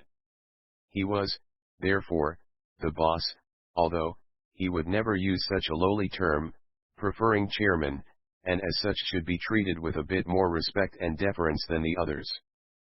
But they treated him like an employee. They ganged up on him. They created intolerable problems, then dropped them in his lap and walked away as if they were the boss and had the right to delegate work to him. Penny wasn't so bad. He liked Penny. Actually, he liked John and Nelson, too, personally. But on the scientific side, they isolated him. They didn't tell him anything. They made marvelous discoveries and advances in their research, and he had to find out about it in the newspapers. Like now. Something was going on with that space probe that they weren't telling him about. Even though he was the boss, they refused to share with him the excitement of whatever it was. And they left him with the job of explaining things to NASA and all the rest. And he didn't even know what was going on. It was humiliating. Having to sit there and accept browbeatings by military types to whom he couldn't make much sense because nobody would tell him what was going on. Sometimes he had to ask himself, why do I do it? Why do I sit still for this nonsense? How can I take it? And then he would answer, because in the end I shall overcome. I shall prevail. When the chips are finally down, I will be treated as the chairman, and welcomed for my knowledge and skill in administrating a fine scientific organization. And I can stand it because I have enormous patience and tolerance and dignity and endurance. Wasn't that what breeding was all about? And it was in keeping with his breeding that military people were just not his cup of tea. He had to deal with them often, and always found them crude and ignorant and lacking grace. Whenever possible he avoided the military boobs and dealt with civilians. At least with civilians you always had a chance of finding someone with some class. And so now he picked up his office phone and dialed the number of the Mission Control Office of the Alpha Na space probe. He was put through to Michael Luna immediately, which restored some of his confidence and some of importance. Michael? I thought maybe we could have a talk about all this. I think perhaps we can understand each other better than those. Always good to talk to you, Al, but I might as well be candid. The whole mess has been kicked upstairs. Upstairs? But you were in charge. Upstairs to the military. Surely you must have been informed of that by now, or at least given a pretty good hint. Yes, I know. I mean, numbers of those brass hats have been calling me, but I thought maybe T-Hay were misinterpreting. They've taken it over, Al, lock, stock and barrel. But this is not a country run by the military, after all. How could they just? The fact of the matter is, Al, I was in charge of the mission, all right. But now, by some quaint reasoning, they consider the mission over. And they consider the space probe now to be in unauthorized hands. They gotta be kidding. So by their logic, that makes it a military matter, at least to the extent that they took it out of my hands. Military matter. Al's mind reeled. Right. So. His thoughts drifted off, but he quickly recovered. So just exactly what does that mean? In terms of you? Yes. I guess it means you'll be getting all your calls from military people instead of civilians. That's all. I don't know. Maybe they'll end an assault force of Marines on your beach, or drop some airborne troops. Oh, no.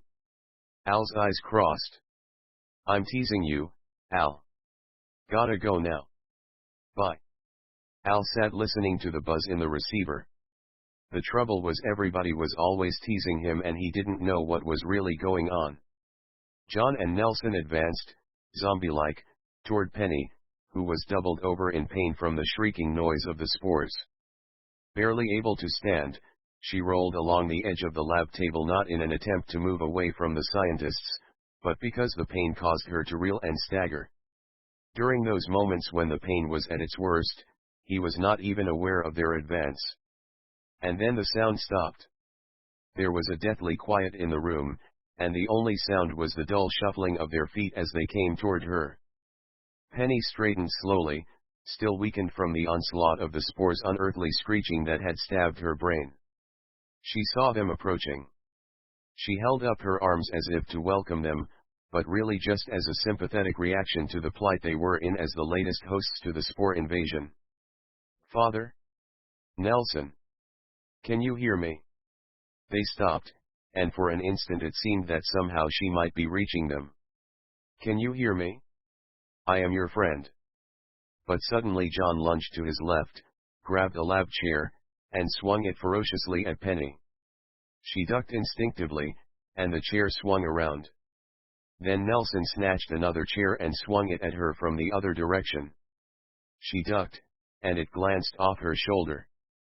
She crouched as if to counterattack, ducked their swings again, and darted between them across the room to the opposite wall.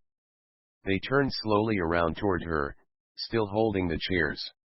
She waited, anticipating their next swings.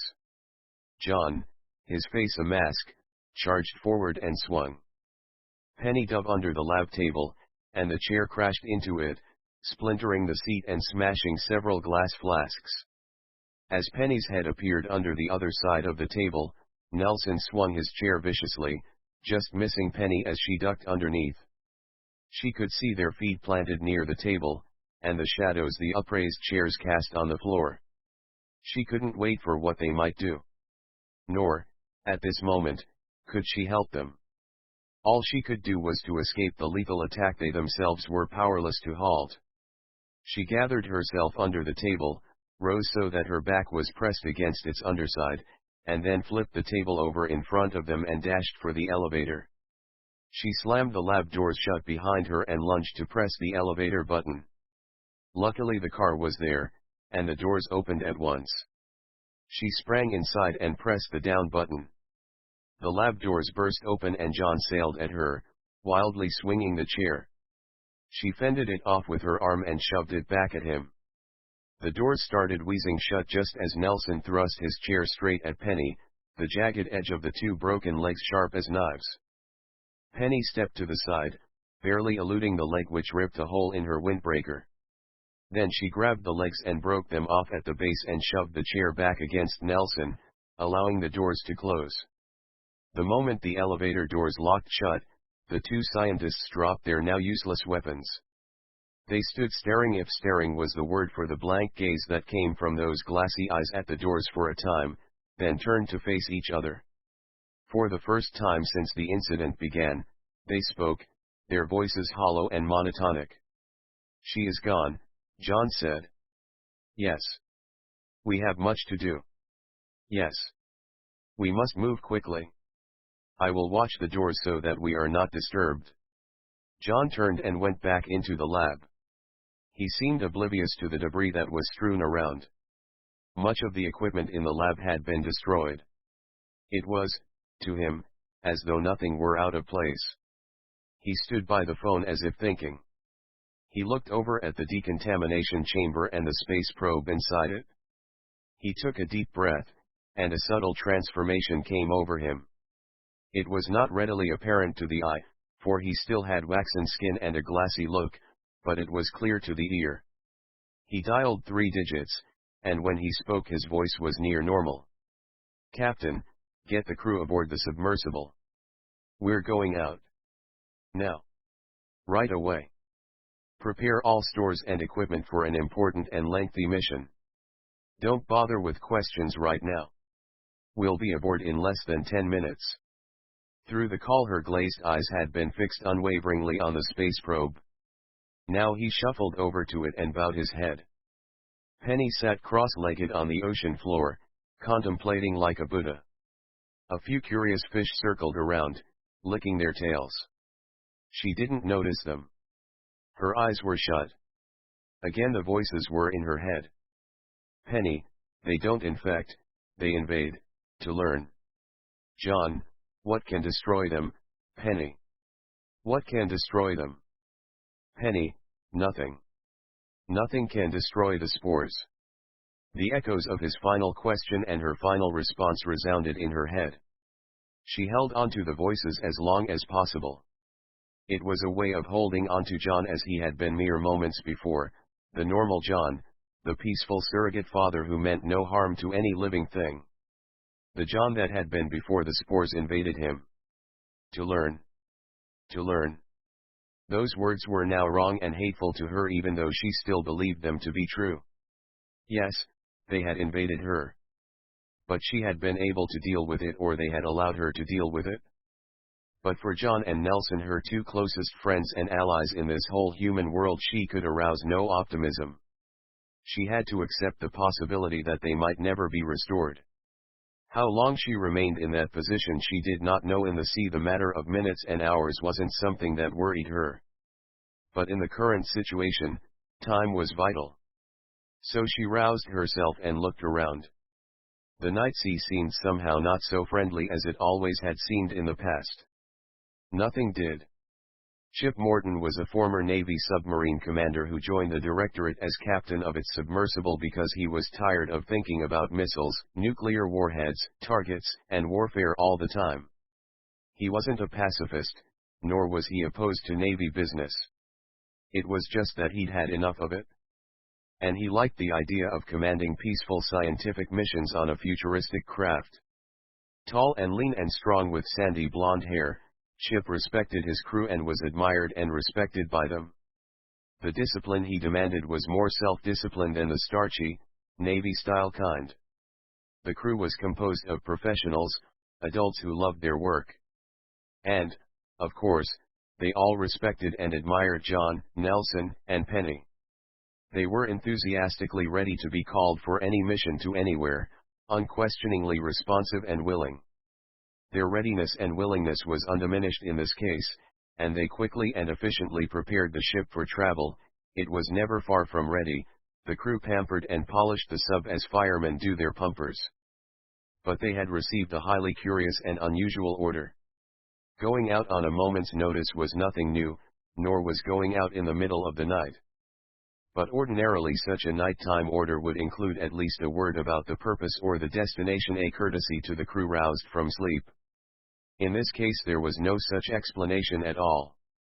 As the crew scurried around performing its tasks, they asked each other for guesses as to where they were headed and for what purpose.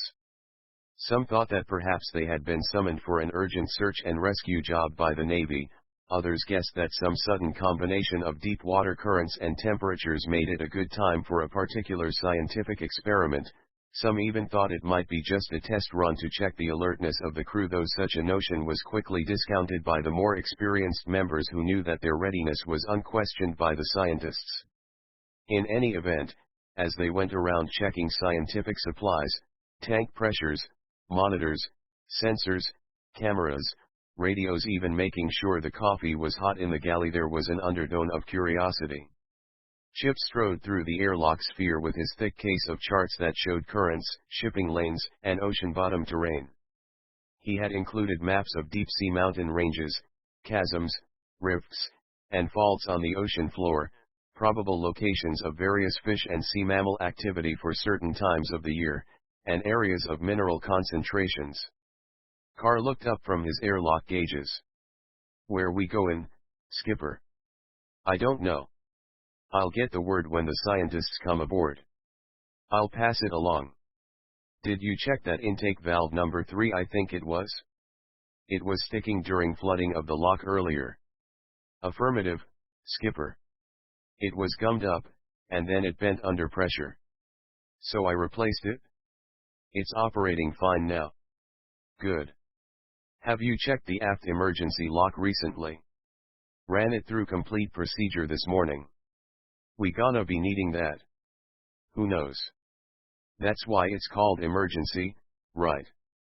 "Right, skipper," Carr said, blushing slightly. Chip strode into the control mod and looked around. "Everything shaped up in here." "Roger, Captain." Aye, sir." "Affirmative," came the answers of the crew. Roy poked his head out of the communications compartment. "All channels clear, Captain." "No activity at all." "Nice and quiet." Captain." "Yeah, Shelley. You care to look at my latest? It's called Ode to Jimmy Joe." "Not now. We're going out right away." On the monitor, Chip saw John and Nelson hurrying across the dock and over the gangplank. A few moments later they emerged inside from the conning tower and headed for the control mod. Their feet shuffled heavily, and their stony eyes were aimed straight ahead. "Hey, Doc," Carr called to John, "the captain says he doesn't know where we're going, so I don't know if we need any special gear or extra tanks or anything. Can you fill me in a bit so I'll be sure to have everything?" They both turned slowly to face him, showing no expression save the blank look of glazed eyes and taut skin. He looked at them questioningly. "I mean," he said hesitantly, "if you could, just let me know enough to make sure everything's A spore appeared on the top of his head, wiggled under his hair, and vanished. He fell silent. They turned to face one another for 1 second, then stepped quietly into the control mod. Chip was sliding his charts into the various slots that gave him quick access to them if needed. He saw the scientists. "Oh, hi, doctors, welcome aboard. We'll be underway just as soon as." The spore had been on his shirt sleeve when he turned around. Now it had vanished beneath it. Chip was struck silent. In fact, within moments of the scientists boarding the sub, spores had lit on every member of the crew. Now, as John and Nelson stood in the control mod, Chip, Roy, and the rest had all become eerily silent, their skin drawn tight over their cheekbones, their eyes glassy and staring. No words were spoken. The crew mechanically turned to its assorted tasks. Engines were started and hummed smoothly, pumps thumped to flood the ballast tanks, the twin screws beat rhythmically at the stern. John and Nelson left the control mod. They shuffled through the second sphere, where Carr was standing dumbly at the airlock controls. They moved on through the third sphere, where 2 lab technicians were arranging scientific equipment and adjusting monitors and sensors with the deliberate movements of people under hypnosis. They entered the fourth sphere, where the 2 sickbay attendants stood, as if at attention beside the examination table, and the cook in the galley section stood behind a large coffee urn, steam from it forming glistening droplets on his taut-skinned face. And so this strange ship, devoid of normal sounds of human communication, backed out of its mooring and began to slip beneath the surface of the sea. The odd mood within the sub was not, of course, apparent from the outside. The black craft edged away from the dock and submerged just enough to hide its conning tower. Then it backed through its underwater tunnel until it emerged in the open ocean. The propellers changed to forward revolutions, and the big sub turned a slow 150 degrees, dipped downward, and headed out into the Pacific. This whole operation was standard, and would have roused no suspicions even from Penny had she not known that John and Nelson went aboard, and with them the spores. Surfacing just enough to be able to see, Penny had watched the scientists approach the sub, and had seen the accompanying spores floating around them like a swarm of blue gnats. Then she had dipped under again and let the sub pass by her on its way out of the sub pen. Now she swam after it, keeping enough distance to remain undetected. After a mile or so the sub, heading west, changed course to the southwest and picked up speed. For a few more miles Penny followed at a good distance. It became apparent that this was now a fixed course, and Penny determined where they were heading. She picked up speed, gradually closing the gap, catching up with the sub, swimming abreast of it, then passing it. She had decided to get there first. Back in the lab, Al had arrived for yet another frustrating day, and the first thing he had in mind was to confront John and Nelson. He found himself confronting Angela instead, and could hardly believe what she told him. "What the hell do you mean?" he sputtered. "They went back out in the submersible." Angela's face showed clear signs of spore invasion. She, however, didn't speak in a monotone, but in a brash and pert voice. "They've gone out," she said smartly. "That's all I know." Al fumed, rolled his eyes, and scratched his head. Then he peered at her. "Well, I say this for you, Angela, you don't seem yourself. You okay? You look, well, weird." "I look like Norma Jean Baker," she said, running a hand through her long hair. "You ought to see me in pink." As he stepped back, puzzled, she blew him a raspberry. Al blinked, stammered, and started to speak. But just then the phone rang. She picked it up and, without saying hello, said, "Hi, I'm Angela." "What's your name, darlin'?" "Sure, he's standing right here, but I don't know why you'd want to talk to him when you can talk to beautiful little me." "Listen, General - she leaned back in her chair and grinned at the ceiling. "Did anybody ever tell you that you look like Norma Jean Baker? - No? Well, you do. And I think you'd look sexy in pink." "General." Al whispered. "General." Angela nodded. "Let me have it," he whispered urgently. She balled up her fist and threw a punch at him, missing by several inches. "Pal, could have been right in the kisser. You said I should let you have it, right?" She began to cackle loudly. Al grabbed the receiver from her hand, and she offered no resistance. She leered at him. He was blushing deeply when he put the receiver to his ear. "This is Al Calavici, sir." "No, sir, I didn't get any message." "If you're macho," Angela hissed, with a devilish grin, "I'm Bobby Gentry." "I am, by the way. I didn't want to tell you that you're a frog." "Shut the hell up," he whispered, putting his hand over the mouthpiece. She quieted, smiling smugly. She propped her feet up on the desk and leaned back, closing her eyes and humming the wedding march. Al, baffled and quite upset, turned away from her to resume his conversation. Just then a spore landed on his shoulder and was absorbed. "Pardon the interruption, sir," he said. "Now then, as it happens, I have no information to give you. Yes, sir, I know you have a right to recover the space probe, and you will as soon as possible." "Oh, no, sir, there's no need to send troops. You'd been thinking about dispatching a team of combat MPs?" "That's a cute idea," General I said. "Cute, sir? Yes, that's right. As in how you look with all those bars and eagles and gold thingamajigs you wear. That's cute too. What I mean by that, cutie pie, is that we're so secret a unit here that Washington will bust you to a private if you interfere." "That's right. I've got President Carter on the other line. So just get off our backs, prune pit." He replaced the receiver slowly, hearing the final, fitful, confused growls and gasps from the general rasp through the phone. But then his expression changed, as had Angela's in the last few seconds.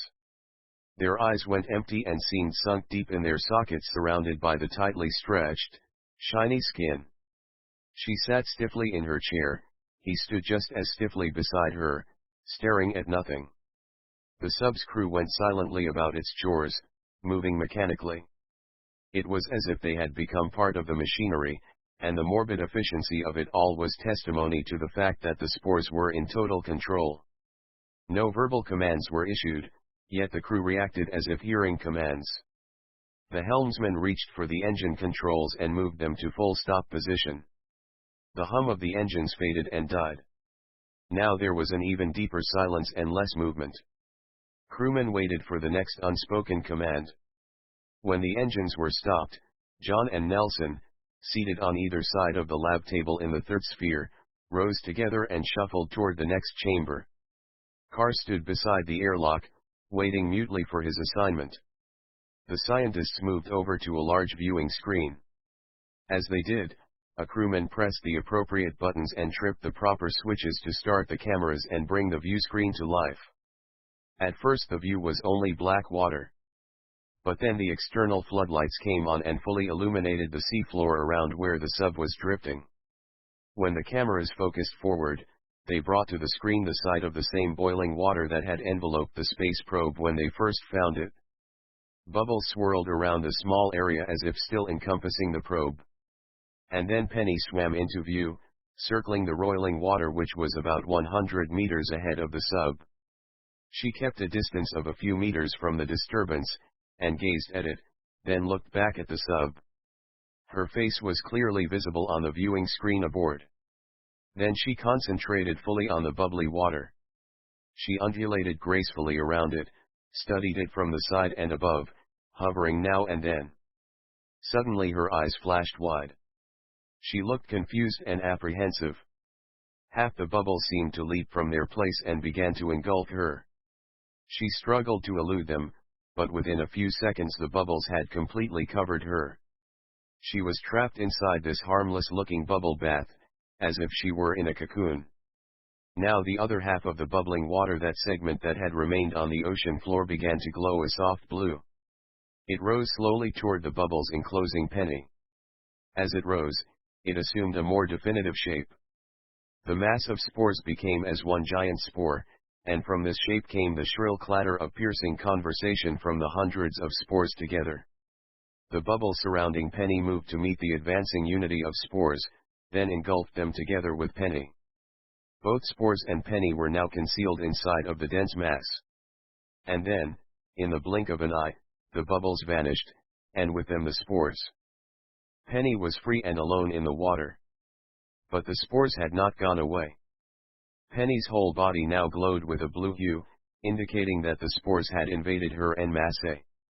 Bathed in the shimmering glow that came from inside, Penny began swimming toward the sub, undulating like a neon eel. She swam up to the exterior door of the airlock, opened it, swam inside, and watched the door close behind her. Instantly the lock began to empty of water, and air was pumped in.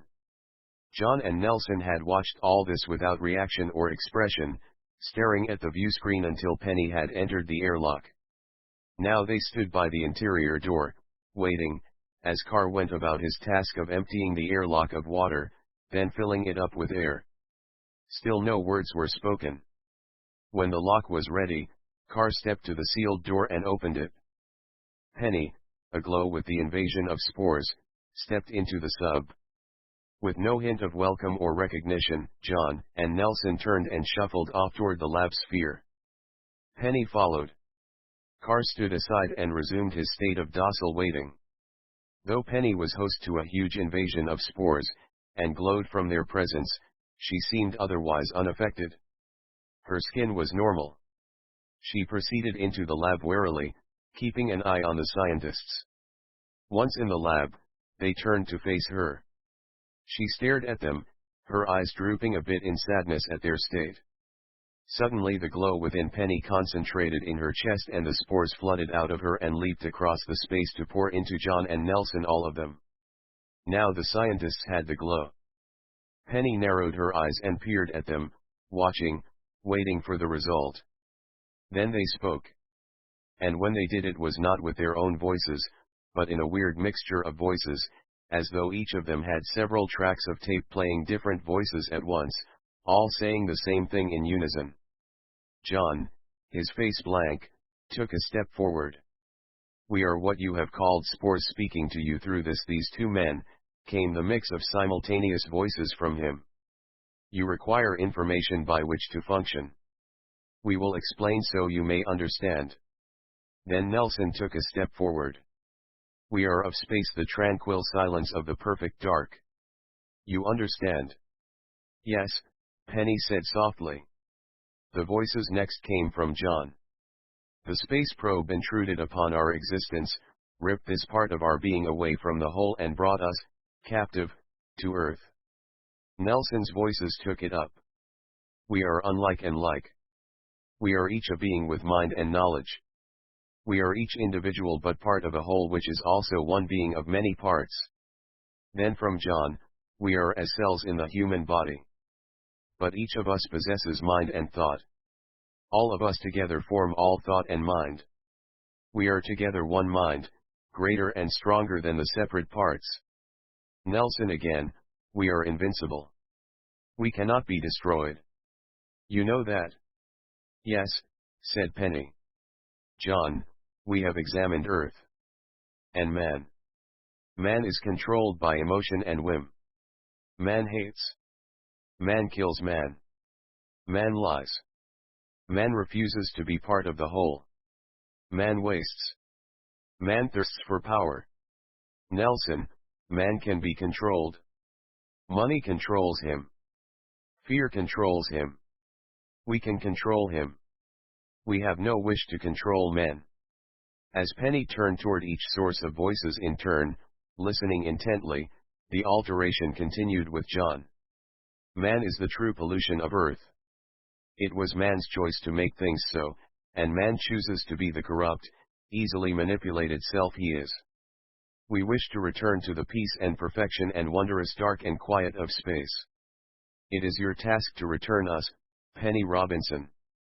We know that in 4 hours a rocket will be fired," Nelson's voice went on. "We must travel with it.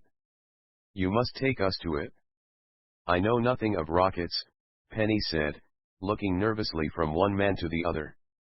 We control the means to achieve our desire, said the voices in John. The man named Kalavici can arrange your access to the rocket. He will do so upon request. You must then accept us into yourself. You must be host to our being. You will have sufficient time, but no more than that. You must not delay. Do you, of your own free will, agree? I do, Penny said quietly. If you fail, Penny Robinson, continued John's voice, we will remain for all time on this planet. We will cause man to reach his maximum selfishness. Man will destroy man, until there is no mankind left to disturb the serenity of Earth. This is the absolute threat, Penny Robinson. Return us to space or see mankind destroyed. We hold many as our hostage to prove our power to control, Nelson's voice said. You understand our will, came the mix of voices from John. We will not speak to man again. This is our first and final contact. Do you understand? Yes, Penny said, growing even more uneasy. I understand what you are telling me. But I am not sure I can accomplish what you have directed me to. You can accomplish it, said John's voices. Otherwise the price for not accomplishing it will be extremely high, as we have told you. But please, listen to me. Something could go wrong. What if? Silence. You must succeed or watch the world you have known cease to exist. Nelson stripped the Timex watch from his wrist and held it out to Penny. Wear this. You have 4 hours. The chronometer is set for that. Penny looked at the watch, seeing the hands on the 3 separate dials advance. When she looked up at the scientists, they had gone into the trance-like state already known to her, the state that indicated that their spore message was finished, and that John and Nelson were no more than zombies now. The intercom rasped. Penny Robinson. It was Al's voice. Penny looked up at the speakers, startled. You wish to speak to me, Al said, his voice a monotone. Yes, Penny said, recovering quickly and recognizing that her mission was already in motion. I have to have access to a rocket that leaves in 4 hours. I must touch it. I will investigate, Penny Robinson. But surely you already know all about. The intercom clicked off. The mighty engines of the submersible began to hum, delivering power to the propellers which began to throb beneath the deck. Penny looked down at the watch. Quickly she strapped it on her wrist. It registered exactly 4 p.m., and the second hand ticked unmercifully forward. 9. Al, still under spore domination, spoke on his office telephone at the directorate. His voice was flat but firm. This time he didn't engage at any silly banter. I haven't the time to listen to you shout, General. Does my woman have access to that rocket, or shall I the president back? What do you mean, what president? President Carter, damn it, of course I talked to him. If you doubt me, you call him and ask him. I appreciate your cooperation, General. No, I didn't tell her you were thinking about sending a combat MP outfit in here. I thought it in your best interests not to tell her you might launch such a foolish action. You're welcome, General. Now, just how long have we got before blast off? 3 hours and 18 minutes. No, sir, it's not impossible from our end. You just make sure everything's smooth on yours. He hung up the phone and picked up the radio transmitter mic. Penny Robinson? This is Al Kalavici. Have we got access to the rocket? Penny asked quickly. If you can get there in 3 hours and 17 minutes. That's all the time there is. Al, may I ask you something? What? Do you know what this is all about it? No, I do not. The radio went dead. Penny's suspicions were confirmed. Nobody knew what it was all about but she, despite the fact that the spores had invaded all the others. In a way, she was relieved. It would make everything easier. But in another way she was not relieved at all. For all the pressure, the total responsibility for saving everybody and everything, the full weight of the job rested solely on her shoulders. She turned to John and Nelson, standing stonily nearby. "How long will it take the submersible to return to base?" They made no response. They were like statues, except for their chests rising and falling with perceptible breath. She realized they could not answer her. She raced out of the lab, through the airlock chamber, and into the control mod. Chip stood facing the forward ports. Penny almost feared asking him, supposing that the empty-eyed captain would be as unresponsive as the others. She kept her voice low and calm. "Captain, how long will it take for us to get back to our base?" 3 hours and 10 minutes, at maximum speed, he said to a grateful Penny. "The closest point of shore to the launch site is Beach 5 Blue." Then the captain returned to his dazed state. Penny stepped to the communications compartment and swung back the curtain. Roy was already on the radio, speaking in the same monotone as Chip. "Al, Penny will need transport from Beach 5 Blue." "We will comply," came Al's flat answer. Penny was momentarily dismayed by the fact that the mission seemed to be half in her hands, half out of them. Yet she had no choice but to proceed with all possible haste. She ran back to the airlock sphere. John and Nelson, as if precisely programmed, entered the sphere at the same time, shuffling over to stand in front of the airlock door, still aglow with spores, and stood there waiting. Penny stopped short. They were blocking her way to the lock. She didn't know if he was to shove them aside, or wait himself, or what. In the seconds she stood wondering, the glow left John and Nelson and the spores flew across to Penny, scrambling over her skin and vanishing into it. Then John and Nelson stepped aside. Carr opened the door with machine efficiency, and Penny stepped into the lock. In seconds the water flooded in, and the outer door opened. Penny, radiating her blue glow into the dark water around her, slipped out into the sea and took off at top speed. She flashed through the water, never slowing or veering off her course. She had a long way to go. After a while she checked the Timex on her wrist. The hands were at 5:30. On and on she sped through the sea. Ordinarily her smooth swimming motions left virtually no wake, but so fast was she now piercing the water that behind her a wake swirled in a vicious turbulence. She checked her watch again. It was 6:10. Could it be they knew it couldn't be done? Was it possible they had given her an impossible task? Was it likely a base trick underlay this whole assignment? She couldn't answer those questions, nor was there any point in answering. The only chance was for her to try. If it worked, it worked. If it didn't. The rocket stood poised on the launch pad, its silver skin shimmering in the glow from the array of powerful floodlights. It rose many stories into the sky and was surrounded by a latticework of black steel gantries manned by technicians who were engaged in final checks of its sensitive systems. White smoke of evaporating liquid oxygen drifted from it like fluffy clouds, sometimes obscuring the large black letters on the side, United States. In the main control bunker, teams of technicians and engineers, in white shirts and black ties, bustled with activity, looking into monitors that provided scenes of work from the gantries, checking computer readouts, speaking into various microphones to other teams of technicians. A voice came over the loudspeakers, "We have begun final fueling and final ground check."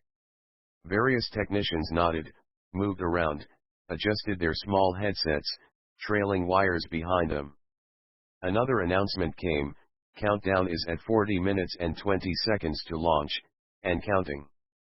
Some of the technicians flipped switches and adjusted dials. On the monitors the countdown numbers were superimposed in one corner of the picture. Fueling proceeding normally. Counting down from 40 minutes. With each passing minute, the mood of the technicians and observers became more attentive and sober. Even with the now routine procedures, the years and years of successful and easy launches, the final minutes were filled with tension. Partly there was the excitement and anticipation of the launch, the mighty roar and tide of the flame, the awesome rise of the huge rocket. Partly there was always the fear that if anything went wrong, anything at all, Fingers would be pointed, harsh questions asked, careers threatened, and even destroyed.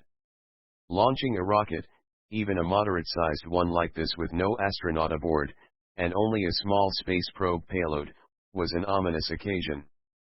Minutes from now this bunker would be filled with lined and tired faces, daring not to look at each other, eyes filled with the images of a fiery explosion that would mean failure to each and every one of them. Not many minutes from now. Fueling is complete.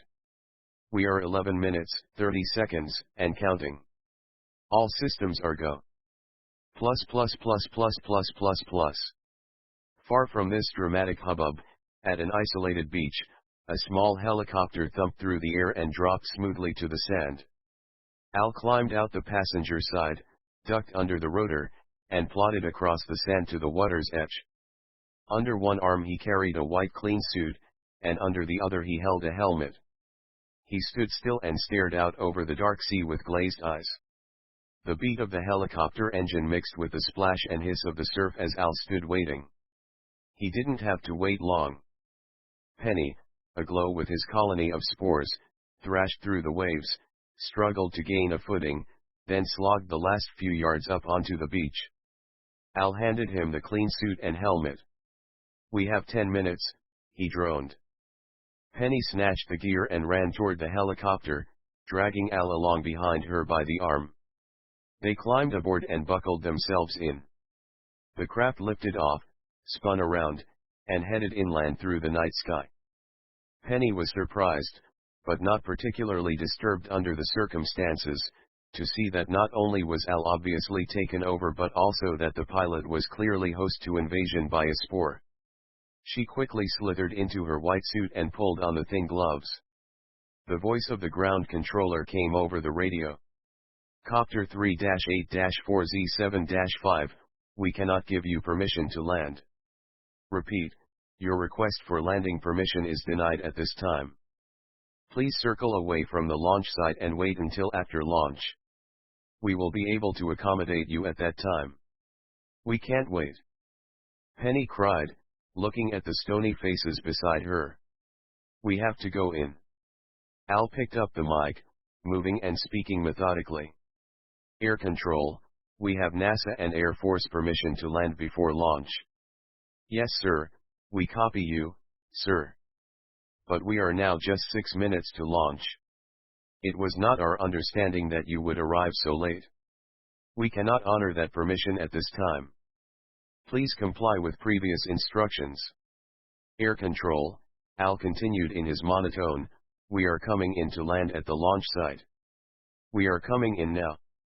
We will land before launch." "Sorry, sir, but I have my orders. If you try to land now, we'll have to shoot you down. We're on final countdown. Please circle away from the launch site. Maintain your altitude of 2,000 feet. I cannot impress upon you too strongly, sir, that we mean business. Do you read? Over." Al turned his empty-eyed face toward Penny.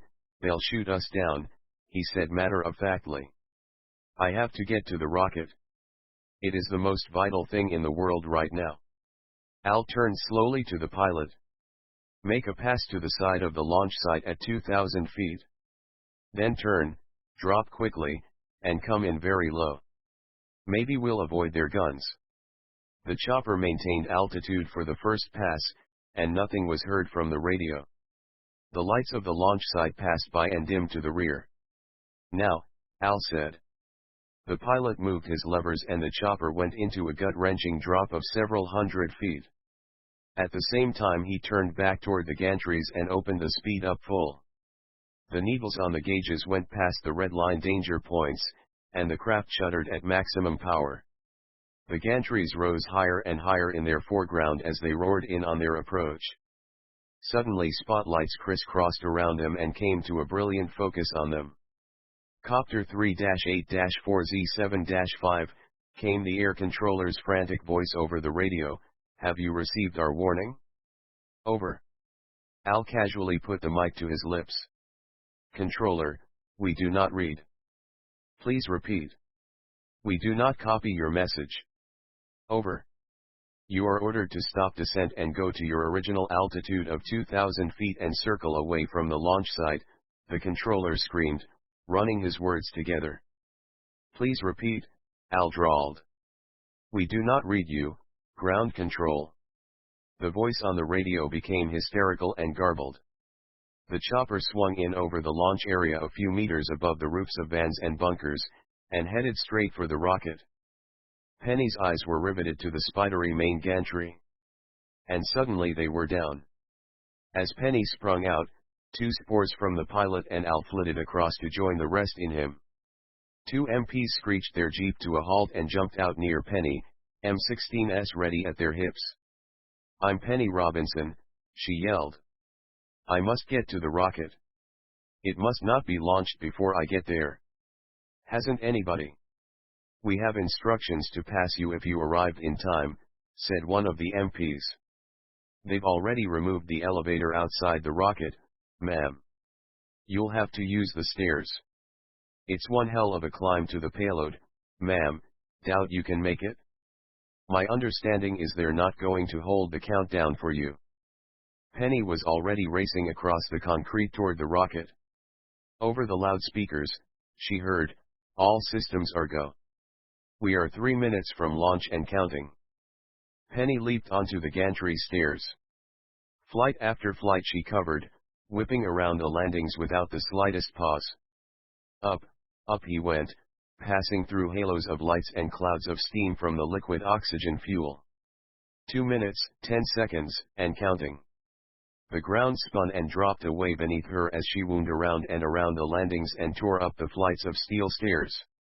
She glanced skyward toward the payload, and the small, plexiglass-covered clean room clinging to it, where technicians were about to seal everything up. The steps clanged beneath her as she pounded her way close and closer to the payload. All personnel will now leave the launch area.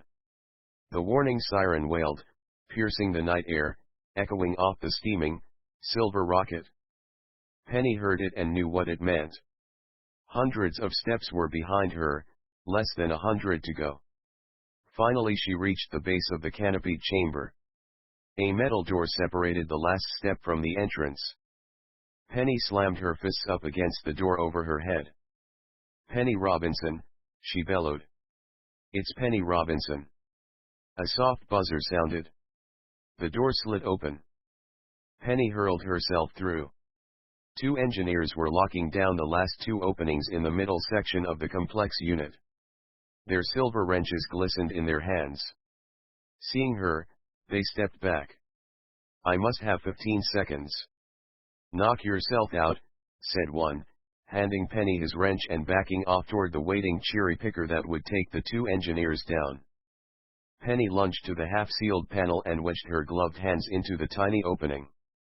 For a second nothing happened. Her hands rested motionlessly next to the maze of tiny wires and electrodes and transistors and gadgetry in the payload. Then suddenly the spores flowed from Penny's hands, pouring into the innards of the payload. 1 minute, 30 seconds, and counting. The glow faded from Penny, and was gone. She pulled her hands out and turned to leave. 1 solitary spore remained on her glove. She shook her hand to dislodge it. The spore clung. It is as you wished, Penny said softly, looking down at the spore. It is done. Abruptly the spore hopped into the air and vanished inside the payload with the rest. Penny spun the wrench to seal the panel. The cherry picker was gone. For Penny, there was only the stairs.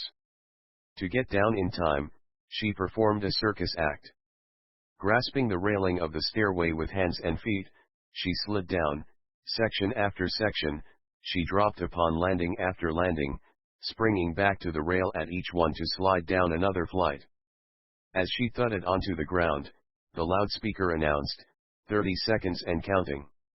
She jumped into the waiting jeep and was hauled off toward the bunker. Engineers and technicians were hunched over their consoles, not even aware of her entrance. Penny went quickly to a port and looked out at the gleaming rocket. She could detect a faint blue glow on the nose cone, and that caused her to smile a bit. We have ignition, blared the announcement. A wild yellow and blue flame gushed from beneath the rocket, blasting out over the launching pad, bathing the entire complex in a quavering, dancing, multicolored illumination that overpowered the gigantic floodlights. A second later came the deafening roar of the Titanic engines. 10987. Penny pressed against the window, her eyes not on the amazing flame, but firmly on the nose cone. 543. The rocket seemed to quiver on its pad. 21. The rocket lifted slowly, and elegantly off the pad, liquid oxygen streaming down its sides like tears from a dear departing friend. The roar of the engine swept over everything, drowning out even the climactic words, "We have lift off." The mighty rocket rose into the sky, its skin still glistening from the land-based floodlights. Then further, dimming, finally out of range of the lights, the flame from its engines was the only thing visible. Cheers went up from the crew, fists were raised, backs were slapped. Penny stood leaning her face against the window, watching the flames climb away into the sky. It was not until then that she felt her knees buckle slightly and weariness wash over her. Unnoticed by all the celebrants, Penny's body sagged. She remained standing, leaning against the wall, her shapely body sapped of its fantastic strength and endurance. Her mind reeled with exhaustion. Still it was not quite over. In the submersible, risen now to the surface but still miles from the shore, another set of cheers not unlike those in the bunker rose and filled the control mod. The crew, returned to its human state, jammed in to see the launch over the main view screen. They saw the rocket climb into the sky, saw it silhouetted against the blackness, saw the wonderful hues of the propelling flame burnish the night sky behind it. John and Nelson were packed in the midst of them, and several hands came over the top of the crowd to pat their heads and shoulders. The fatigue in John's eyes seemed akin to that in Penny's, miles away. "Penny saved us," he said softly. "He saved all of us. I've always said." Nelson smiled, tears brimming in his eyes. "She was a good kid." Nelson was, himself, aching with tiredness. Suddenly he straightened. "Shelley. Crank up that radio. Get us Penny Robinson." Roy wrestled his way through the bunched-up crew toward the communications compartment. "Where?" "We don't know where she is," John shouted joyously, his eyes, too, filling with tears. "But you can find her." Amid the exhilarated, milling crew in the bunker, Al found a helicopter pilot and seized his arm. "We could have been shot down. And there was nothing I could do to stop it?" "Me neither," said the pilot, shrugging. "It was like I was flying by the numbers or something. Damnedest thing. Hope it doesn't cost me my job." "Don't worry. You'll be a celebrity." An engineer went up to Penny, who was leaning her face against the concrete wall, and tapped him on the shoulder. "Got somebody on the radio for you, Ms. Robinson. Take it right over here." Penny followed him to a table mic and sat down. The engineer clamped a set of earphones on her head. She stared at the mic for a moment, then leaned to it. "This is Penny Robinson." "You made it, Penny," came the powerful voice of John. "You made it? It's hard to believe everything." "Are you all right, Father?" she asked, holding the mic tightly in her hands. "We're all fine. Everybody aboard." Penny closed her eyes, waiting. Just then the announcement came over the loudspeaker. "We have booster separation. All systems still go. Now entering orbit." And immediately following that came the ear-splitting screech of the spores, shrieking from space, their sounds amplified over the monitors, filling the bunker. All eyes turned toward the monitors, but there was nothing to see. Then the sounds began to fade, and then they were gone. Penny shivered slightly. Then she opened her eyes. "Did you hear them, Father?" "Yes, we all heard them." There was a pause. Could Earth have been so ugly to them that they'd volunteer to suffer like that to leave it? "They are not suffering," Penny said. "But that scream of pain." "Not pain, Father. Laughter." They were laughing. It was at that instant they were being returned to their place. Isn't that what one does when one returns to a happy home? Happy home. Yes. They never wanted to come here. The first space probe kidnapped them, in a way. All they ever wanted was to return home in peace. Now they have returned. They have peace there, and we have peace here. They bade each other fond farewells, pending their reuniting back at the directorate, and Penny leaned back in her chair. Yes, she had been waiting to hear that exact sound from the spores. Now it was truly over. She was entirely satisfied.